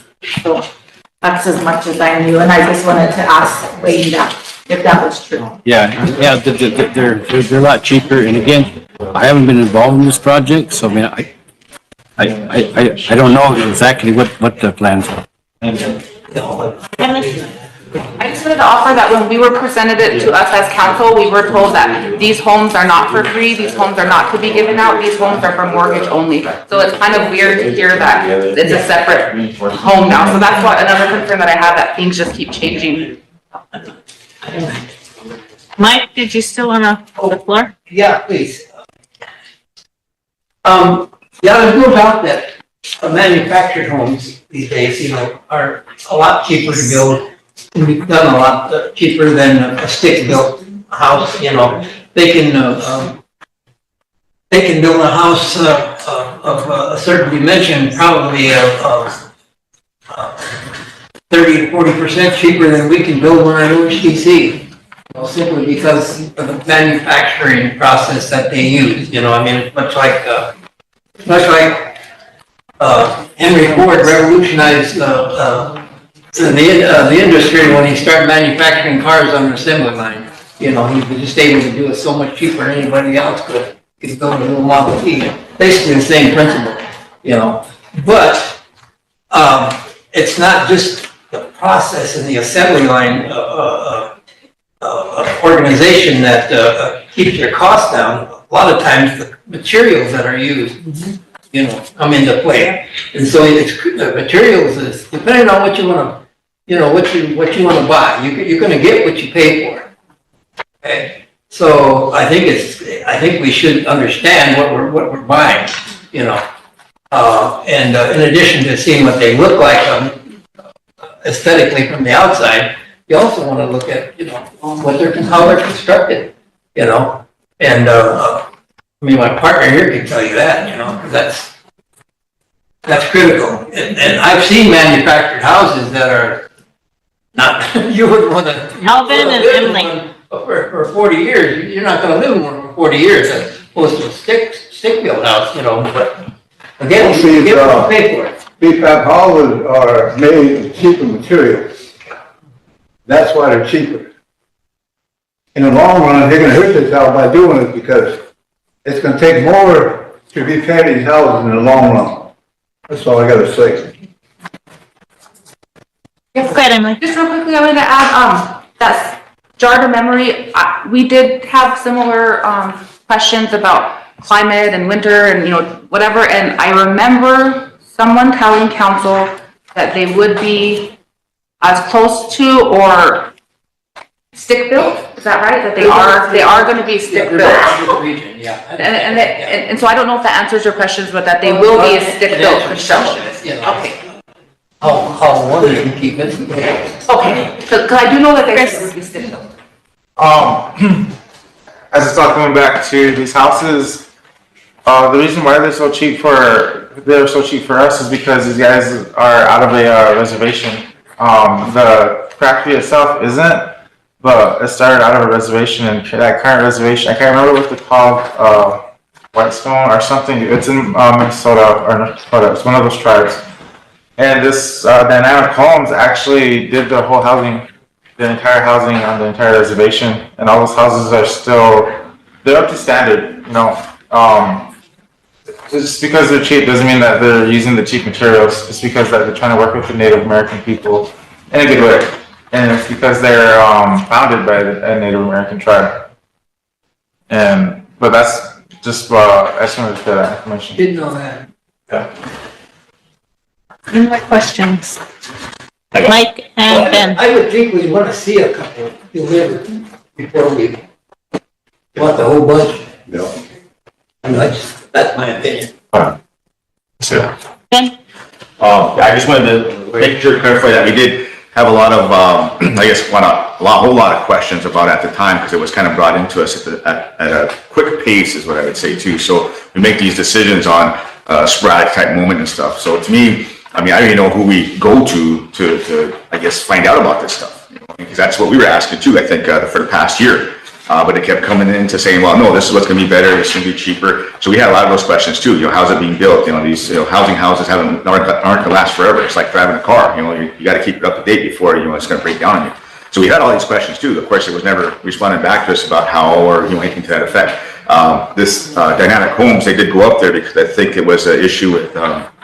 I think here, HDC, they were having them build them, but they weren't kicking them out as they should. Yeah, so that was a reason for them to go up to Dynamic Homes to try this stuff. So of course, they brought it back saying it was a great deal, it's gonna have all this stuff, so it's okay. But again, all these questions have come up, but it's still rolling, the ball's still rolling, I believe, and all we're doing is just making these questions and after the fact. So after it comes down, then we'll be able to fight and decide, like, well, it's not gonna last forever, we know that, so how are we gonna repair them? How's this gonna come about? Because I still don't have that answer. We still don't have that answer. So that was addressed, I think, last year, beginning of the year, but it hasn't been answered yet. I know a few of the council reps, I know one who just got back on has a lot of those answers to those questions, I believe. I don't know, I have no idea. I'm still concerned about it, because again, who's eligible for these houses, who's on the list, there's so many questions that come into play, but I don't know. I always thought this should probably go to housing, because housing had that opportunity. Why didn't you send somebody from housing up to go over there? They don't know anything about it. They were here and they didn't. I used to look at the units to see. Yeah, that's not a possibility. I asked them if they did work with them, and that wasn't answered either. Because I mean, that's something that you would think if they're going to build these houses, they should have some input from people who are actually in that field. Yeah, in that field. But again, I don't know, and I don't see us as a housing board either. So that was one of the things I really was emphasizing, I think, last year. But again, we still haven't had any answers, and we still don't have any answers. So I don't know. I think with the administration, they're probably going to get quite a bit of that now that we have that capability. So that's kind of where I'm at too, is where these houses, who's in charge of them, who's going to be, giving them to whoever. Because again, if they do come in here, just right after the assembly block, where they can be put, where, all these questions. Time constraints to get the money obligated. Yeah, definitely. Yeah. Those are my concerns. Thank you. Sherry and me and, Yeah. We don't have money. Council, I just asked Wayne who would have the answer to these questions you're asking, and he said it would be Sherry and Ray. And so I guess when Sherry comes, you can post the questions to her. Because they were working on this. Yeah, they were working on it prior to us coming in, so they would have the answers. Wayne, before you go on, I just have a quick question. On the scope of work, it has work in accordance with the plans dated 4/2/2018 attached to this agreement. What's the 2018? You might not even have the answer to it. Okay.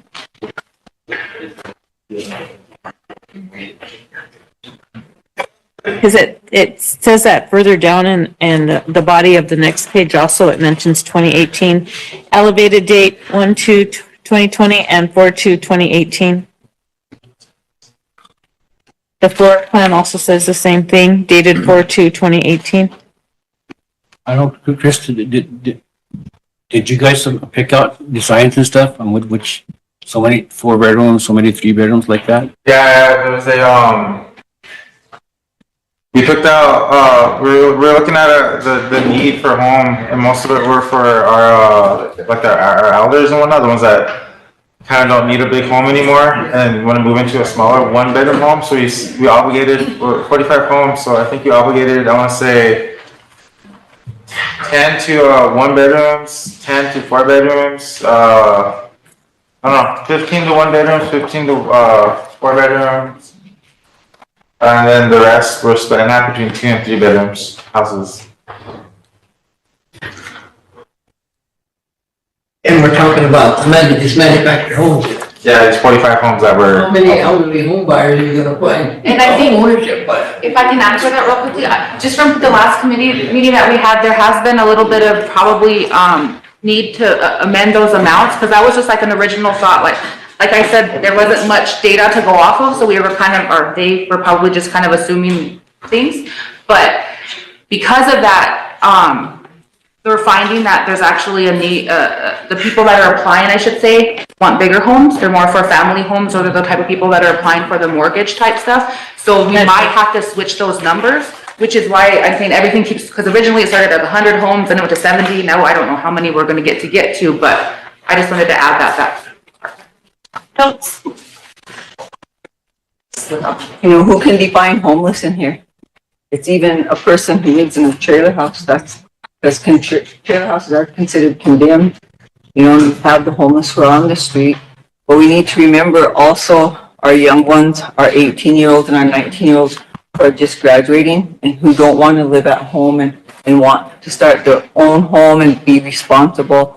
Because look at, Chris, you're living in a, you know, you don't have a home, that's considered homeless, and maybe you want a home.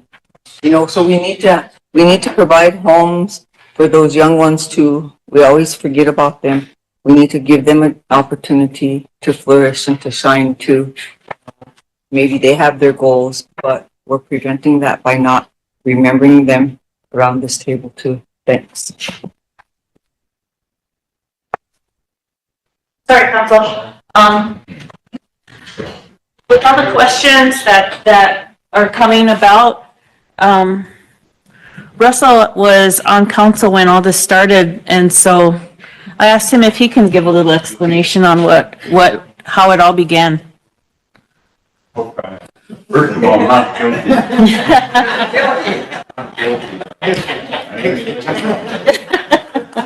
Originally, 100 homes, when we first, ARPA came into existence, we were looking at purchasing trailer houses, but they were too spendy. And so we started this process of maybe establishing some small units into our community, because each community has a certain amount of homelessness. And so we wanted to produce 100 homes. And that's the original intent. As a matter of fact, Black Pipe was the first one to submit a proposal. And of course it carried on into the other communities. But then we didn't have the proper coordination, because they dropped it off on, what's the name of that? What's the name? Santiago, what was his position back then? Oh, no, property supply? Property supply. And that kind of went haywire, because once they got there, they didn't know what our intent was here. It kind of hem-hawed around for a while. But at that time, we did a proposal, did a cost analysis, and I think we could have built them for about 50 grand. And placed them into the lots in our community,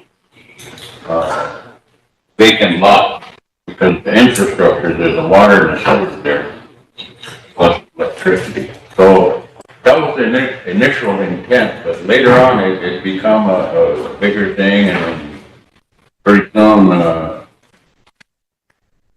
don't know, the region got involved, right? Built 100 homes. So that kind of went off from right field to left field, and that's where it's at today. But, you know, we still need some of these smaller units. I mean, I'm telling you,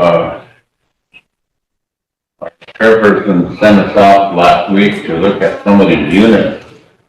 The actual living condition of some of our people. And that's not good, not healthy. Winter's coming up and, we need all the help we can get. So, I know you guys have money, Mike. I checked your bank account. You have a lot of money. Drop that. Kelly, did you have a question for Russell? No, I just had a comment about the project in general. So I just wanted to add, just because I know many here are new, and thank you so much, Russell, for that, because I think that helps us put everything into perspective about what the original intent is, and then when reality hits, it kind of changes things a little bit. But so I just wanted to throw out there that there was some, even though it wasn't the majority, there was some push for diversifying the funds rather than putting all 20 million towards mortgaging, because there's things like renters, credit building projects. When we talk about the need for elders, many of them aren't going to qualify for long-term mortgages anyway. So I think that there is a need beyond just the mortgaging for those. Even when we're talking about families and working families, if you look at, Harmon's, for example, we have a lot of people in that category that are able to make a payment, but look at the quality of house that they're paying for. So it's not like we don't have eligible renters. So that's why I just wanted to have the opportunity to kind of have this all a vision put out there, because I think there's a way that we can do this with the new houses at the mortgage with what we're trying to do, but utilize some that's not going to go to that, because I don't think realistically we're going to get to spend all that in the amount of time, and put $1 million here, or maybe put $500,000 here. I mean, we've had so many people from my community and other communities reaching out saying, what about a sweat equity program? I have 5 kids that they'll help build if you guys can get the floor plans for us, or things like Habitat for Humanity, again, that sweat equity option there. Chris mentioned some smaller type of home, tiny home type options. We have a lot of elders that got trailers during the COVID times, and it's too big for them. It just doesn't meet their needs. They can't have wood stoves. There's a lot of things that we've been hearing complaints on. So that's why I'm like, I know we need this. It was really hard for me to vote no on that when I did, but it's only because I think we could get a little bit better bang for our buck if we diversify a little bit and also include the needs of the people, which is, what are you comfortable paying? What can you pay? What, you know what I mean? Like, how many houses? So it's one thing to say, I know elders need home, I know workers need home, but there's thousands of people here. So if we could quantify that and get a percentage to help us prioritize that, I think that would be so meaningful for our people. Thank you. There is one criteria that makes the dynamic home idea seem very practical, and that's the time constraints that we're under to get the money obligated and actually get it under contract. Pretty hard to do if you try to do otherwise, given the late date and whatnot. So I'm thinking we ought to go ahead with buying some homes for these people, but what size homes, who are we going to build them for? We can get them just as quickly, but who they go to and whatnot, I think maybe we might want to re-examine that, whether or not they're going to be some of them are going to be home ownership, or some of them are going to be rental, or they can be just giveaways, whatever, But we've got to get the money under contract. We've got to get it obligated, and it has to be literally spent by 2026. Yeah, and that's very well. It has to be obligated under contract. You're talking about this many homes. I mean, OHTC can put out a house. Everybody's working right, everybody comes to work and does what they're supposed to do, and put out a house in a month and a half. That's just one house. No contractor can build, this many houses in the time frame that we have to work in. Let alone for the amount. But one more thing, if we commit to this, we're not ready for these houses as fast as they're gonna come. So we're gonna have to stay in someplace, we're gonna be able to place some of them, You know, you're talking about infrastructure, you're talking about foundations, well, you got locations first, you know? I mean, there's just a ton of things to consider, and we gotta get moving quickly. I might suggest that maybe you guys can pass the resolution off right in the contract. Or maybe you guys can sit down with Diane Coleman's and redraft the contract, what you're talking about. Slow it down. The other thing I would recommend is, you've got a couple people up in housing that are well versed in what a good house should look like. You know, and they can tell you what you're getting in terms of quality of construction and adequacy of construction. You know, why we never sent somebody from housing up to look at these houses is beyond me, but. Schultz, and then Ben, and then, was that Emily's time, Maxine? You know, we make decisions for our people here, and sometimes we don't listen. Have a seat up here. So earlier we talked about a survey. Has there ever been a survey developed for homes to take out into the communities to ask them what they want? You know, we have a lot of young mothers and dads that have nowhere, no start, except for living in a home where there's 12 or 15, getting discouraged, you know, and depressed. So has that ever happened, and can we do that? Because right now, look at Sunrise, you know, Sunrise there. We should sue that company. That's a. And look at Harmon's. Holy buckets. They charge $700 to $900 for a little tin can. And I hope they're listening, because they're taking advantage of our people, especially when COVID came. Can this body make some kind of a resolution where there's some standards there that these people can't come in here and do this to our own and ravish all this money off of our people?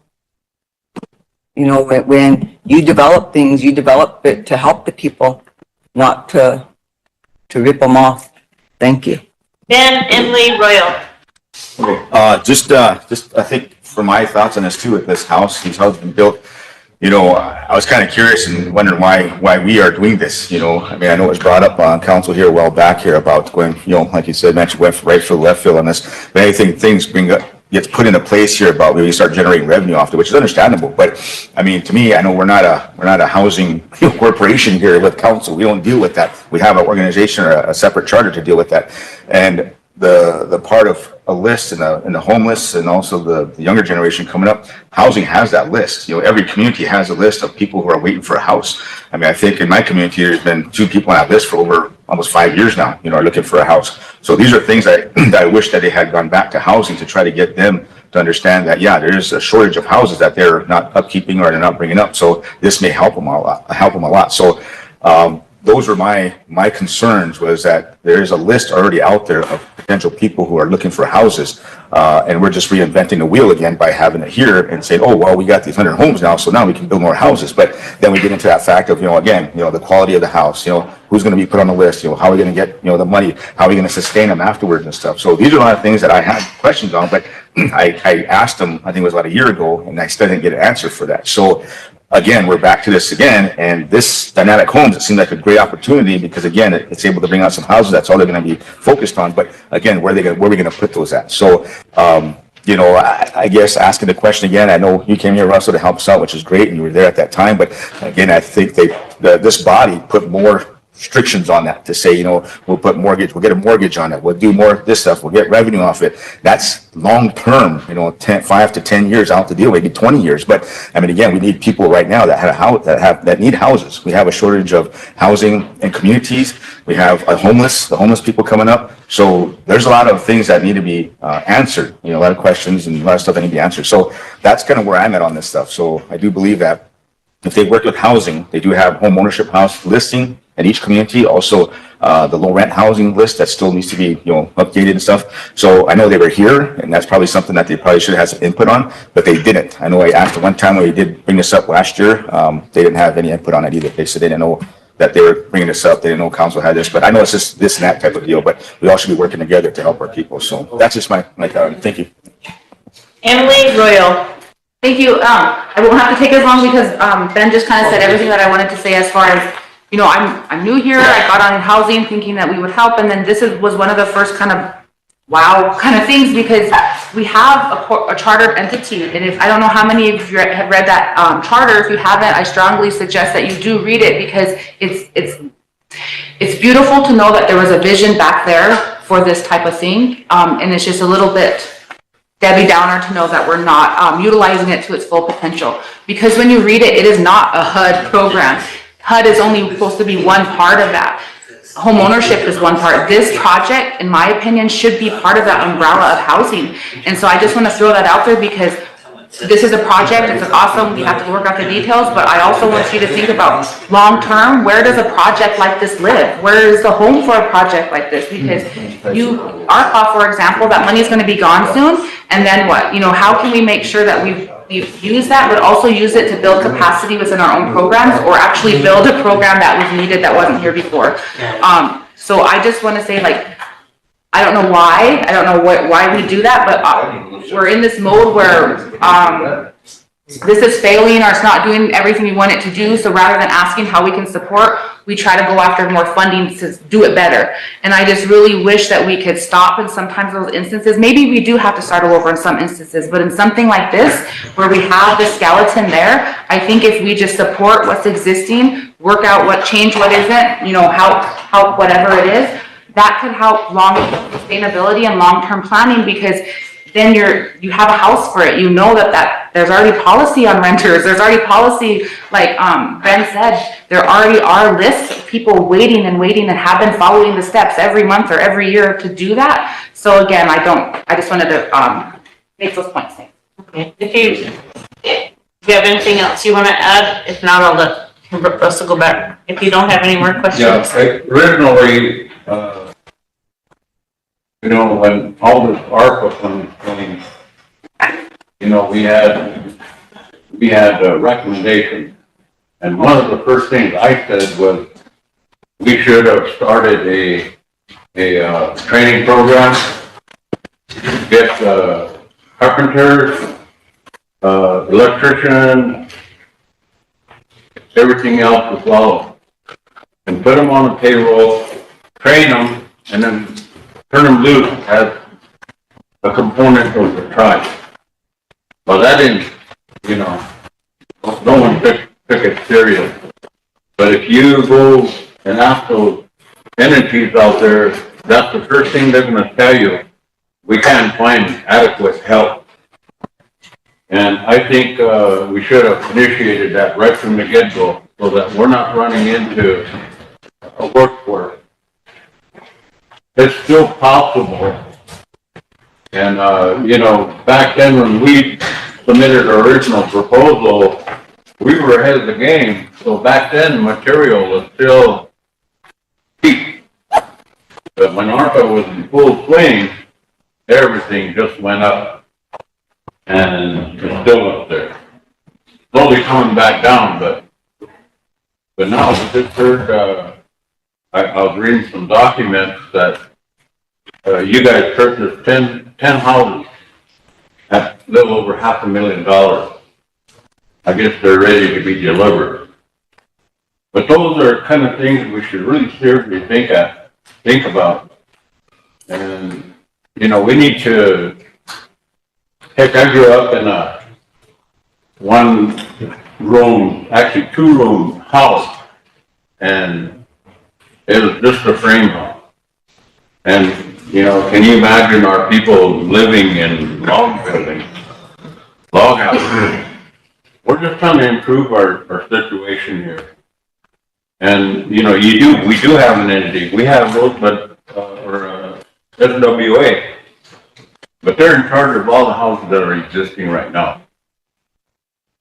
And maybe they need help to bring those up to the standard like they're supposed to under HUD rules. So you know, we can talk about it, but we need to actually do something now. You know, I ran into a group of people. They're worried about winter time. So I said, if nothing else fails, I'll go out and buy a yurt And I'll set it up someplace and they can stay there. I'll put a stove in the middle and let them have at it. You know, we had a spirit camp out there almost 2 years in a tent, army tent, mind you. And we survived the element. So I mean, those things are possible, but it just, right now it's nice out. But as soon as that cold weather hits, man, all of you are probably getting phone calls. And then you'll probably push it on Kathy, and then Kathy will push it on me. And then I'll come back to you guys. Full circle, right? I have Royal, Totes, Lila, and Alvin. Well, I was just gonna ask you a quick release on Joe. Oh, Looking at this, how much it houses and it costs 15 units, it's pretty high. 2.4, $2.5 billion. I've been in construction all my life. I worked for a company out of Mitchell. We came here to build 44 units for $3 million. And it took less than 30 days. But these are professionals I'm talking about. I'm not talking about hiring anybody else to eat. Yeah. You know what I'm talking about also? Exactly, yeah. So it could be done. Yeah. But you gotta have to train your people. And I would rather see the tri buildings create employment for the people around here. But it's really up to council. They want to get these 15 units for $2.5 billion. They better have some good material in it. Good furnaces. Majority of these companies that come in here, they use cheap material. Especially plywood, they use that compressed wood. As soon as that thing gets wet, your house is falling apart. So these guys, we're trying to push this across, should have them build one. Let us, everybody look at it before you do it. See what kind of material they're using. Because when we came in here and built these houses, we didn't use no compressed wood. We used real plywood. And that's what you need to do. Exactly. That's all I gotta say. Oh. Royal, are you still talking? Yeah. So Wayne, what is your recommendation to approve the Yeah, contract? who woke me up?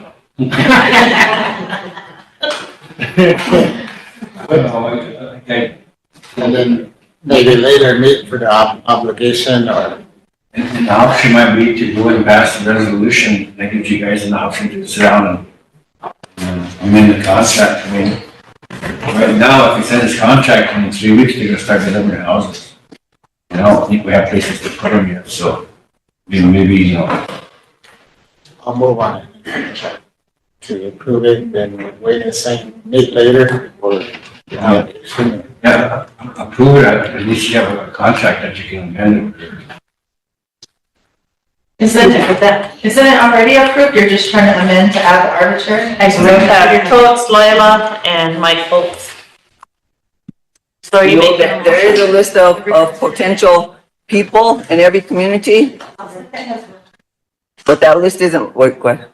He's making a motion. Okay. So I was waiting on Royal.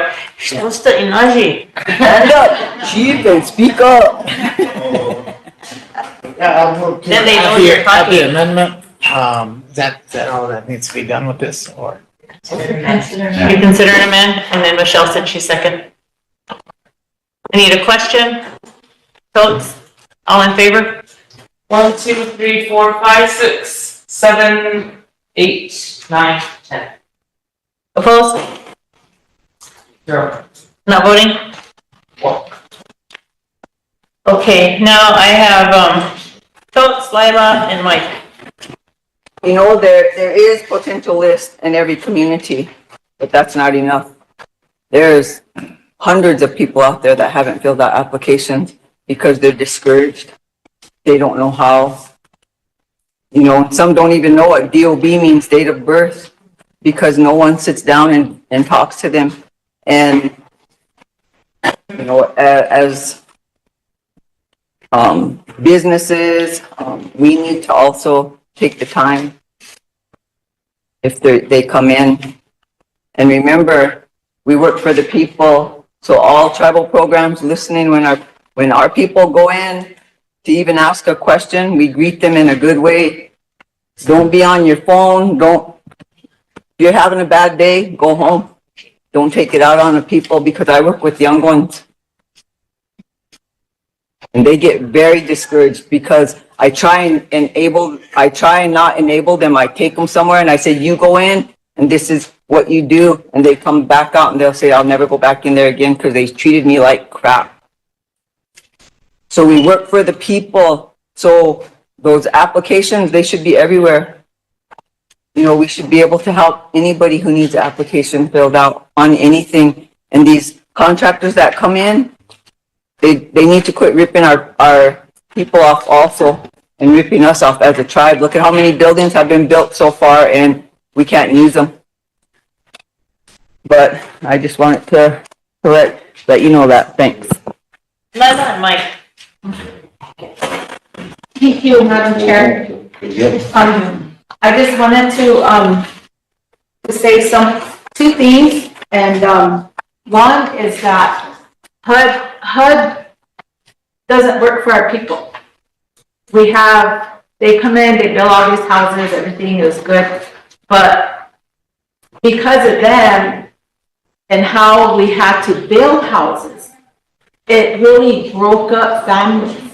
So there are communities that are kind of enmeshed and having to live here and there, and they didn't have a choice, you know? So some people are, from my community, are living, you know, everywhere else.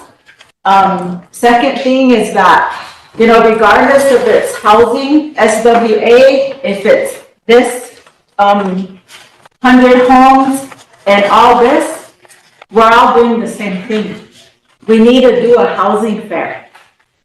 You know, borrow XGU campus or their gym, all these entities come and we just take those applications, because there are people who don't know, but they're supposed to apply and renew every year their applications.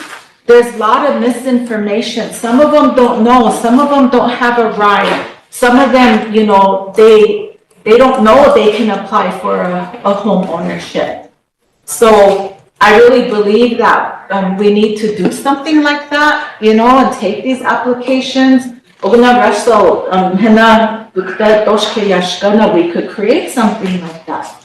And all these offices, they come and we just, because I say this over and over, and they tell people, oh, I'm on the list. I have never seen a list since I sat here. Never. And they're secret. They're secret. So we learned bad things from how we were assimilated. So and I always dream of this. I dream of this, that we look at all this land, but we limit ourselves. We could create a Sichanghu place for our young families. Let them buy their home as they're working. Let them do that and create it somewhere, or ask them, what do you guys want to do? Nobody asks us. And my house, I didn't want my house where it's at. I'm right by the road, but I had to be because of the water and the road. But I don't have, and there's standards that they miss. I don't have a culvert in my driveway. I don't think anyone does. I go by and I look and there's no culverts. Those are supposed to be there. Roads. There's a lot that goes to this, but it really is hard because we've been dealing with this so long that we know what to do. We have experts sitting here. We know what to do. But the first thing is, let's do the applications and let's make the list and give them to wherever, all the entities that need the list. So, and write them letters. Say, hey, you need to come in and do your application, or, we gotta go out there. We're not doing public service. We gotta go out there. We have vehicles. We need to go out to our communities, you know. Hopefully, FEMA trailers, we chalk because they're so poor. They're for Florida. Right now, those people need houses because they can't live in them. And so you have that group, and then you have the Super 100 group. You know, those houses, I don't even know if the structures are good. Then you have the transitionals. Gee, those were the first houses, so like 60s? House McQuell was born. Yeah, way before Russell was born. 375. Yeah. And they were built right over here by tribal people. Those people are all dead now. Yeah. We don't have those skills anymore. Yeah. So, you know, you look at those things and, you know, we gotta take time. I mean, I know we have to pass things, but council, maybe we could, you know, create time with everybody involved and, you know, you guys know what's going on. You know how to build these houses. Our people never have a choice. And then the house, I live in a walking show. That house, there's just no insulation in there. They're really bad. They're just like a pop can. But they only cost $12,000. Yeah, they were 12,000. Now you feel. Yeah. They're cheap. But they're no good. They're built, the foundation is wood. So I have to probably pay 16,000 for a new foundation. That's why Chimshnina, they gave them to us, but they still charged us. So that group, and then you have another group that, you know, they're placed here and there and they're renting.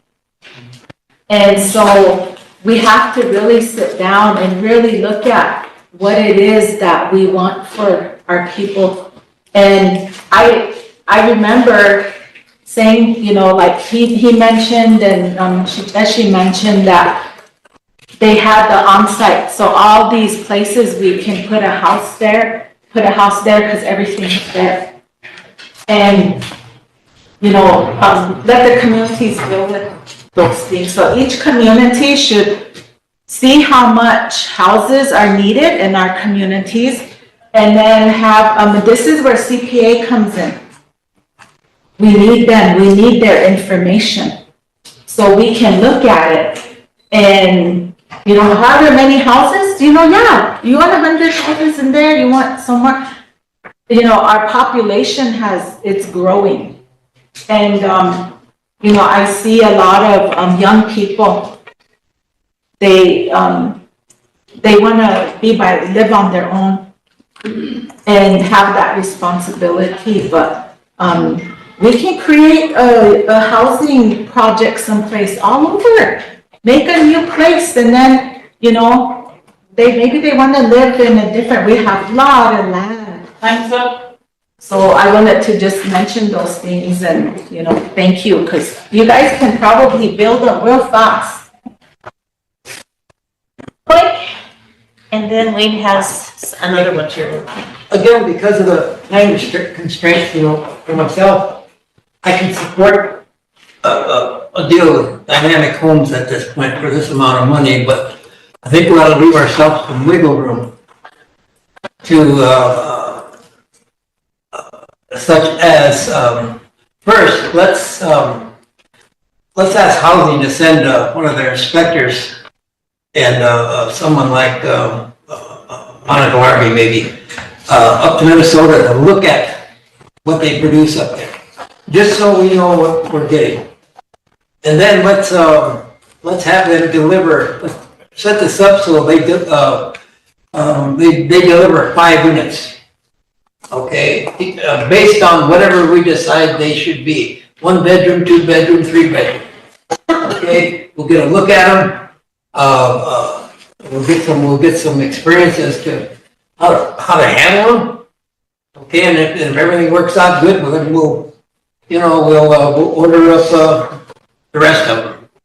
If they give us time to come up with a plan, you know, based on everything that's been said here. Again, I believe we should go forward with a contract with these people, but let's leave ourselves some wiggle room. Yeah, you guys already tested. but he has something else now. Yeah, you guys approved, thank you, but I got just a couple more on, what I passed out to you is a resolution that accepts and obligates end of the year money from the BIA. This, money is like, last year's money is like over a year old. So it's been sitting there a while. The tribe, asked for $575,000 here a while back for end of the year money for a fresh lot. And the Bureau ended up giving us $200,000. And the $200,000 was for removal of structurally unsound buildings and barns and outbuildings. And then $75,000 to take care of buffalo and native grasses up there. And the $200,000 budget attached. And monthly committees of the resolution 24-269. And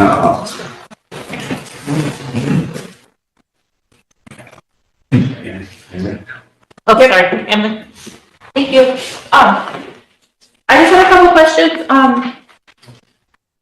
I know the funding's needed. My questions are specifically about the $75,000. I'm just curious on who made the plan, who's gonna be carrying out the plan, who will be managing the animals. I'm curious onto who's identifying what an invasive species is, because from environmental standpoint or even from a cultural standpoint, that varies drastically with the agricultural standards of what an invasive species is. So I'm worried about that because sometimes even our culturally sensitive plants can be considered a weed or noxious. So I just want to make sure that that's being considered.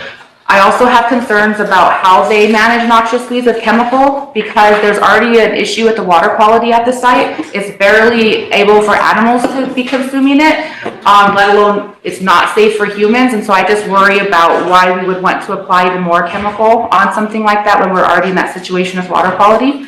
And then I guess the other question I have is just about the plan in general, because there's a lot of ways to manage wildlife and native plants without chemical. Sometimes it's needed, but that should also be known, because when you're managing for a noxious weed with chemical, it's going to negatively affect your native grasses and your native plants. And so it just seemed very contradicting that we were going after funding for those two things in the same one. And I think my final question was, does this tribe, or do we as a tribe take a stance? I didn't realize we did, where we treat our relatives as livestock. I think that our bison and our buffalo have gone through just as much torture and horrible history as our people have. And the fact that they're still here and to be treated like that is just problematic for me. I think that they're owed more than to be just treated as like a cow or something like that on the land. I think that by doing things like that and by establishing that as a management program, we are actually managing out the wild of our relatives, and they are no longer going to be a wild buffalo. So I just want to make sure that if that was really the intent of Pesh Law, was to have our relatives come back, then I think we owe them a little bit more respect than managing them like cows. Thank you. I doubt seriously whether there's a plan in. I haven't seen a plan. I don't see any money there to buy chemicals, so I'm assuming that they're gonna go out there and not use chemicals. I have not seen a plan. This money we asked for $575 was to, take care to rebuild that house out there and do some more fence and that kind of stuff. But the Bureau only gave us $200,000, and this is the categories they said they wanted to spend in. As far as the buffalo, we were seriously considering not taking these buffalo up there at all till next spring. I mean, maybe we start with maybe like 6 or 7. But the county commissioners are really putting pressure on us now. Part of that land, like all that new land we bought in that $537,000 of the house, none of that land is in trust yet. The big portion is, but all the land we bought around is not in trust. And the county commissioners want to see livestock out there before the snow flies on. They're going to start assessing this $81,000 in taxes again. So I think Russellton in the last meeting, I think Cheyenne River expressed some interest as far as how can take care of them, right? Yeah. Is that right? Yeah, Cheyenne River is taking on helping us out to send, Buffalo personnel up there, somebody to watch over the Buffalo. You know, when we first purchased Tesla, you know, it was, first, it was for cattle raising, basically. Before that was sheep, goats. So that ground was really, you know, eaten down to the, and Tesla is it's a different environment. It's not like out here. It's, most of it is rock. And then, you know, so growing season, it's kind of limited. There's only certain areas that we can harvest hay because of the terrain. And then you were talking about, you know, we found a plant that supposedly extinct. Oh, it's drawn back up there. And we have the GPS unit, we're getting with Frank and, Mark. So they can go see if the plants are still coming up. Maybe there might be more. So we are watching, you know, what we're doing. And we cleared that, thankful to the Bureau. We cleaned out all the, trees that were infested with that bug disease. So our property is pretty much clear of that. Now, we're having an issue with U.S. Forest Service because we're right butt up against them. So if you ever go over there, you're going to see all the dead trees. Wayne talked to you about that. There's a plan. We have a plan for that. We have access to some dollars. That's coming up next, Russ. What is it? Well, I'm speaking out of turn. But we are, you know, and when we had a bad history of, you know, when owners, they were paying what, $2,900 a year, right? $2,300 a year for running all their cows, right? So when we purchased that land, we didn't know about the agricultural aspect of what the county required. And right off the bat, they started charging us $80,000 a year. And they didn't tell us until a year or two. So then we owed them $160 grand. And so we didn't have, at that time, it wasn't put into trust. The first 2,100 acres are in trust. But now the county commissioners are coming back and asking us, well, what are you guys gonna do? So we said, well, this is trust land now. All the fencing that we put in is buffalo, but it is on trust land. We have 437 acres that we purchased later that's still not into trust. But that's outside that fence area. So, I don't know, you know, I mean, I wanted to see in black and white what the county commissioners are asking us to do. So that's kind of still into contention, but, next week, they're having a buffalo roundup here. And I believe we're gonna take nine buffalo back up there and put them in a buffalo pasture. Then we have a manager coming out of the River to help us see it through the winter. So that's all in the working. I do wanna get a better place up there. We have a RV sitting up there, but, it's not gonna howl, you know. They could, probably. My grandson lives in one for the last couple of years, so, you know. So all that's been working. We're still into contention with, the other land that we purchased in Crow Creek. Went out and got the money, from, what's the name of that tribe in? San Manuel. San Manuel tribe. They gave us $1 million for fish law. Well, since Crow Creek went after that money and brought it back, they're the ones that kinda in charge, so we just left that land alone until we figure out. I just hear that there's a new administration over there in, Crow Creek. So we're gonna have to sit down and visit with them, see what happened. How many acres was that? 200 acres, wasn't it? 260 or something like that. So, yeah, we're trying to do something, and this, he'll probably bring up some resolution here, it's gonna expand, things are gonna get bigger. And, we have an opportunity now to access some funds and to be able to do something on a larger scale in Petla and at Blackout Peak.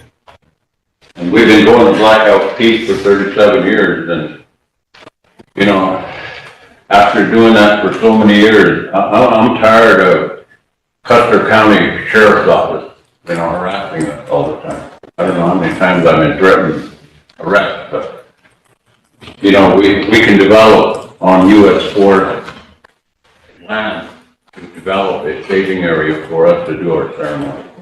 And that's what we're looking forward to. And it may cost us money, but it's not gonna cost us money, it's gonna cost them money. So we're working on it. I don't know, Wayne will probably bring all that up, but. Yeah, that's up the next list. But anyway, with this 200,000, we don't really have a plan. We're very mindful of what we do up there. I mean, it's what happened the first go around up to Buffalo, we learned a lot from. So we're very cautious about who we let go up there. We have managed the place now, and so we're paying attention. This is $200,000. Should have been passed or obligated last February. It's been sitting out here in the middle. So I'm just asking if you guys could accept the money and approve the attached project, $200,000. It's 24-269. Mike? Russell, there are other ways to remove invasive weeds than spraying, right? Right, and see, we had, actually the Bureau went up. That's what I was asking what the plan Yeah, and they took care of that. And that's when we ran into that supposedly plant that was, it's coming back. The land really is not suitable for great buffalo green. Yeah, it's good for it, yeah. But not too many. Yeah, well, we can only house 6 feet head of buffalo up there with the landing. Okay. Yeah. Because from the forage standpoint. Right. I mean, Bureau's regulations, unit, you know. So our plan is, we have 2 sides of the road. We got fencing on both ends, buffalo fence. Matter of fact, we're gonna actually put in an electric fence for the time being. But we rotate them. Like in the wintertime, we'll keep them on the west side and then and close to the home. And then the summer months, we're gonna rotate them up on the east side. And we have a section, there's only certain areas you can cut hay. And they had a alfalfa field out there. So we only utilize those areas to cut hay. We didn't cut hay last summer because we were short on equipment. We did get some equipment now. So it's a little bit different up there, the terrain, and it's pretty rough, but you know, it's a special place. What did Ben say? It was 500 and so many cultural sites they found just on that land that we purchased. So it was long used for many, many generations. And so we just kind of want to reserve it in that way. And the reason why they go there is because of Black Mountain, the mountain behind us, which is under federal U.S. Forest Service.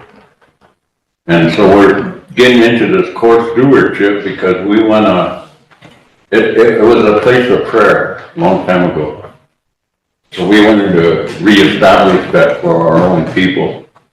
Right now it's, I mean, you can drive practically all the way up there. And Hill City leases out these four-wheelers and side-by-sides, and they go all the way up there. And they have, you know, the tires to do it, and it's kind of a deterrent. of people going up there trying to do this correct. So I think we eliminate that at some point. That's why we're really pushing the stewardship, because, it's a chance for us to get our foot in the door with, but Madam Chair, I'll move to approve the resolution. 24-269, that's Kashla. Need a second? Layla, question, Chris? All in favor? I'll read again. See you. I'll start with the first one. Okay, sorry, I really jumped ahead. On March 21st, 2024, the U.S. Department of Interior Bureau of Indian Affairs Regional Office has notified the local Sioux tribe of the availability of one-time, non-recurring federal funding for continued efforts of local Sioux tribe back and Peshawar recovery of the Corpus Sacred Site project. $125,000 specifically for the removal of unsafe, structurally unsound existing barns and outbuildings, and $75,000 specifically for buffalo tree, anti-native grass, removing invasive species, harvested and provided for livestock. And we're asked to be on notice of funding availability request for permission to revise scope of work, budget justification to reflect the actual work, actual funds available for a specified purpose. And whereas the Local Sioux Tribe of Land and Natural Resources Committee recommends the Local Sioux Tribe accept the funds and direct the RST Natural Resources Program to submit a revised scope of work, budget justification amount of $125,000, specifically for the removal of unsafe structures, sound, existing barn and building, outbuildings, and $75,000 specifically for buffalo feed, planting, native grasses, and removing invasive species harvested provided for livestock. Now, resolved. The Tribal Council accepts the funds in the amount of $25,000 specifically for the removal of unsafe, structurally unsound, existing barn and outbuildings, and $75,000 specifically for buffalo trees, planting native grasses, and native species harvested today, and for providing for livestock for recovery of the Corpus Sacred Site project, and authorize the commission to revise scope of work, budget, and budget in accordance with Protocol 93-638 to the BIA Division of Natural Resources, Great Plains Region. Be it further resolved that the President of the Sioux Tribe or his designee authorized delegates authorized and directed to sign in on all related documents to for the tribe acceptance of the fund for freshwater recovery of the sacred site in the amount of $25,000 for the removal of unsafe structurally unsound existing barns and outbuildings, $75,000 for buffalo food, planting, native grasses, removing basic species, harvested hay, and fight for livestock. Need a question? Chris? All in favor? 1, 2, 3, 4, 5, 6, 7, 8, 9, 10. 11. Did you above two? Yeah. Oh. Opposed? 0. Not voting? 3. Thank you, Council. Keep the front foot down. On what I passed out here, it's again what Russell is alluding to is the tribes in North currently South Dakota, I think Canada is involved, just negotiated and signed an agreement with the U.S. Forest Service to do some not management, but for stewardship for all over land and Black Hills. And in addition to that, they appropriated $15 million to this so that we can start hiring some staff and actually the other plan was actually begin developing and signing contracts to take over the majority of Park Service. We're looking at Land Mountain, we're asking for like 2 miles around Peshawar. Circle the whole Peshawar 2 miles, which includes Flag Mountain. And then we're talking about the Blackout Creek Wilderness, that's in the first one. We have to go to a different agency, but we're also talking about Wind Cave. So eventually we want all the sacred sites and all the lands that we hold here under our stewardship within the next year or two. And the government has pledged or given us $15 million to do that. However, we need a body, we need a structure to that. that's going to administer this. So what the tribe is talking about is adopting corporation papers or a charter that's almost identical to the Peshla charter. And so that we would use this as the body that's going to administer these funds. So what's referring to the resolution that adopts this charter, and then once we adopt it, Cheyenne River will sign it, Pine Ridge, Standing Rock for sure, I think Crow Creek is also said they would. But anyway, this would just be the beginning. And I don't want to get too specific because we're on the air. But also, once we get this sacred sites board in place, then there are other properties that are being purchased by other entities out there. And these entities are searching for native groups to take over the management of these properties. And so this would be the group that we would propose to do that. You know, there's a couple of specific sites right now, but I don't want to talk about them in the air because they aren't finalized yet. That's what this resolution is for. And I think it calls for the same as push law where the East Tribal Council will select 2 representatives to sit on this board.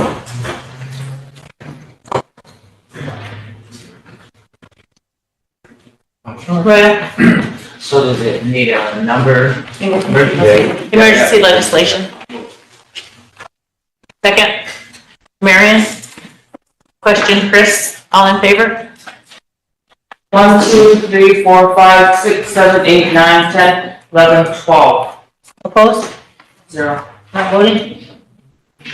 Okay, motion carried. Motion to approve? Royal? What was the Mike? number? 278. Thank you. 278.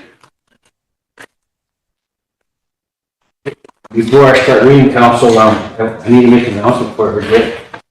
The casino just called, and the casino's gonna be closed from 10 a.m.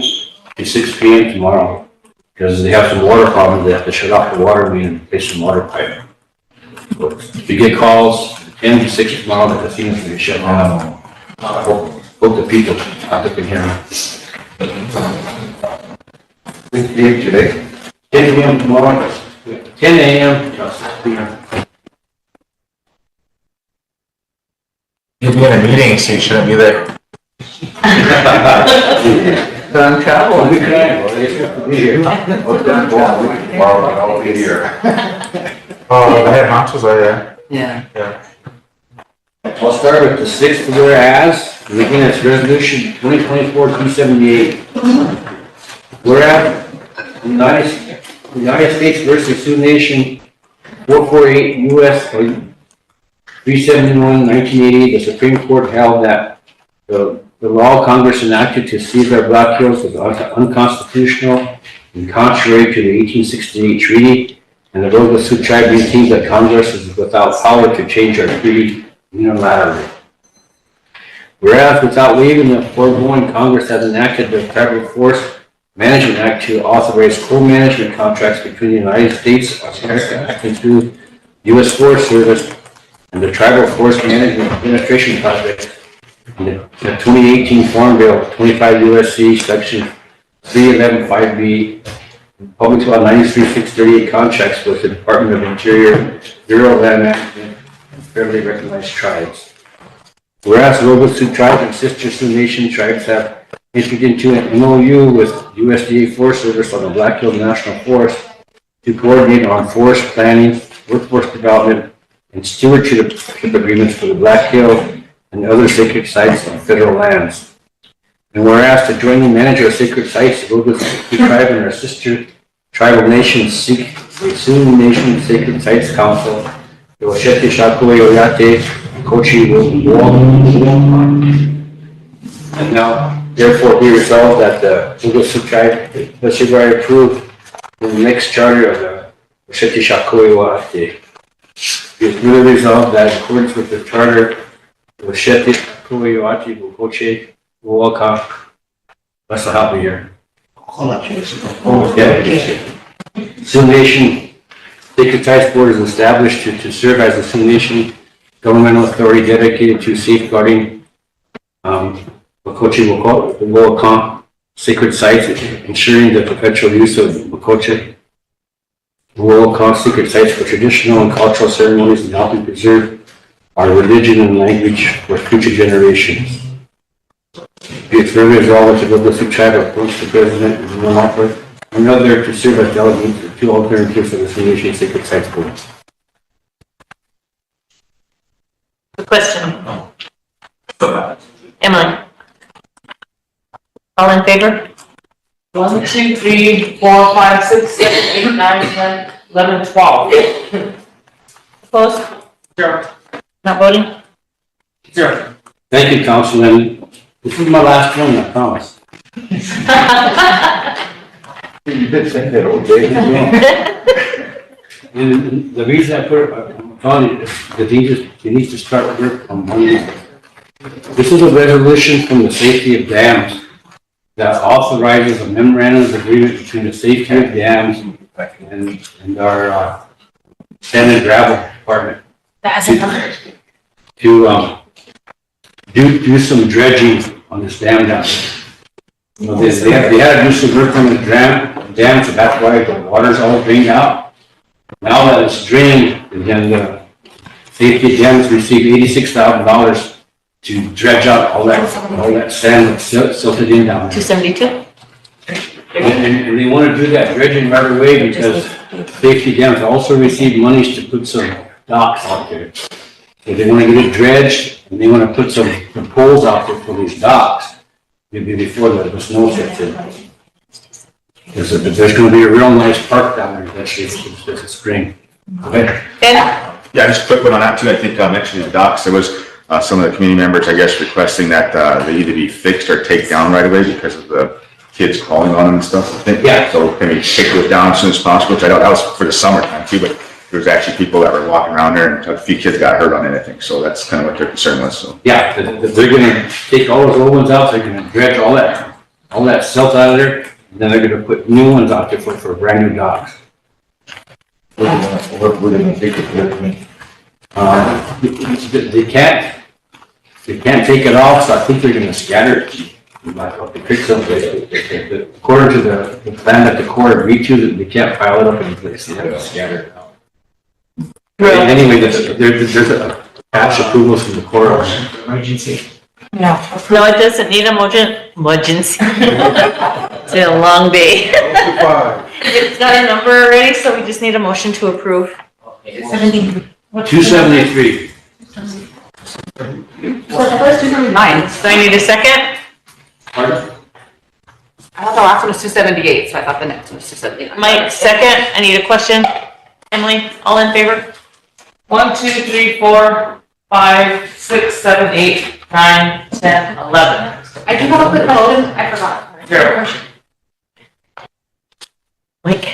Oh, question. Mike second. Mike second. Emily? I had a question though. Oh, you have a question? Yeah. You didn't question it? I can question, but I just had a quick comment on that.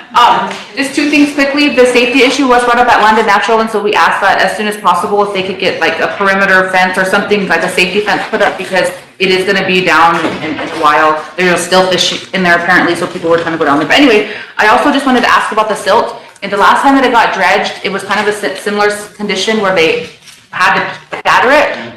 But because of that, they scattered it down, you know, and then as soon as the water comes in every year, then that's what silted back up.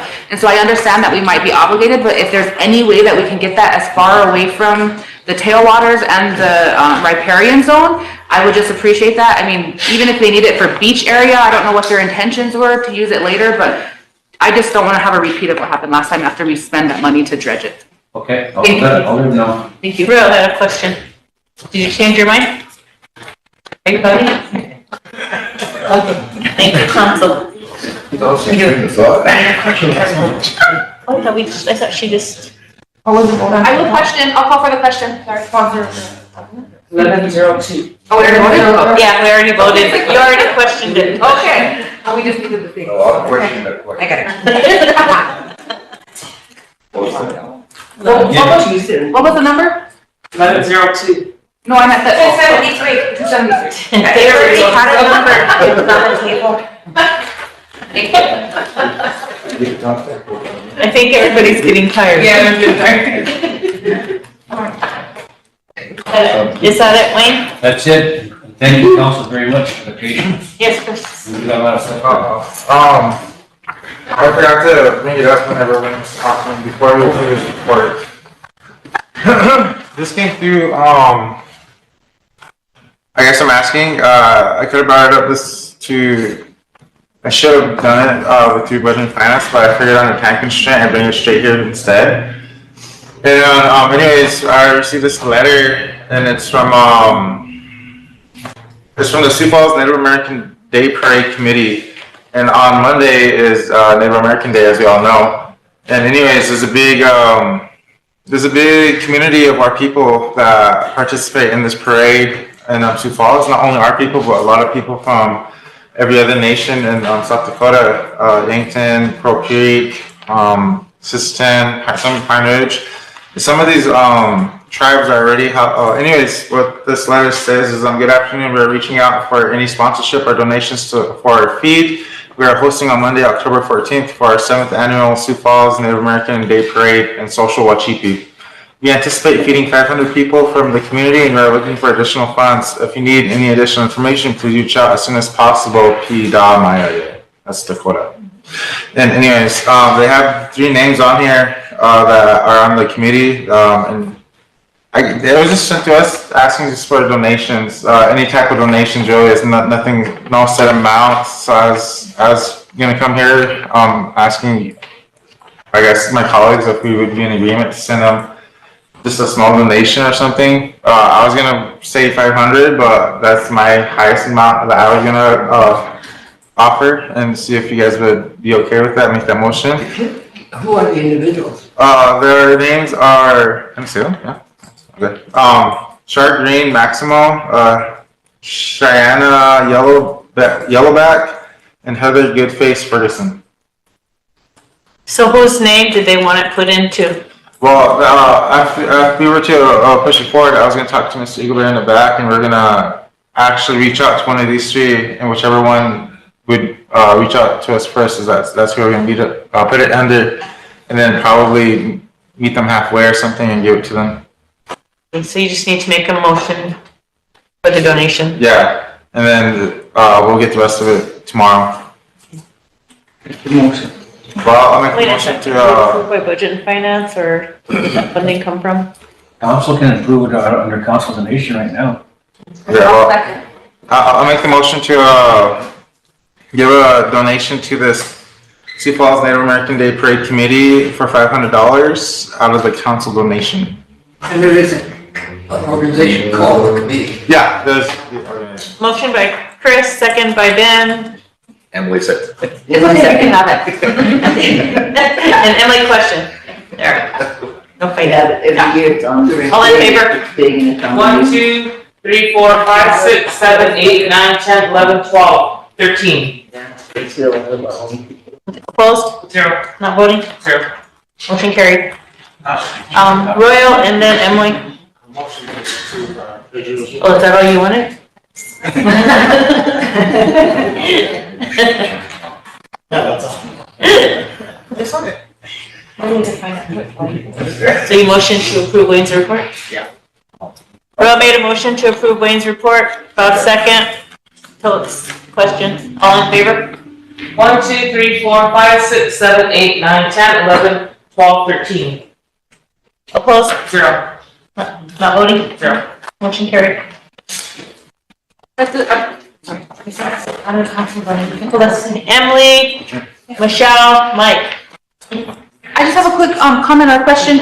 I know I requested to be late tomorrow morning. I won't be here until noon, but health admin brought down some resolutions that did go through health board that they want to make sure that we get to. So I was just wondering if I could leave them with someone, and if we get to that on the who's the vice chair agenda, So we weren't able to so I was temporary chair just because we don't have anybody, so we could have a meeting, but we don't have any official. Lila will bring it up. Okay, I just wanted to. Lila can bring it I'll up. leave it with her. Thank you. Okay, can you read my own writing? Michelle? I was just wondering, we didn't approve Lisa's report. We There you go. We did. We did? Yeah, okay. I was just horrified. Okay, Mike? When we're gonna get back to the discussion on the housing thing? We already approved it, didn't we? Yeah. We did. Yeah. Excuse me. I'll move that we recess until tomorrow. Okay, before we recess, I just wanted to bring something up to council. Angelandra's program has been wanting to offer to the council a QPR training. And so if council's okay with it, I'd like to have them schedule that before we start with the casino and Redco on that date. If you guys are okay with that, it's an hour training. And it really helps where, what she has is we like to train the council on question, persuade, and refer, QPR. It's a 1 hour training that could help save someone's life. Oftentimes when there's an emergency in our families, people tend to reach out to the police department and their council representative from their community. So it's actually something beneficial if you come across the situation in your community where if you're present or if they call upon you, you can help. So I'll motion to have them on before at the beginning of the 23rd meeting. 23rd meeting? I have a question. I was just wondering, has it ever been proposed to start early? Like, if you're having that training? Can I get a second to his motion second. first? Okay, no. I was just wondering if it had ever been proposed to have council start early, if we're gonna be adding a training to that. I was wondering if we were able to start like at 9 or 9:30 so that we could make up for that time. It's only an hour. I mean, if it was longer, but it's something that you guys would have to put to motion because it's in the Constitution, the time frame of the meetings to start. Just like the meetings are, the dates they're scheduled on are per the Constitution, that the meetings are held on these 2 dates and then on that date. So it'd be up to this body. Was it CPR? QPR. QPR. I think we should just stay regular date, because I drive a long way. Yeah. If they start early, that means I have to leave early. I'm glad you start anyway. So Mike made a motion to recess. Oh, you gotta vote on mine still? Pardon? It's not the vote on his. Oh, sorry. Question. I need a question. Phillips. All in favor? 1, 2, 3, 4, 5, 6, 7, 8, 9, 10, 11, 12, 15. Just to reset. Opposed? Oh, No, I could just call us into recess. okay, well, go ahead and call it. Okay. I'm not doing mouth to mouth.